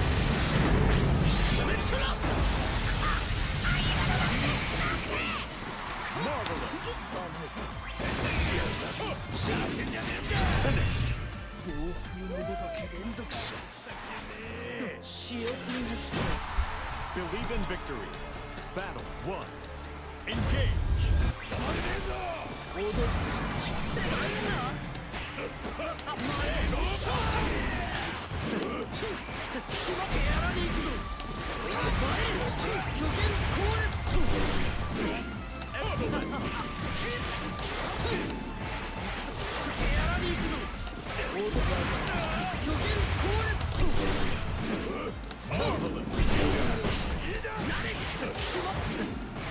Down.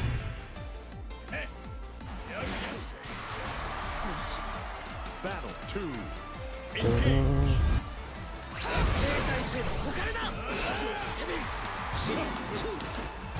Block.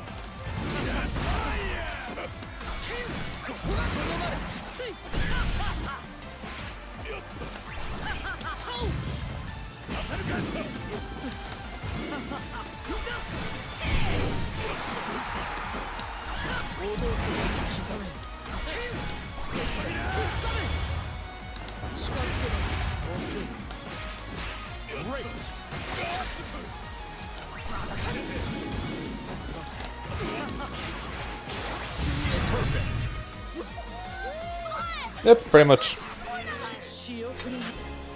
Like the biggest down player in the world, Zane apparently says Grimnir's offense, especially in the corner, is top 1. But nah, Zane's a down player.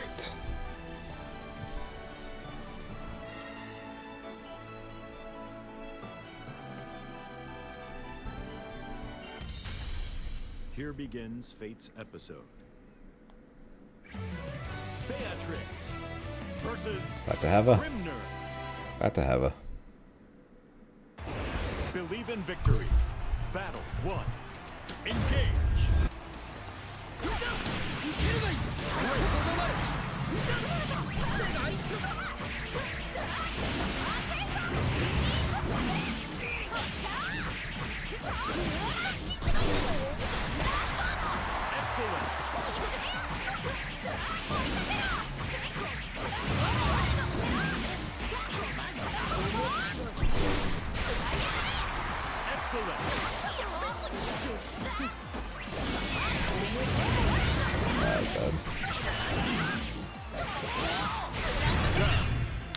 That was a terrible guard cancel. Battle 2. Engage.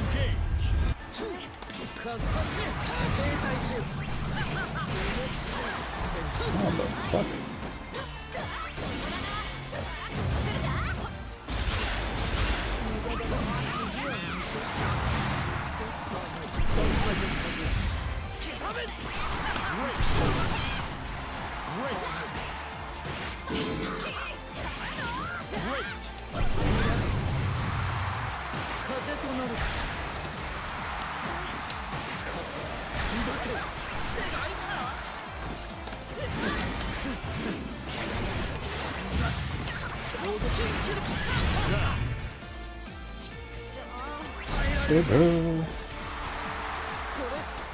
Battle 3.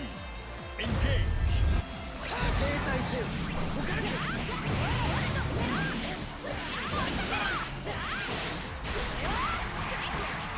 Excellent.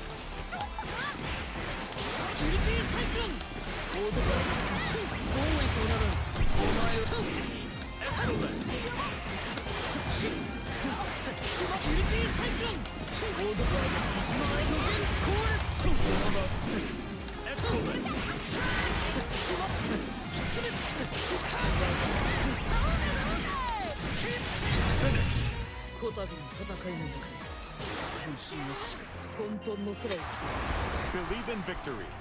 Battle 1. Engage. Yeah, I'm not sure exactly how they would do it, but I'd be surprised if Grimnir's 50-50 survives this patch too. Not sure exactly how they would get rid of it, but.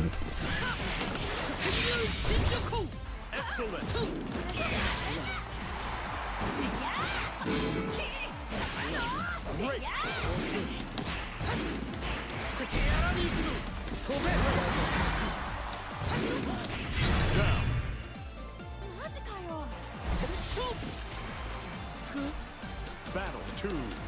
Engage.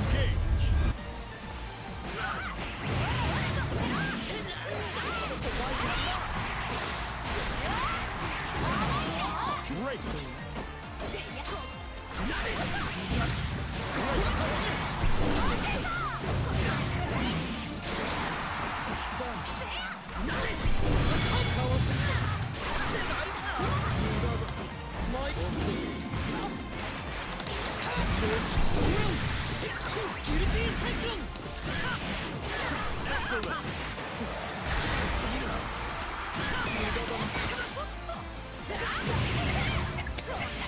Sorry.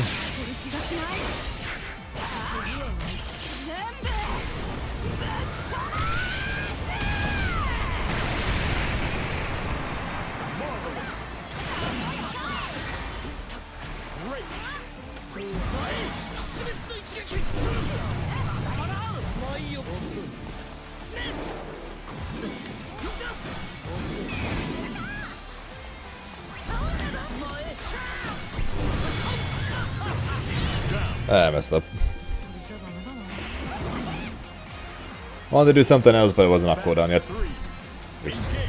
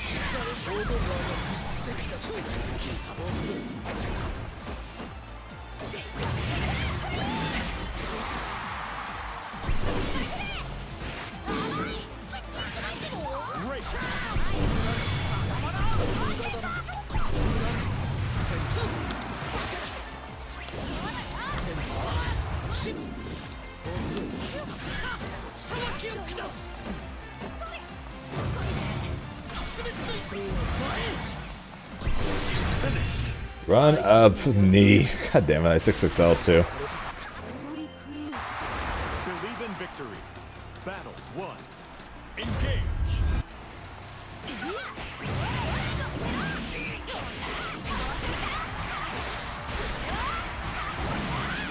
Great.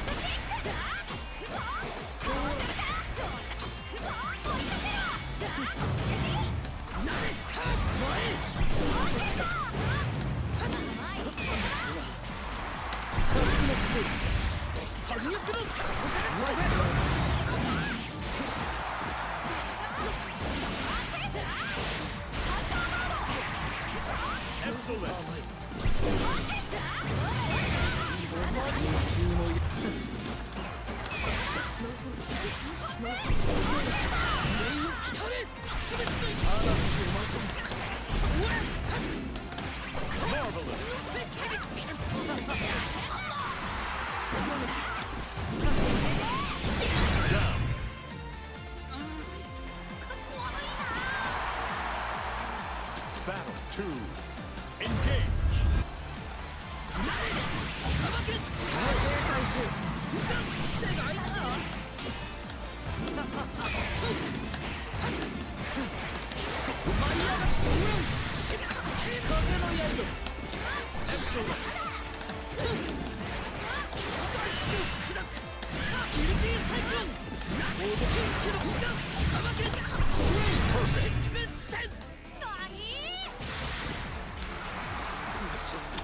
Battle 3. Engage.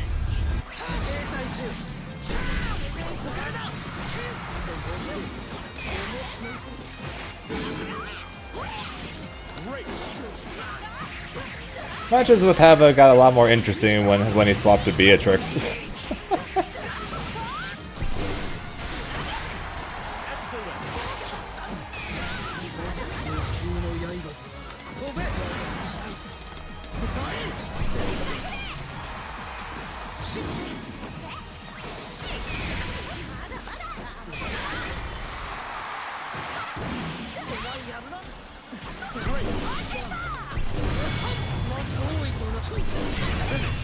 Shit damage.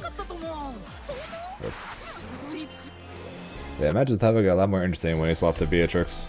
Whenever it was Beelzebub, it would just be 2-0, done in a heartbeat.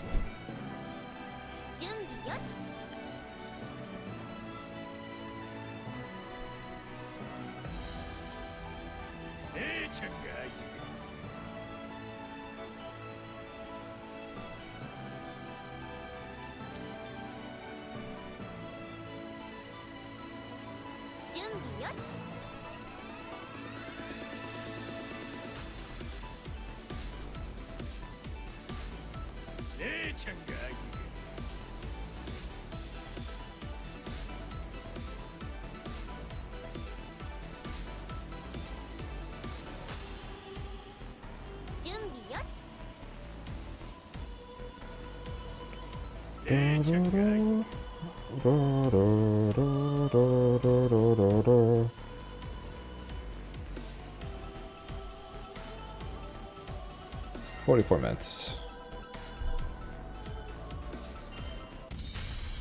Here begins Fate's episode. Grimner versus Cagliostro. Voila. Believe in victory. Battle 1. Engage.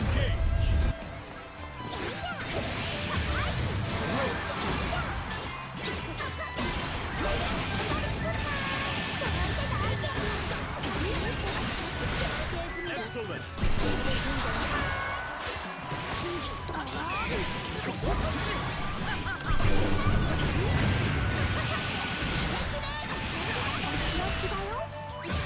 Round.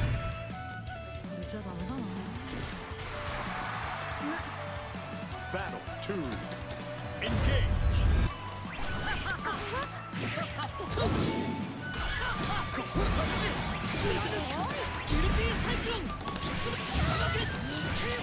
Excellent.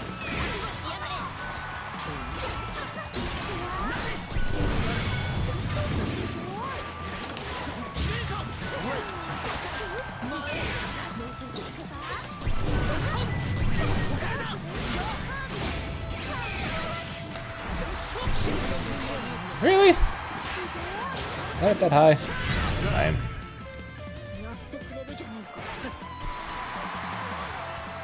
You're leaving us Grimnir players for the Beatrix there, Musketeer?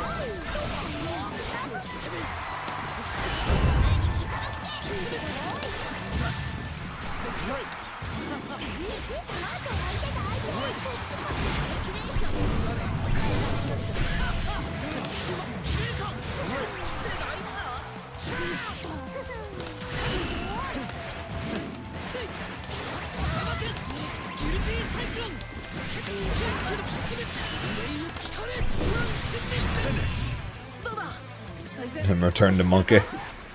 Believe in victory. Battle 1. Engage.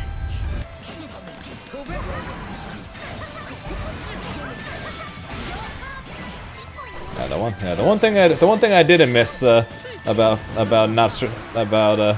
streaming Grand Blue, the amount of times I have to listen to people say "broken as Grimnir" over and over again.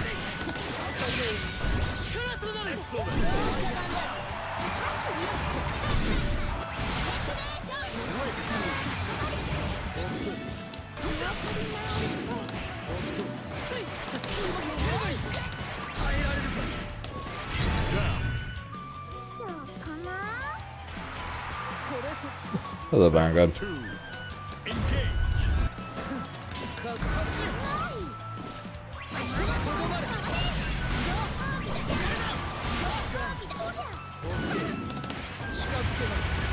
Great. Sounds good. Enjoy. We'll be watching. We'll be watching the EVO announcement in 40 minutes if you want to come back for that.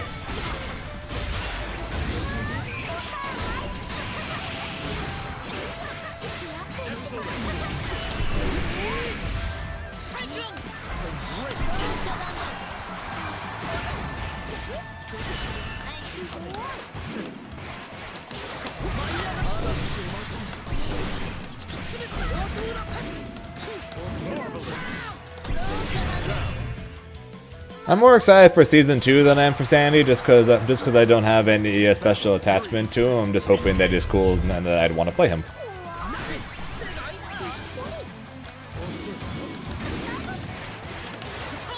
So I'll be excited for him once I see. Well, I'll decide if I'm excited for him or not based on what I see from him.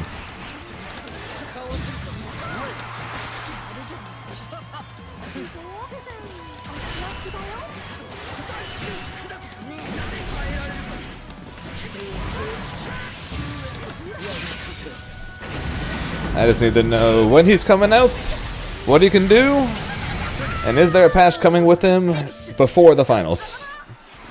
So I'm excited to have all that info.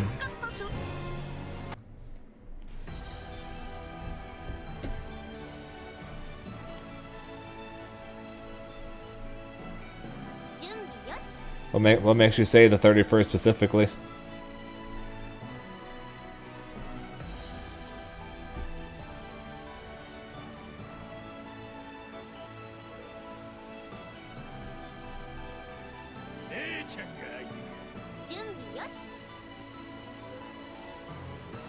Oh, season ends on the 31st? Okay, that would make sense then, actually. It would make sense to have a new character come out at the end of a season. That makes sense, actually.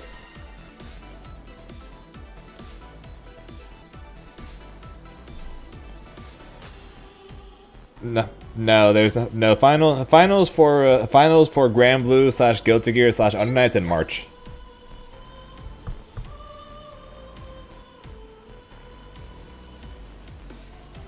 Finals for Dragon Ball was supposed to be this weekend, but it got canceled because of the fire.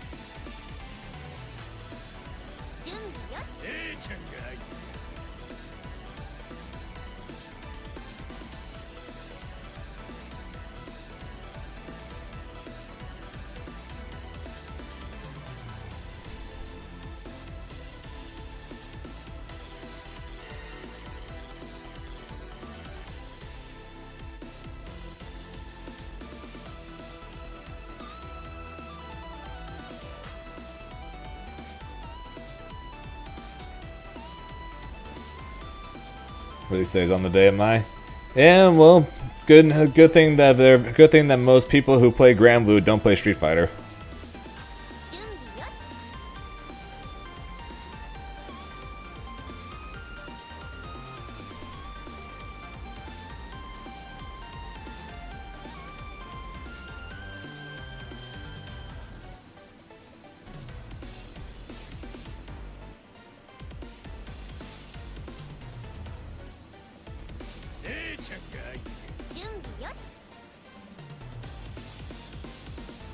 My point exactly.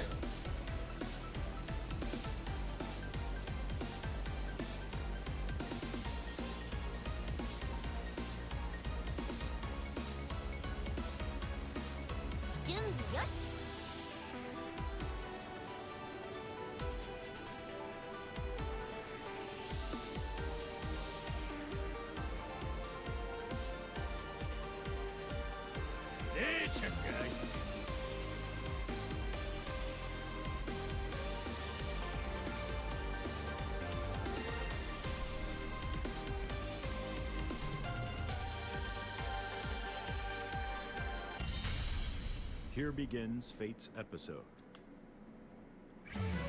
Grimner versus Festiva.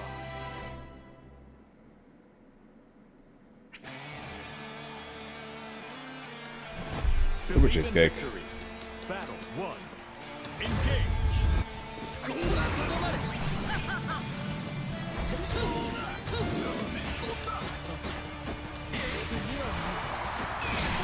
What's up, episode?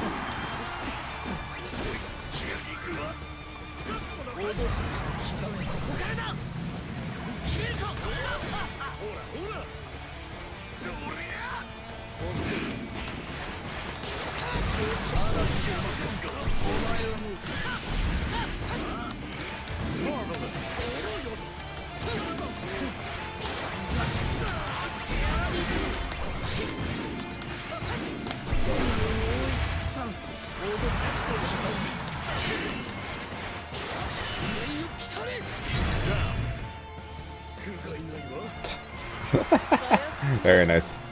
Battle 2. Engage.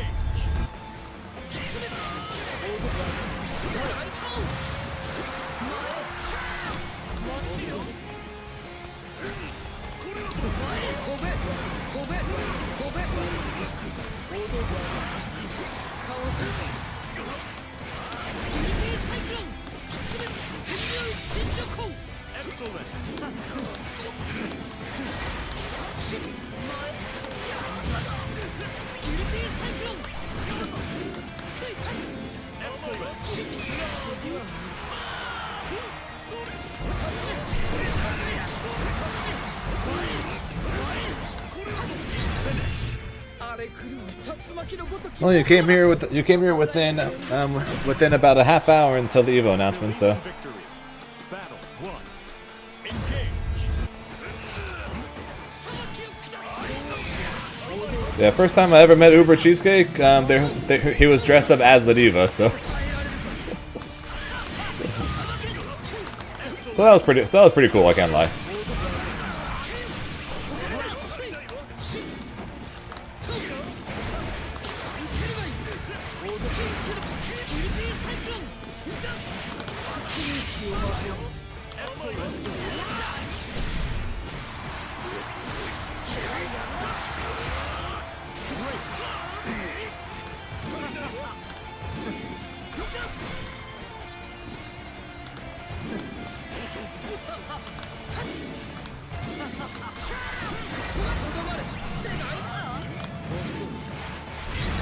The first 4 throw baits don't work. Go for a 5th. Battle 2. Engage.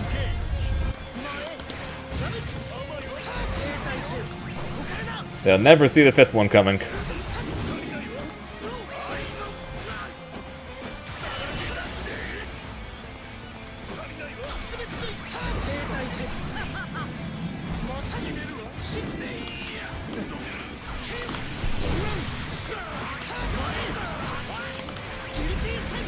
One, two, six.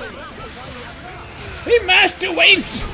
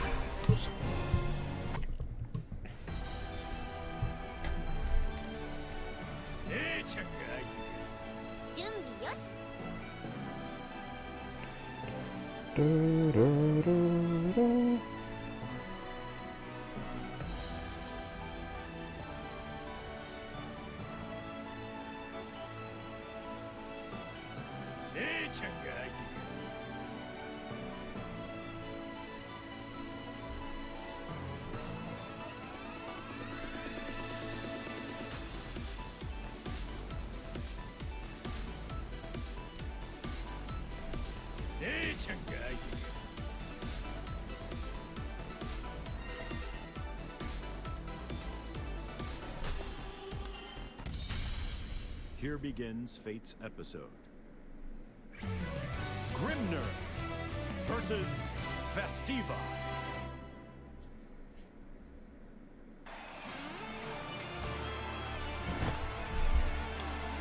Believe in victory. Battle 1. Engage.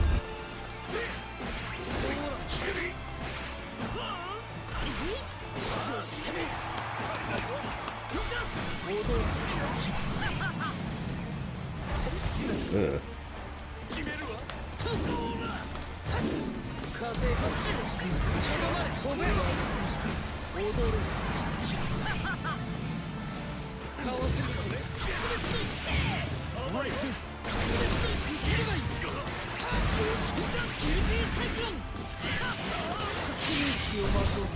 Excellent.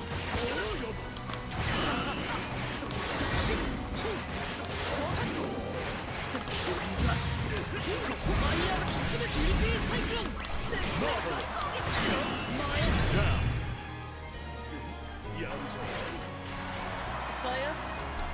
Battle 2. Engage.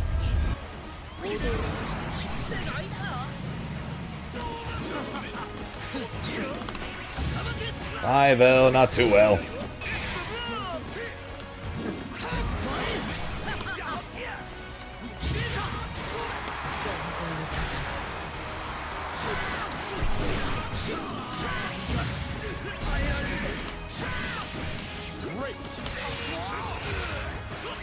Why am I getting my seal?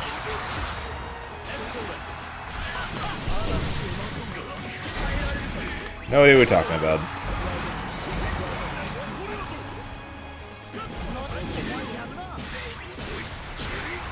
You have gotta be kidding me.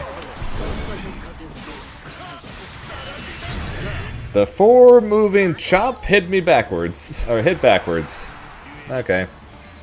Sure. Why not? Oy vey.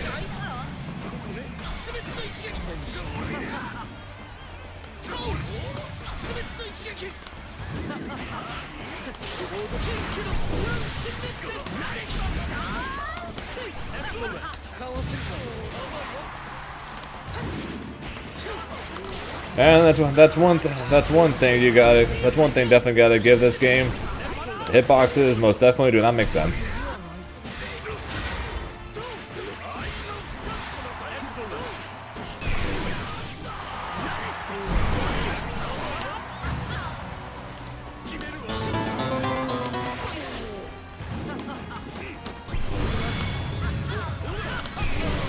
Oh shit. Oh shit. Oh shit. Appreciate that, Merp. I appreciate the raid. You're going right before the EVO announcements? That's no fun. Hope you had a good stream though. And welcome everyone from the Merp stream. Hope everyone is doing well. Hope you guys are ready for the to see whether or not the leak was true for EVO in about 20 minutes. That's fair. I mainly want to see are we going back to top 8s? And B are we going to fix the issues of the Sunday stage from last year?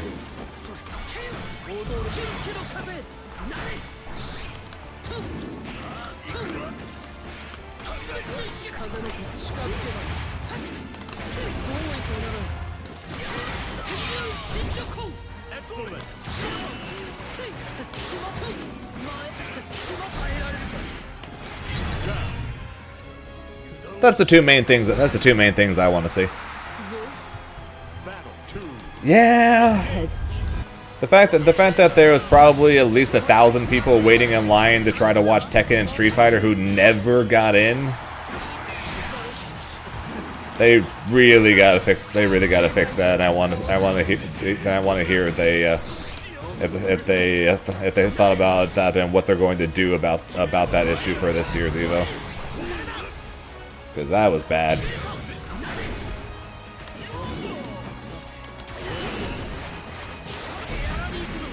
Me and my friends went and watched the Grand Blue one, and then after we watched Grand Blue, we left to go eat because we didn't care too much about watching about Strive. Although I wanted to see Nitro win, which thankfully he did. And then we came back. We came back around top 4 or so. So we were going to go back in, try to get seats, and go watch hopefully Nitro win. And then we waited in line, and we never got back in for Strive. And then we waited in line during Tekken, and we never got in for Tekken. And then when Street Fighter started, we decided to go back to our hotels because that was better and more comfortable than just sitting in line forever watching Street Fighter on one of the screens on the side. So yeah, hopefully they've thought about that and figured something out for that.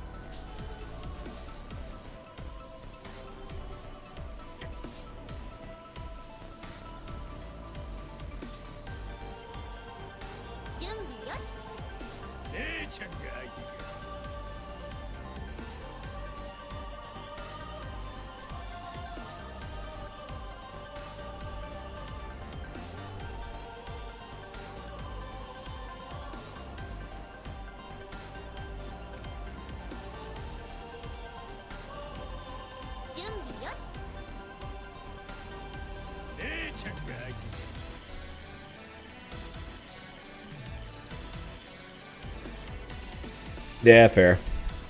I mean, you're able to just sit down for Grand Blue and Strive and call it. But yeah, we won.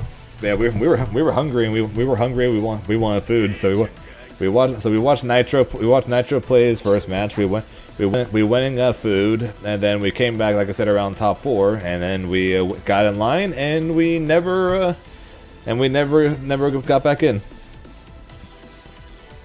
Over the course of the next like 4 to 5 hours.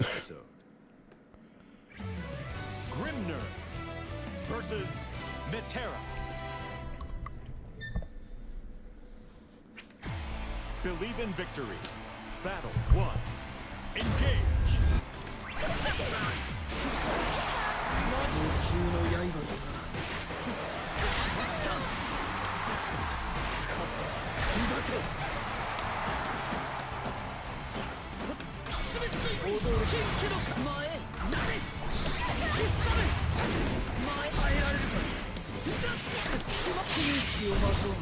Excellent.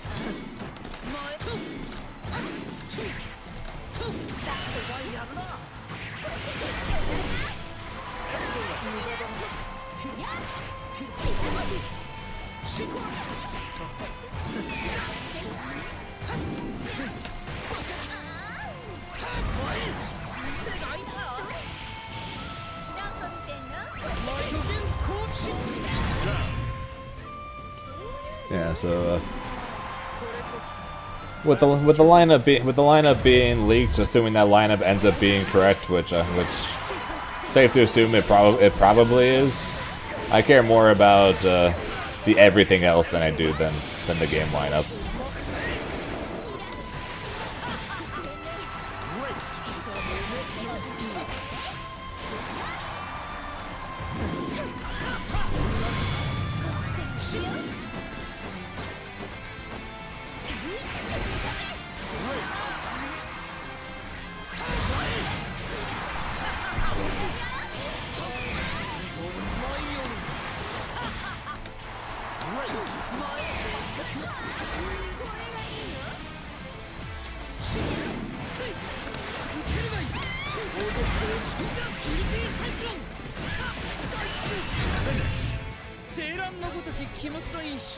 But 20 minutes, and then we'll find out.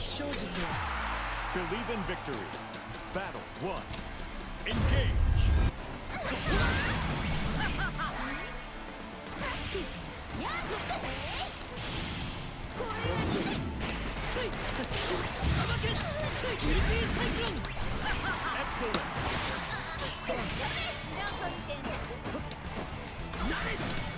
Yep. Battle hour got canceled.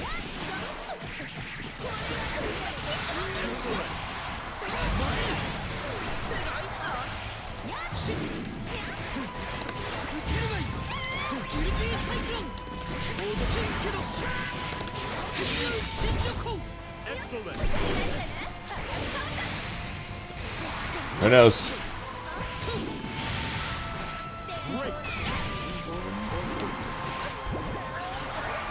Honestly, who the hell knows?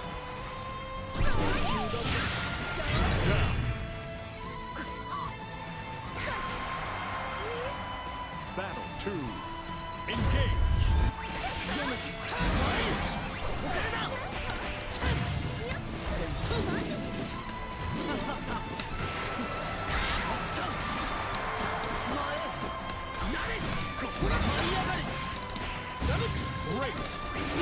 Not really. I was just curious. I was just curious how it would work when the person is one hit away from death, and I don't have the ability to go into seals. I'm probably better off just doing ultimate seals, but I still want to mess around with it a little bit, anyways. Also, you know, in the off chance we get a balance patch and the balance patch buffs installs.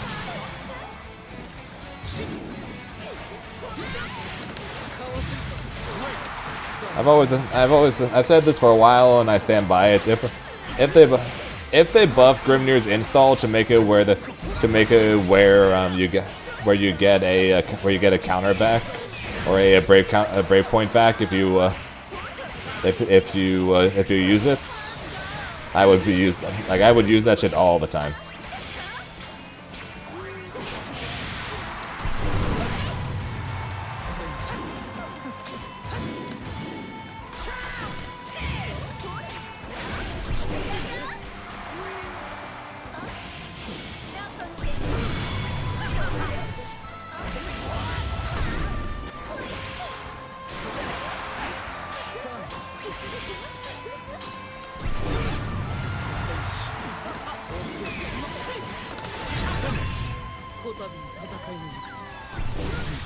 So I'm kind of just messing around with it, seeing there's anything cool I can do for Oki for it, especially when I don't have seals available.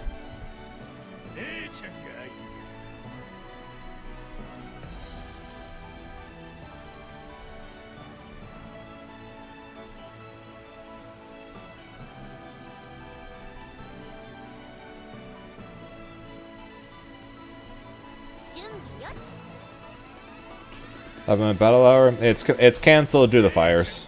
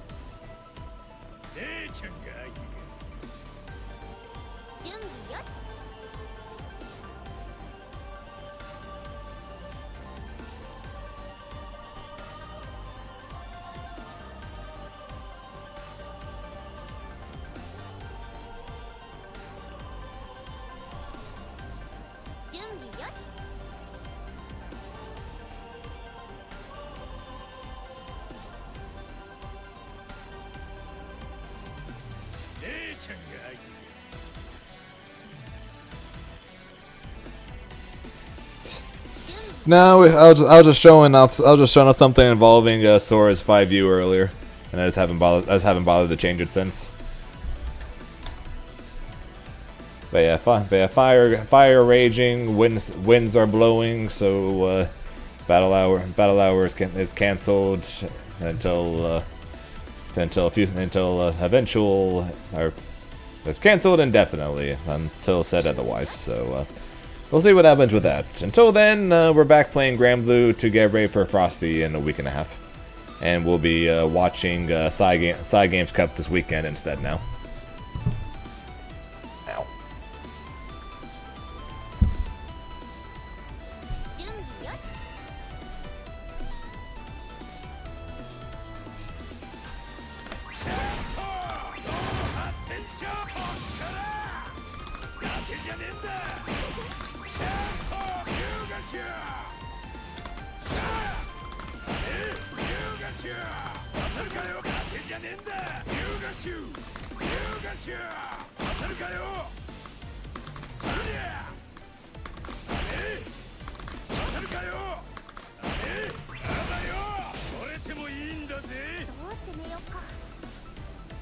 No, Psy Games Cup is in Japan, and there was basically no reason for me to spend the money to fly all the way to Japan for points that I pretty much don't really need.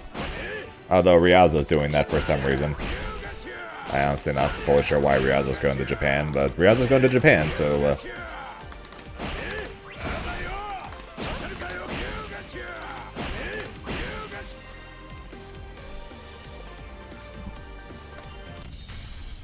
Here begins Fate's episode.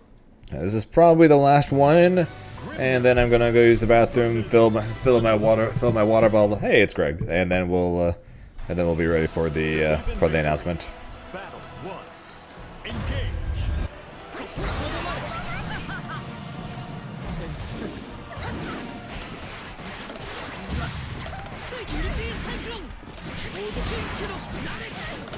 Excellent. She can't be fuzzied.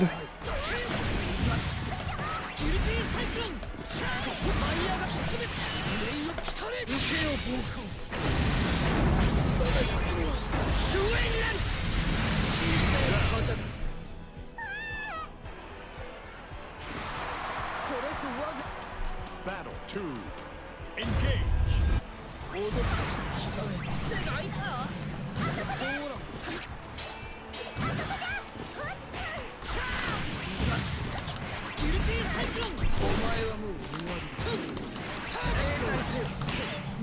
Fair enough.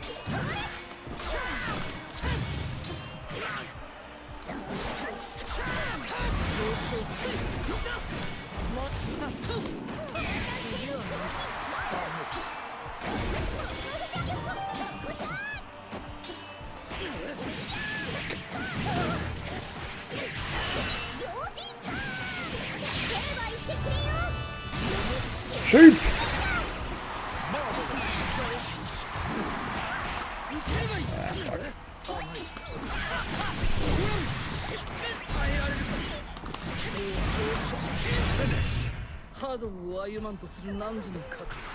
Bah!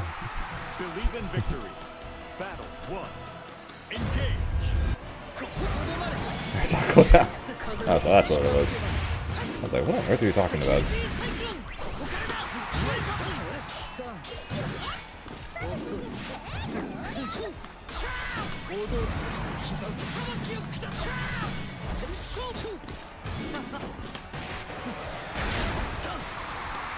No. At least not by Grimnir. Zeta can. Excellent. Excellent.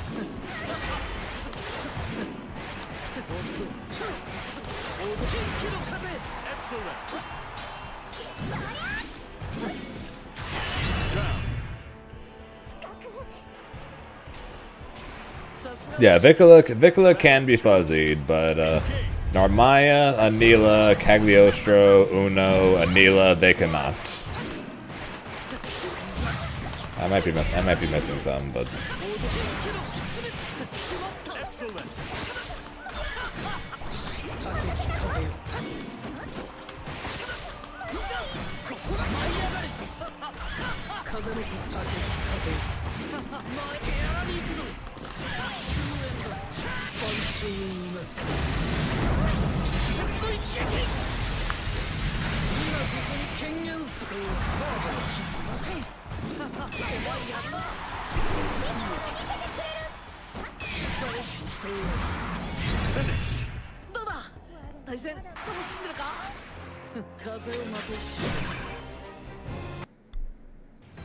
good dude, plus 5 TP.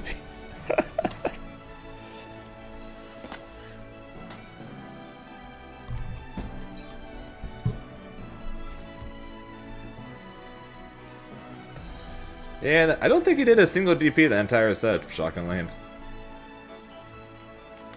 Okay, I'm gonna go fill my water bottle, go use the bathroom, and then we will be ready to go see what's going on with EVO. So I'll be right back.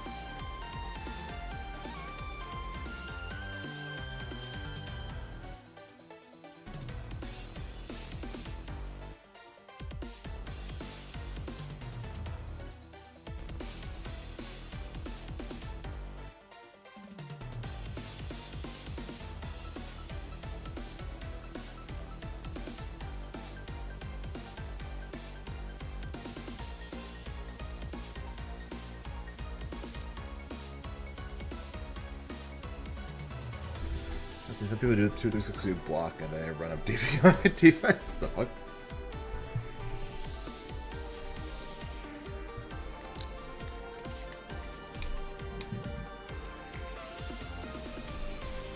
Alright, let's find us an EVO announcement, shall we?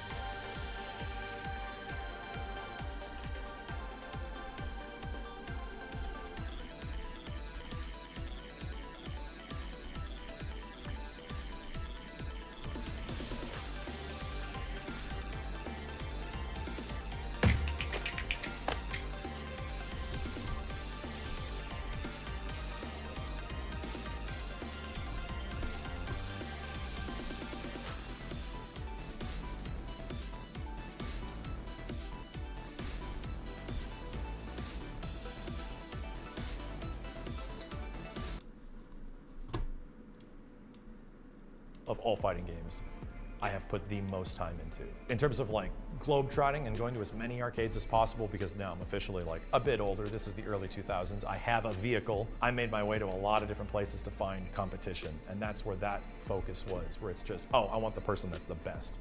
I need to get them, I need to see what they're doing, I need them to beat me so I can beat them.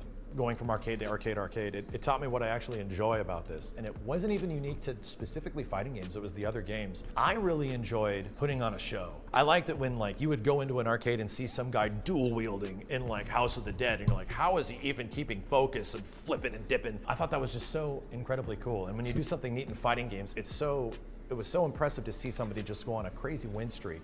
And everyone's like talking about this person or wondering what they're doing or analyzing their strategy and stepping up to try to beat them. I think that's where the most appeal was, to the point where even money, like nowadays, obviously, prize winnings is a big thing, but to me, it was just, I just want to stay on the machine. I would join tournaments just to get people to like watch your gameplay. That's what my focus was. That actually extended to like Dance Dance Revolution. Everyone, I guess everyone make your final guesses. Do you guys think the leak was real, or is there going to be a surprise change up on there?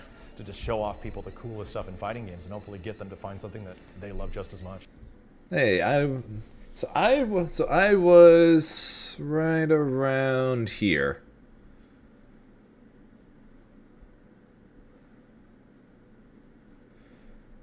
Because they're doing on the main stage. I am somewhere right around here,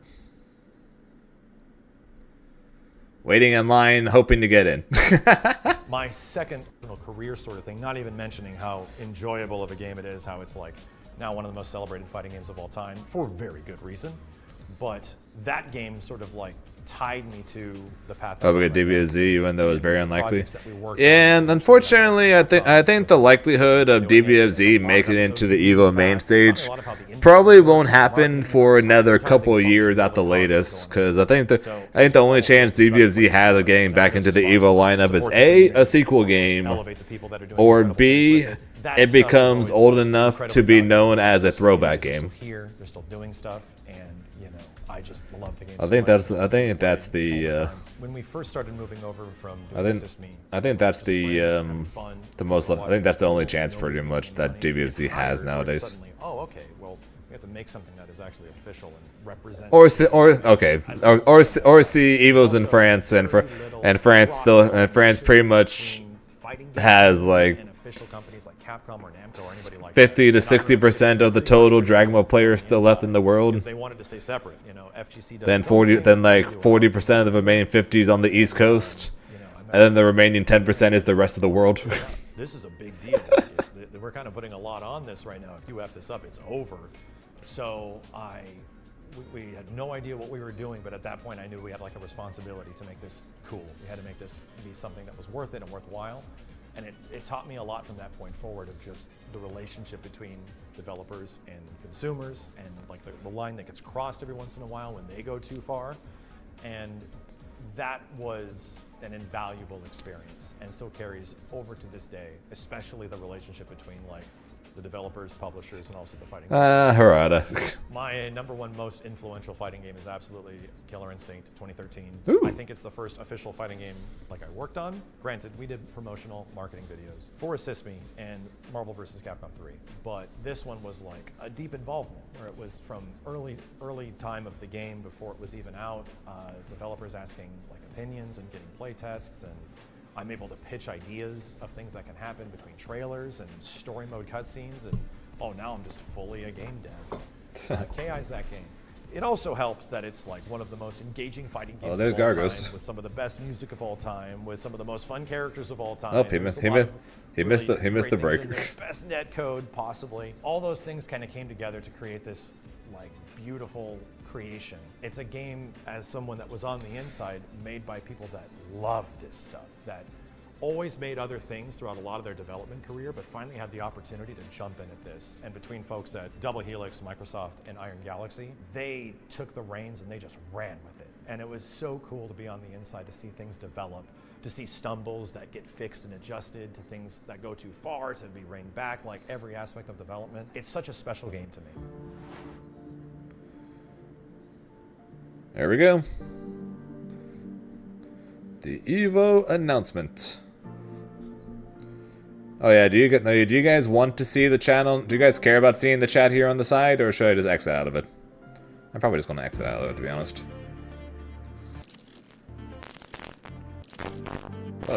What on earth?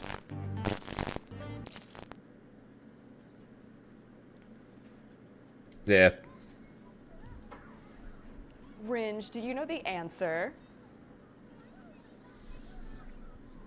It's okay, buddy, you can do it. What's the answer?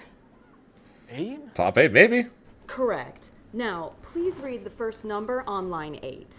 EVO 8s, yeah. Well I think done. we're getting Now, EVO top 8. How many sides does that stop sign have? The what? The stop sign. 8? Hey, Ringe, do you remember what we're doing tonight at 8 p.m. Eastern? At 8 p.m. tonight? Yes, at 8. At 8. Come on, Ringe. Aaron's probably freaking out. Aaron's probably freaking out right now. He said that's all he said that's all he wanted. Let's ask the Magic 8 Ball.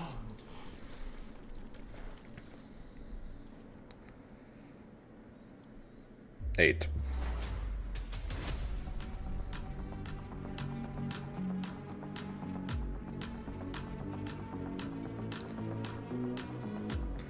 And of course, I haven't said anything yet.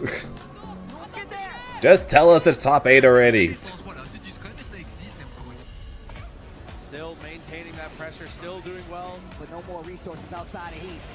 Are they really not going to tell us? They're going to shove 8 in our face and then not tell us that's top 8. Insanely hide the cheers. Dude, that keeps playing again. Who the guy with the magic 8 ball? Oh my god. EVO champion. He is your Street Fighter 6 EVO champion. Hey everyone, and welcome Oh, to the Ringe, okay. 2025 EVO announcement show. We're your hosts, Jadelyn and Ringe. What's good, everybody? And tonight we can't wait to tell you about everything EVO has in store for 2025. Wait, did you just say we can't eat? I don't think so. Oh my god. Anyway, Just you say guys it. know about EVO Vegas 2025, and we've got it. The 8 arena games, including the throwback title, cosplay, streamer watch parties, and big changes to the EVO Arena 8 experience. Thank God. You said it again. You said 8 experience. Just say it. Tonight we've also got info my God. on EVO Japan, EVO France, and the EVO Awards powered by Kadia, including the nominees and the next Hall of Fame inductee. Why do you keep saying 8? Dude, are you okay, Ringe? Just say Probably it. something I ate. Oh, I'm so sorry about that. Well, to make it up to you, here's the first game reveal for EVO 2025. Street Fighter 6, we get it. Just say it already. Oh, and look at that, baby. That is the composed answer. Teleport. Force knockdown. Juggle. Yeah, shocker. Street Fighter 6, we get it. Say it. Top 8, top 8. We're back in top 8. Freaking say it. We gotta hit exit stage right, please. Ego, you'll rule this day. Brother, I'm so glad they brought the super back. Wind the neutral. The win condition was there to get him really. Oh! Gets the low, and there it is. Punk gets his retribution, his revenge. He is your Street Fighter 6 EVO champion.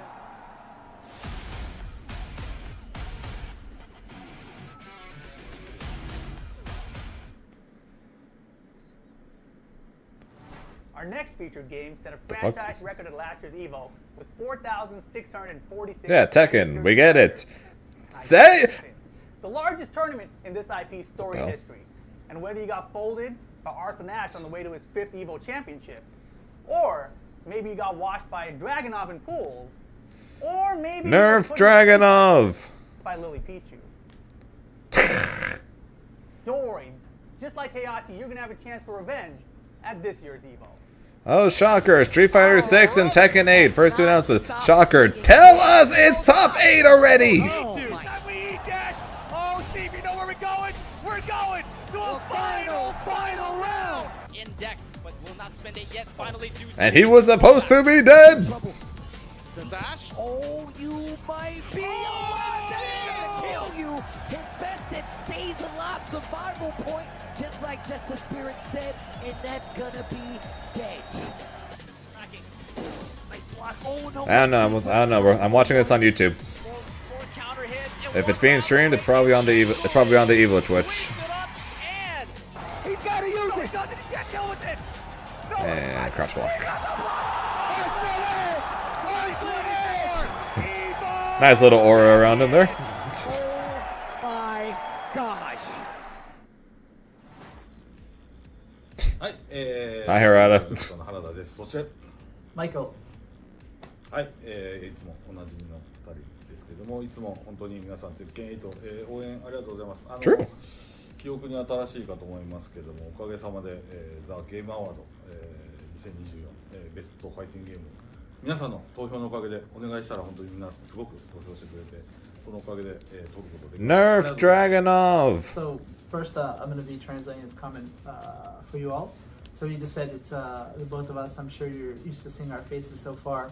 Thank you everyone for voting for us. We were able to get the best fighting game award at. And we thank you for beating Sparking Zero. はい、またですね、シーズン1最後の、プレイヤブルキャラクターということで、ゲストキャラということですね。Ah, Clive. I was expecting to see a bunch of him at EVO unless he gets nerfed. 参戦も発表して、もうね、みんなもうこの頃には。What little I've seen of him, he looks insane. そうですね、皆さん遊んでもらってますかね。はい。And also, we were happy to announce the final character in Season 1, which is going to be Clive Rosefeld from Final Fantasy 16. You're probably all playing the character as we speak. はい。そして、これもね、年末でお知らせしましたけど、TWT2025 年が、今年の春から、開幕します。皆さんエントリーしてください。Also, I think we've already told you, but TWT 2025 will be kicking off this spring. So look forward to it. はい。で、EVO Japan Spring. とね、で、まあ、ラスベガス。 Oh, I almost said Japan, so EVO Japan? で、そう、2025年が、EVO ニースがあるんですよね。で、それももちろん、その TWT2025 のこのツアーの中に、組み込まれてポイントがもらえる仕組みになってます。And although we haven't announced the details of the tour yet, it's safe to say that we'll be part of those events for EVO Japan, EVO Las Vegas, and EVO Nice, the latest one announced, will all be on the Tekken World Tour, so you can participate in those. はい、でその鉄拳8の、TWT の詳細とかその EVO I would love for there to be a surprise announcement for 2XKO from the during this video. What's been announced so far? Nothing. We're still really early on. Street Fighter 6, Tekken 8, and they have repeatedly put the number 8 on screen and said the number 8 multiple times, and they still have not told us that there's top 8. And so we'll be releasing more details moving forward about the TWT 2025. So please look out for those. One thing we can yes, we have seen the number 8 many, many times. Now tell us it's top 8. So there'll be many tournaments. Everybody who knows fighting games freaking knows that Street Fighter and Tekken are going to be at EVO. Now please just tell us. See, I need an exclamation point 8 apparently right now. まあその他の地域もこの2人割と、大会こう見に行ったりとかね、Like top four. ね一緒にね しますんで、ぜひ、僕らにも会いに来て、いろいろ鉄拳についてまた話したりとかする時間ができたらなと思いますので、皆さんぜひよろしくお願いします。And like with the EVO stops on the tour and some of the other masters as well, I'm sure that you can find Harada and myself there. We'll be having to take pictures with you guys, do whatever. So we hope what is going on with 8? They have teased the number 8 many times to start the stream. Or to start the video, so I think we're all assuming that means that they're going to swap EVO back to top 8 once again, but they haven't said it yet. They've just kept saying the number 8 over and over again. And Grand Blue Fantasy versus Rising. And for the first time, Matsuda-san's team tournaments, Cooperation Cup for Street Fighter 3 Third Strike, and Beat Tribe for Virtua Fighter 5 will be hosted on site at EVO Japan. Virtua Fighter 5 did just get its first balance update in 15 years, so maybe there's hope for your low tier to show out. Plus, between your matches, there will be more to do at EVO Japan than ever before. Cosplay contests, rows of cabs, and exclusive merch that Justin Wong will be happy to not buy for Yipes. You got so much merch going on. I see the jacket, you know what I mean? Yeah, I know Yipes wanted it, and guess what? You not getting it. It's sold out. Also, damn. For the first time in forever, or really actually since 2019, the EVO English Watch Party will be streaming live from Tokyo. If you want to join us, head over to evojapan.com. That was random, but okay. Tickets and registration. Little bit of a Frozen reference there, but alright. But it'll be at EVO France and EVO Vegas too. And this year at Vegas, it'll look to build off its record-setting numbers, as last year more players chose to rise to the challenge. Who's playing 2B in the background? We're going to see some of the best Grand Blue Rising action you've seen ever in your life. It's going to happen here first. Another shocking appearance for EVO, but I'll be honest, I am kind of surprised that we're announced before Strive. Oh, no way! Is that a hit? That should be it. Oh my god! I'm surprised we're announced before Strive. Just needs to get the super, that's it! It is, and he got it! For both players on the increase here. One thing could be bad. And Raging Strike! God damn it, Aaron. Freaking jab Raging Strike to win. God damn it, Aaron. Let's go, Rising. Let's go. Oh! Go and tell us something? Please? Please? Tell us something? Eh? Eh?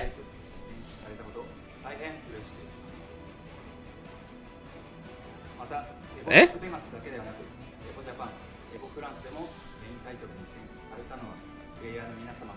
It's not gonna be Sandalphon until this weekend. Eh?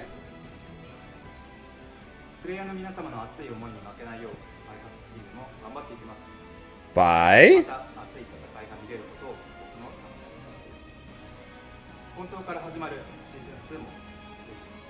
Season 2 comes out. That is not helpful!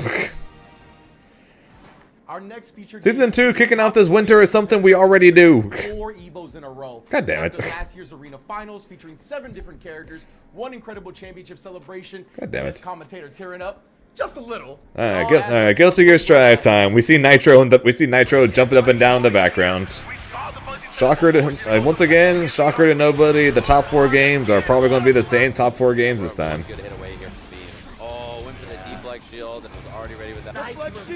At least we can probably see the Nitro pop up again though.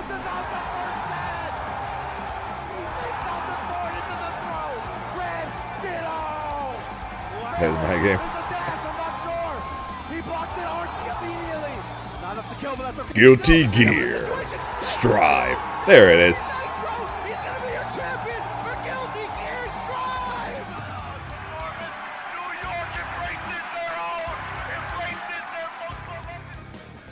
Embraces their most beloved son.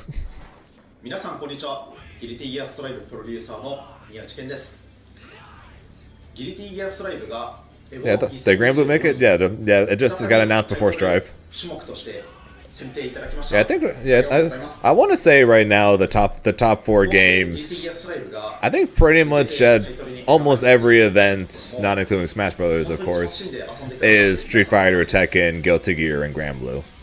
So I think at least still up to this point, Grand Blue is still considered the 4th biggest fighting game right now in the FGC. Like I said, we'll see what happens when Fatal Fury comes out in a couple of months. But as of right now, I think that Grand Blue is still top 4. 今年は一体どんな進化を遂げるのか今からとても楽しみです。会場の盛り上がりも年々すごくヒートアップしていて、これからのプレイヤーの皆さんの対戦もすごく楽しみ Now に they してい show ます。 Uni. 他にも Probably. The throwback game is probably going to be last. Actually, they might do Fatal Fury next. Since Fatal Fury is the next one, that's kind of obvious. I'm betting Fatal Fury is going to be the next game announced. Any announcements on Venom? Venom? Announcement on Venom? 放送予定のアニメ「ギルティギアストライブデュアルルーラーズ」から参戦予定のユニカ、さらにシリーズ初となるコラボキャラクターサイバーパンクエッジランナーズからのルーシーが参戦予定となっています。これらキャラクターアップデートの他にもモードや機能改善系のアップデートなども今後予定しておりますので、皆さんぜひそちらも楽しみにしてく Hear だ that, さい。 guys? Looks like you're going to be playing Strive for a while longer. 5月は日本で、8月はラスベガスで、10月はフランス・パリで、ぜひ Yeah, both Street Fighter and Strive announced their entire roster. This year, EVO is giving some FGC legends their flowers. And the man who will be handing out those bouquets, none other than Majin Obama himself. Hey Obama, you up? Yeah. Well, tell him about the EVO Awards. All right, got it, Jalen. Hey guys, I'm excited and honored to be the host of the first ever EVO Awards, powered by Qiddiya. Been locked away in my apartment the past few months, not just hanging up displays, but going through all the footage to find the best that the community had to offer in the year 2024. And so tonight we're going to talk a little bit about the EVO Award Show categories. The EVO Awards, powered by Qiddiya, will feature 21 categories. That's a lot of categories. Everything from the best pop-off to the match of the year, player of the year. Vote Nitro for best pop-off. The FGC's best meme to the moment that defined 2024. And you, the community, your vote will determine the winner. To vote, all you have to do is head over to evo.gg between right now and Sunday, February 2nd to choose your favorites. Guess we're going to have to vote at some point. So once we've tallied up all the votes, polished off all the statues, we're going to hand out the hardware live in Los Angeles, California on Saturday, February 15th. But that's Yeah, it's a not month all. away. Should be fine by then. Before the show gets kicked off, we're going to have arcade carpet interviews in the Marvel vs. Capcom 2 Tournament of Champions, featuring Sanford. Unfortunately, Shinigami, that it's the best for 2024, so you can't vote for unless you're talking about my UFA pop off from 2024, which really wasn't that much of a pop off. Then not going to happen, unfortunately. Or youtube.com/EVO on Saturday, February 15th. And I think even Sanford would agree that that is a top tier pick. That brings me to the last announcement that we're going to have tonight, and the one I'm most excited for. The EVO Hall of Fame. Yeah, Justin and Daigo are in. So who's joining them? We honored Daigo and Justin Wong with the Impact Award, a special Lifetime Achievement Award that punched their ticket into the EVO Hall of Fame. Deservingly so. I'd like to announce the next legend that will be joining them, Tokido. Hey! Also deservingly so. 下手でその3パターンしかやってなかったんですよ。飛んで、まあ、ジャンプ That's for Tokido. Very well deserved. 必殺技を打つっていう。で、必殺技の時にキャラクターがどうしたって言うんですよ。僕のそのゲームセンター Who's Tokido? 飛んでキック。You need a history lesson on fighting games if you don't know who Tokido is. ゲームやってけよみたいな風に、まあ、ちょっとからかわれたんですよ。でも僕それをちょっと No, he's the best Akuma of all time. ずっと時々っていう名前を使わせて。 And that's what excites me most He's also about he's working a with Qiddiya on this project. multi-time EVO champion, tournament champion for KOF, several different Street Fighters. He's won tournaments for Marvel vs. Capcom. He's won tournaments I think for like 9 or 10 different fighting games, if not possibly Tokido more. is the first legend we're featuring. And if you want to see more of his incredible story, head over to youtube.com/EVOFGC.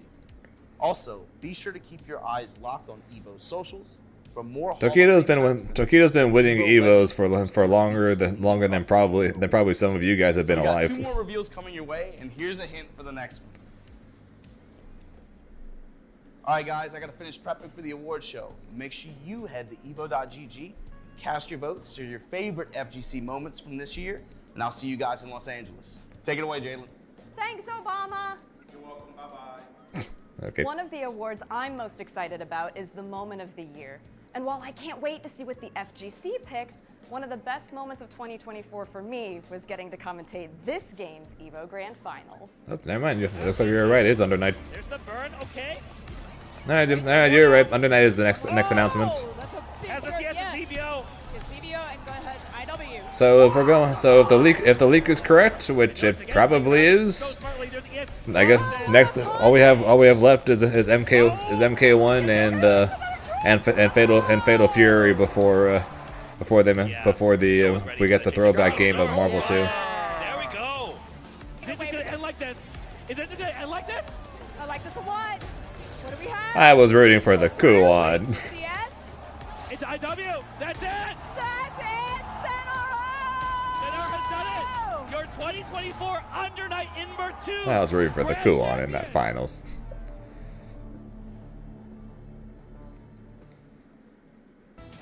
Hello everyone, I'm Kamone Serizawa from French Hello. はい、皆さんこんにちは。エボの配信を見ている皆さんこんにちは。アンダーネットインバーシリーズのディレクターをやっておりますフランスパンの芹沢かもねです。昨年に引き続きアンダーネットインバース2がエボ2025のメインタイトルに選ばれました。本当にありがとうございます。誠に本当にありがとうございます。これも本当に一重に、ファンの皆様の応援のおかげだなと強く思っております。アンダーネットインバーシリーズはもう2になって、世界中で新しいプレイヤーが現れて、非常に盛り上がっているっていうところで、そういった部分でも今回のエボも非常に楽しみにしております。Give it a minute. 2024は、私も現地で There's still two more games to be announced and then the throwback game. 素晴らしくて、 So we're not done yet. 皆様の活躍がしっかり見れたっていうところで非常に楽しかった思い出だと思っております。ですので。Although KOF is probably gone for a long time, more than likely. So. Yeah, now the last 2 games, 2XKO, City of the Wolves. The throw forward game. And for the throw forward game, we're also going to add Hunter x Hunter and then Impact to the EVO lineup. それでは今年もアメリカ・ラスベガスで皆様にお会いできることを楽しみにしております。See you at EVO 2025. Thank you everyone. So far, each of the titles we've announced tonight has been featured on EVO's main stage. Here it comes.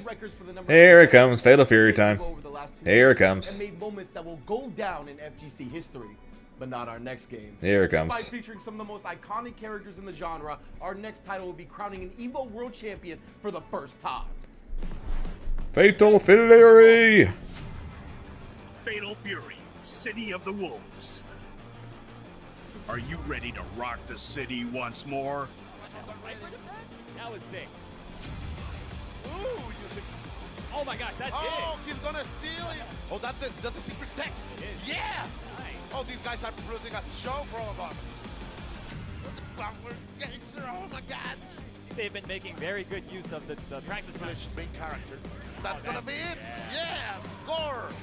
It's gonna take it. The hands are shaking. Fate has no finale.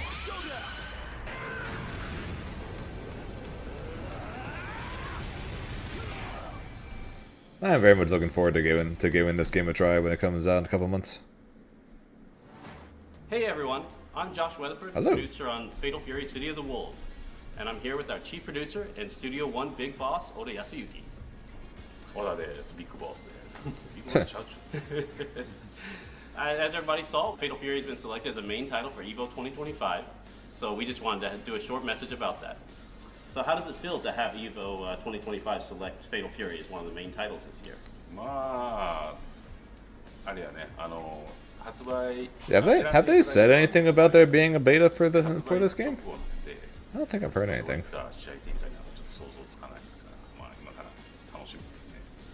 Yeah, we're extremely honored to have it selected, and obviously it's going to be a tournament right after the release of the game, so we're just really interested to see what kind of players are going to come out and what kind of action is going to be at the tournament. All right, so do you have any other last comments for the fans? はい、皆さんガロ伝説のプレイ、期待してます。エボまでには、アップデートの計画とか、今後の大会 e スポーツ計画とかすべて、発表できていると思うので、しばらくお待ちください。Yeah, we're just looking forward to the launch of Fatal Fury and seeing all the players come out to compete. We're going to have a lot of esports plans to support the title and all of our other titles afterwards, so just look forward to more news in the future. All right, thanks a lot. Yep, we'll find out in a few months there, Professor. I'll find out in a few months. EVO stage in Fatal Fury, but not just in Vegas. He'll be heading to France too. This October, Nice, France will host the first ever European EVO. And while I could tell you all about it, it makes more sense to have the most excited man in France give you the details. Damascus?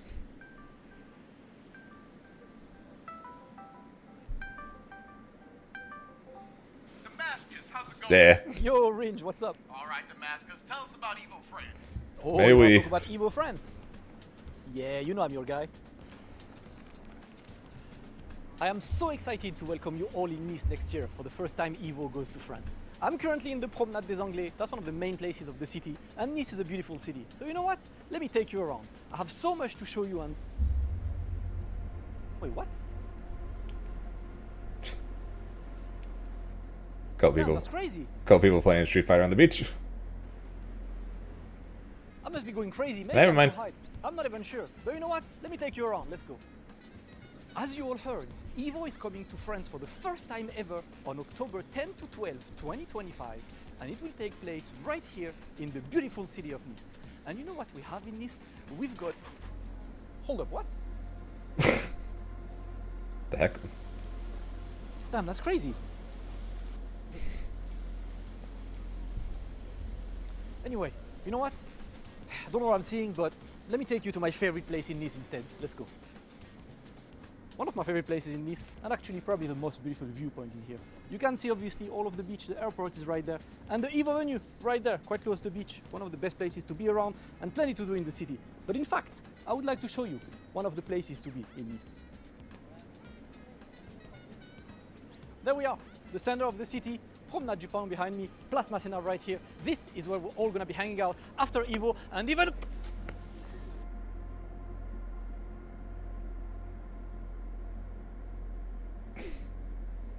This is random. I'm running the set in Nice today and at EVO France 10 to 12 October 2025. What the heck? I hope to see you there.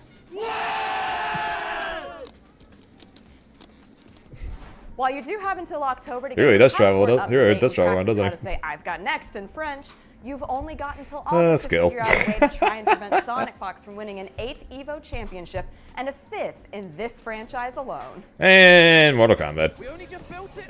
This is gonna be it. It's just Yeah, Skill, exactly. Skill apparently made an appearance for this announcement, I guess. Bloody time to get it, Zeus. It had already done 400. He knew they just about to get put no like. I told you to take the wizard star. Yep, the leak has been 100% correct. The only thing left that could possibly mess up the leak is the throwback game.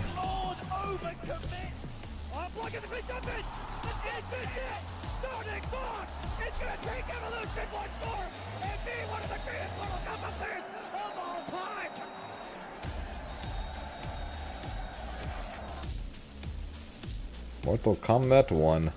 Alright, gonna show Zed Boon? Hello everyone. Yeah. All of us at NetherRealm are very excited that Mortal Kombat 1 has been selected as an official title at EVO this year. We'd also like to tell you that EVO will be an official stop of the Pro Competition Season 2. We'll have more details tomorrow, so stay tuned. Tomorrow? Thanks again for supporting Mortal Kombat for over 30 years, and be sure to sign up for Mortal Kombat 1 at EVO. Jesus, Mortal Kombat's older than I am. As we've mentioned a few times during tonight's show, EVO 2024 was a record-breaking event. There were 16,000. Now tell us it's top 8. entries across the 8 arena games with 10,265 unique players signing up to compete. That made EVO 2024 the largest video game tournament ever. And when you add in It was, I think, 680 last year. Ooh, to scale. hands on unreleased games like 2XKO or Shop in the Artist Alley, explore the art museum or compete in the cosplay contest, get some casuals in with friends, or watch Maximilian stream live from EVO. It's not just a testament to Well, it beat it last year, and it's probably going to beat it again this year. The reason EVO needs to continue to evolve in order to put on the best event possible. And another evolution is coming for 2025, right, Hutto? That's right, Jalen. Last year was the biggest EVO. Tell us it's top 8. Unbelievable moments and some unfortunately long lines. Yeah. Over the last 6 months, though, we've been looking at how we recover from mix-ups Okay. we didn't block in 2024, so that EVO 2025 Tell us. is not just the biggest, but the best possible event that it can be. Fix First thing the we're changing stage. Is we're redesigning the EVO arena, more seats, bigger screens, and a traditional way to hold your seat as you grab food, hit the bathroom, or dip out to the show floor. Thank That's you. because the EVO arena on Sunday is going back to being a separate ticket. Yes! No general admission, so that you can move around and share the experience with your friends. Thank you. With the guarantee that a seat is waiting for you when you get back. Additionally, a completely redesigned watch area for Sunday's arena finals is being put together. Separate tickets, and you can save your seat when you need food. Thank you. By the casual stations. Thank you. Finally, this year, the EVO programming team has ground out a schedule that lets us bring back one of the most important things in EVO's history. Say it. The top 8. Yes. The All top right. 8s are coming back? Thank The you. top 8s are coming back. That dream sequence makes a lot more sense now. It made total sense to me. The fuck apes. You know what else makes total sense? Bringing back the watch parties, right, Matt? All right, top 8. That's right. Top 8. Top 8 is back. Bigger, more seats and bigger screen for the arena. It is an even smoother experience for all of you guys. And the ability to save your seat when you're going to go get food. Cosplay contest, it gets better every year. All right. And this year, not only will the EVO cosplay Okay, champions win a I trip approve. to any EVO they choose, EVO France, EVO Japan, Disappointed there's no 2XKO involved. did you? But I approve of this. I approve of this message. Bitney and other judges from the cosplay scene. Last year's EVO Arcade was the biggest in EVO's history. This year, we're adding crane games to the mix, as well as bogarting all the Terry Bogard cabs we can get our hands on to showcase his journey from Fatal Fury to City of the Wolves. For all the FGC historians and art lovers, EVO 2025 will see the return of the art museum with featured artists, including JB Style. Plus, we'll have a brand new gift shop during the weekend. I'm so hyped. Don't hate me, I don't know who that is. Another big change for this year's EVO, we're running tournaments for more than the 8 arena games. There are too many great games in the FGC to fit into the time limitations of EVO's arena, but these games and their communities still deserve to have an official tournament. Tournaments run by EVO that take place on EVO stages, are showcased on EVO streams, and earn EVO medals for the top 8. EVO is a festival dedicated to fighting Just the community games. More fun for everyone. This year, EVO will run tournaments for Rivals of Aether 2, Ooh. Virtua Fighter 5, The King of Fighters 15. Hey, there you go. Central Fiction. Hey, Central Fiction. Killer Instinct will be there. And Killer Instinct. Along with many Nice. more titles. Good choices. Be sure to keep an eye on EVO's socials for all Good the choices. That are going to be at EVO 2025. And you know who else is going to be there? Hey, yo, Sherry, can you get that? Justin. Hey. Oh, not Justin. I'm here to deliver some Chipotle. So text the code below to 888-22. I thought it was going to be Justin ahead of Marvel vs. Capcom 2. Alright, well, I gotta get back to work. I left Steve behind the counter, and you know what happened last time. Steve, you're not supposed to be back here. Yeah, I am. So Chipotle will be back to give you something to cheer for during ad breaks, and so will the EVO Showcase featuring publisher reveals, developer discussions, Seth Killian, FGC game shows, exhibition matches, and we'll try to get the Harada versus Lily Pichu run back. Oh my God! But we can't guarantee it. What we can guarantee is that Poor you'll Harada. play upcoming games before they're released, shop for exclusive EVO collab merch, and enjoy the plentiful water stations. Yep, this year the in-venue stations are back, and you'll Yay! be like you're a Tekken pro. Thank you. But don't worry. Head over to Thank you. Don't have to leave venue to go to a random drinking fountain. everything you need to know about Thank EVO you. 2025, presented by Okay, EVO. Good changes to EVO. Very, very good changes to EVO. Plus, be sure to tune into the EVO Awards on February 15th for more EVO 2025 game reveals, as well as information on ticketing, hotel blocks, and a few other surprises. Now that we've got the big changes covered, I knew it was about the top 8. it's time to reveal the 8th game that's making its way onto the arena stage Alright, at EVO. show us the last game of the leak. Do it. There it is. Marvel 2. Yep, whoever made the thumbnail really messed up.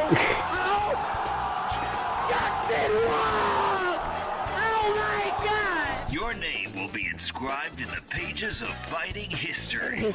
I still find it so weird that they did Marvel 3 2 years ago, and now they're doing Marvel 2 this year.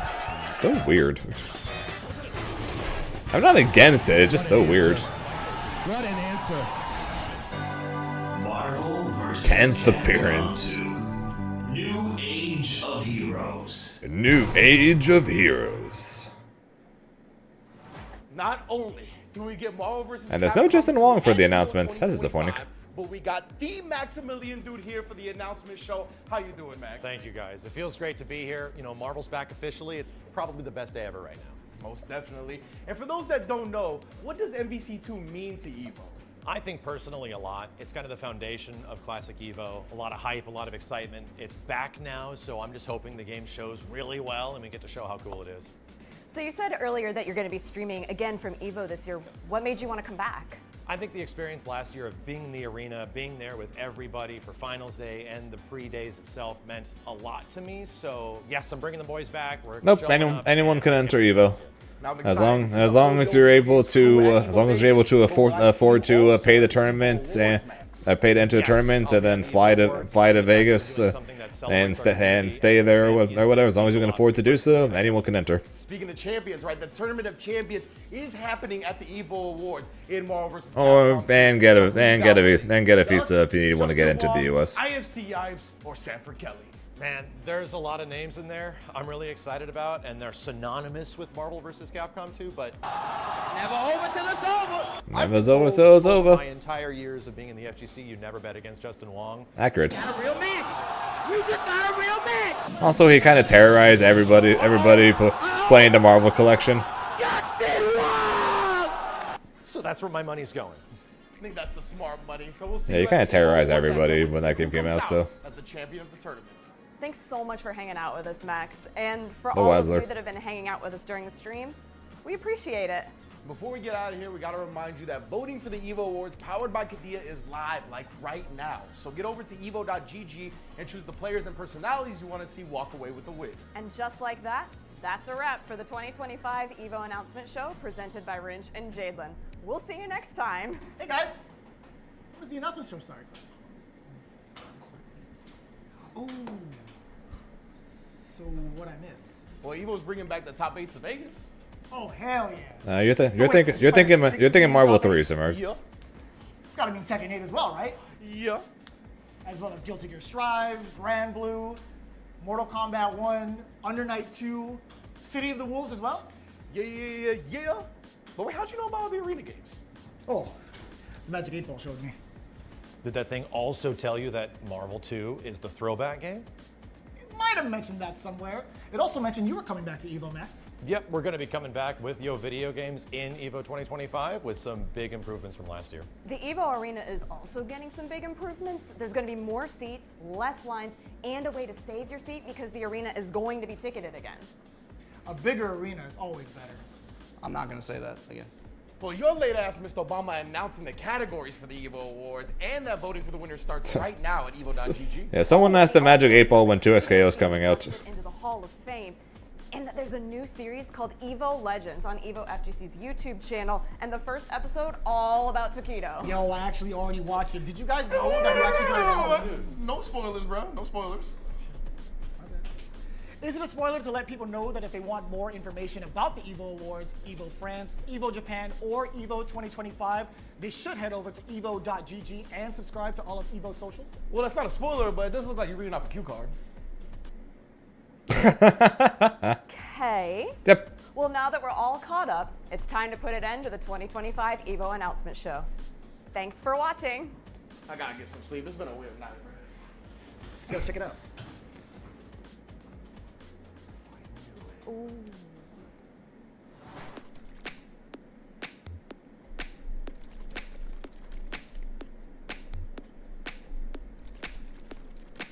Chipotle?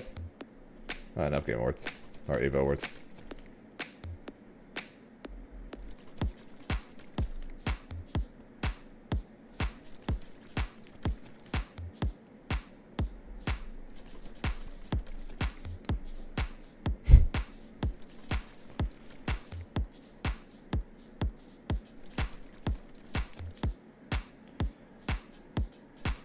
August 1st through 3rd.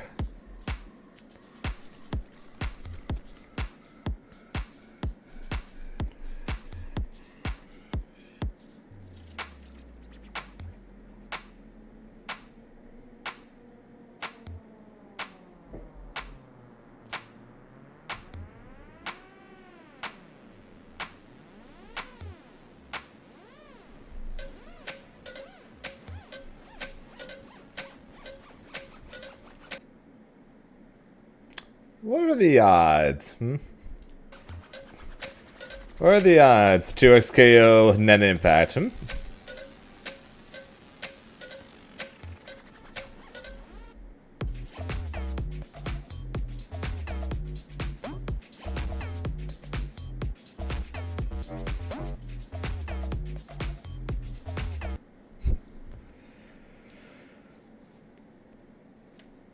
So EVO typically is like a little over $100, like 120, 130. I think typically for the tournament itself, and then an extra like 90 to 100 for the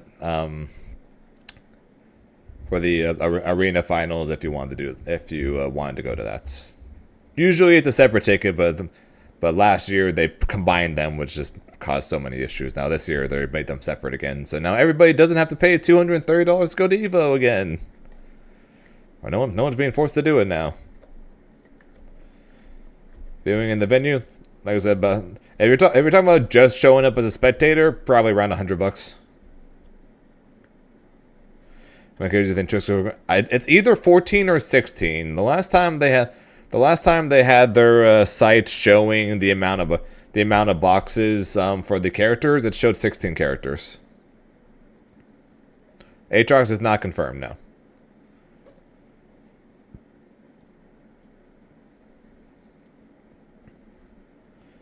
But yeah, you'll find out exactly how much it is once they actually announce signups for it.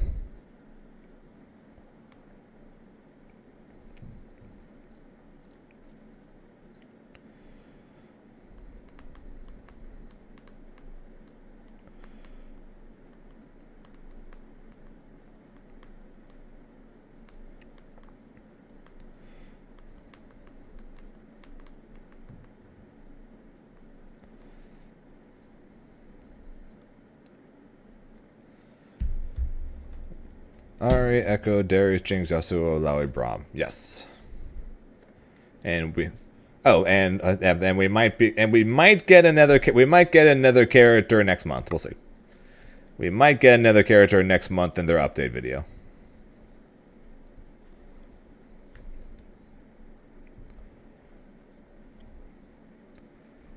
All right, well, is it still going? Nah, it ended. Okay.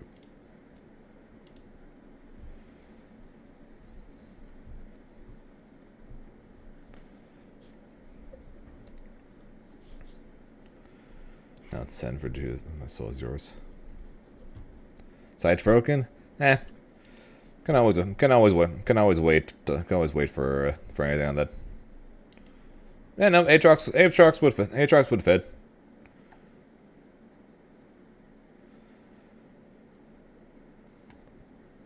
People are a lot of people that go to EVO aren't top players because people want to go to experience EVO. Because there's basically no bigger fighting game that you could go to pretty much than EVO. EVO is basically the Super Bowl of fighting games, so a lot of people go just to play, have fun, watch a bunch of games, check out the artist stuff, try out games and characters that usually aren't even out yet. Miss Valentine goes to Evo because I gave her one of my Chipotle cards from last year. Was it last year I gave you two, or was the year before that? I don't remember. It was either last year or the year before I gave you the Chipotle card. Never cashed it in, and I wouldn't have it. I wouldn't have either if I kept it. So.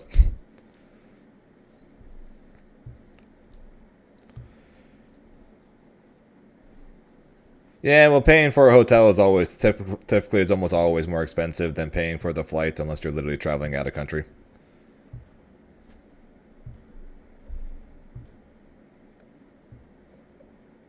Can you gamble at EVO? Technically no, but people host money matches all the time, and you could always go to the casinos since Vegas is literally full of them. Wait, Chipotle got rid of plain white rice? The fuck?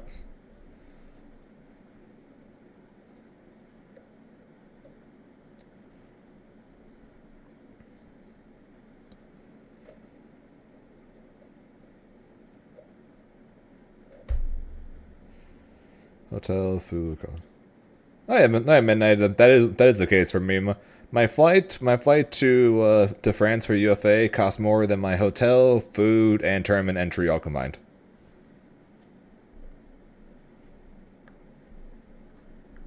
It's not true. That's weird.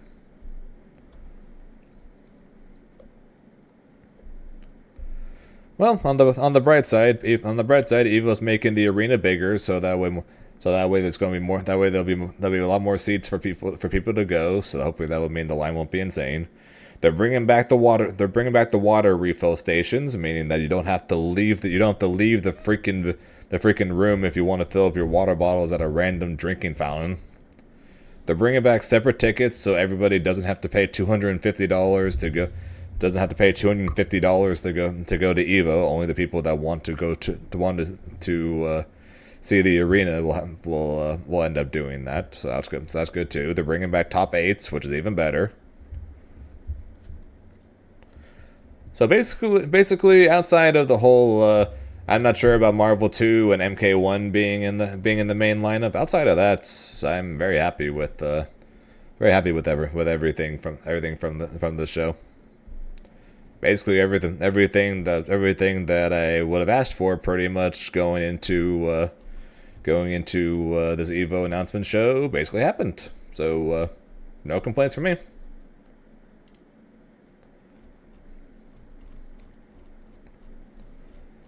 No, Fighters is more than likely going to end up being a side game.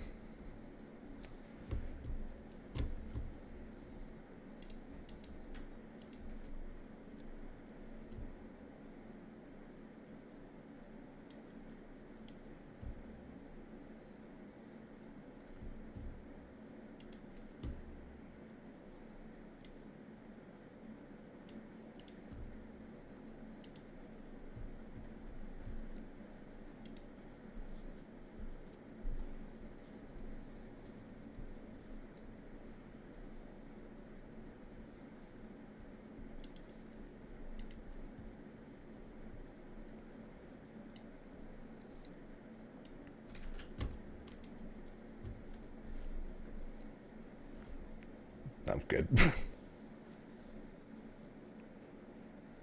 And yeah, Las Vegas has slot machines in the airport, in the hotels, in the casinos, on the way to the arena, on the everything.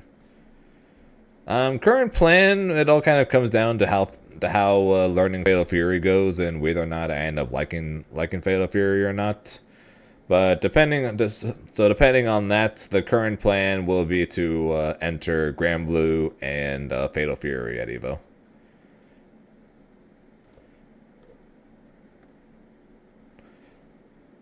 The City of Sin, well, that and multiple other reasons, but yeah. Yeah, so that's my current plan is to enter Fatal Fury and Grand Blue.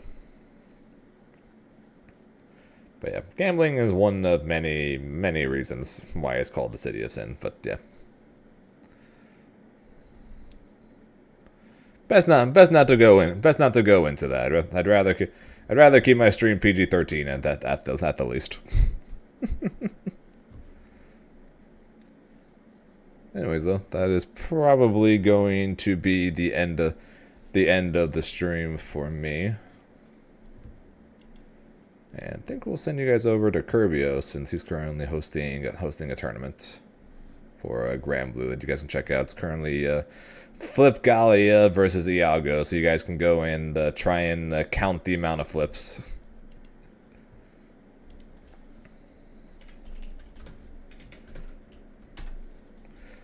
But yeah, quick transition as always. And that's stream starting. And that's stream ending. There we go. I clicked on the wrong thing. I'm going to bed. Okay, you can do that too. But before I go, quick shout outs as always though to Merp and the Khalil with the raids. I appreciate, as well as Cyclone, Ava, and Rice with the subs. I appreciate the support, my eyes. Yeah, but it was good playing Grand Blue again. A couple of things here and there where I'm just like, what the hell? But a couple of things here and there over the course of 5 hours is much better than what the hell basically every game in Dragon Ball, right? And Grand Blue's fun. But yeah, we'll be back tomorrow though. We'll be back doing more Grand Blue. Tomorrow we'll probably end up playing some on-race. So until then, like I said, I'm going to send you guys over to Curbio since Curbio's hosting a tournament. EVO announcement was good. I know you guys aren't a fan of MK, but I still think the announcement was good. And yeah, well, now we get to wait for Cygames Cup this weekend, and hopefully Sandalphon and Season 2 announcement. But until then, though, hope you guys have been having a good start to your week. Hope you guys have a good rest of your day, night, whatever times you guys, because time zones, as always, are a very weird thing. Until next time, I will be talking to you guys.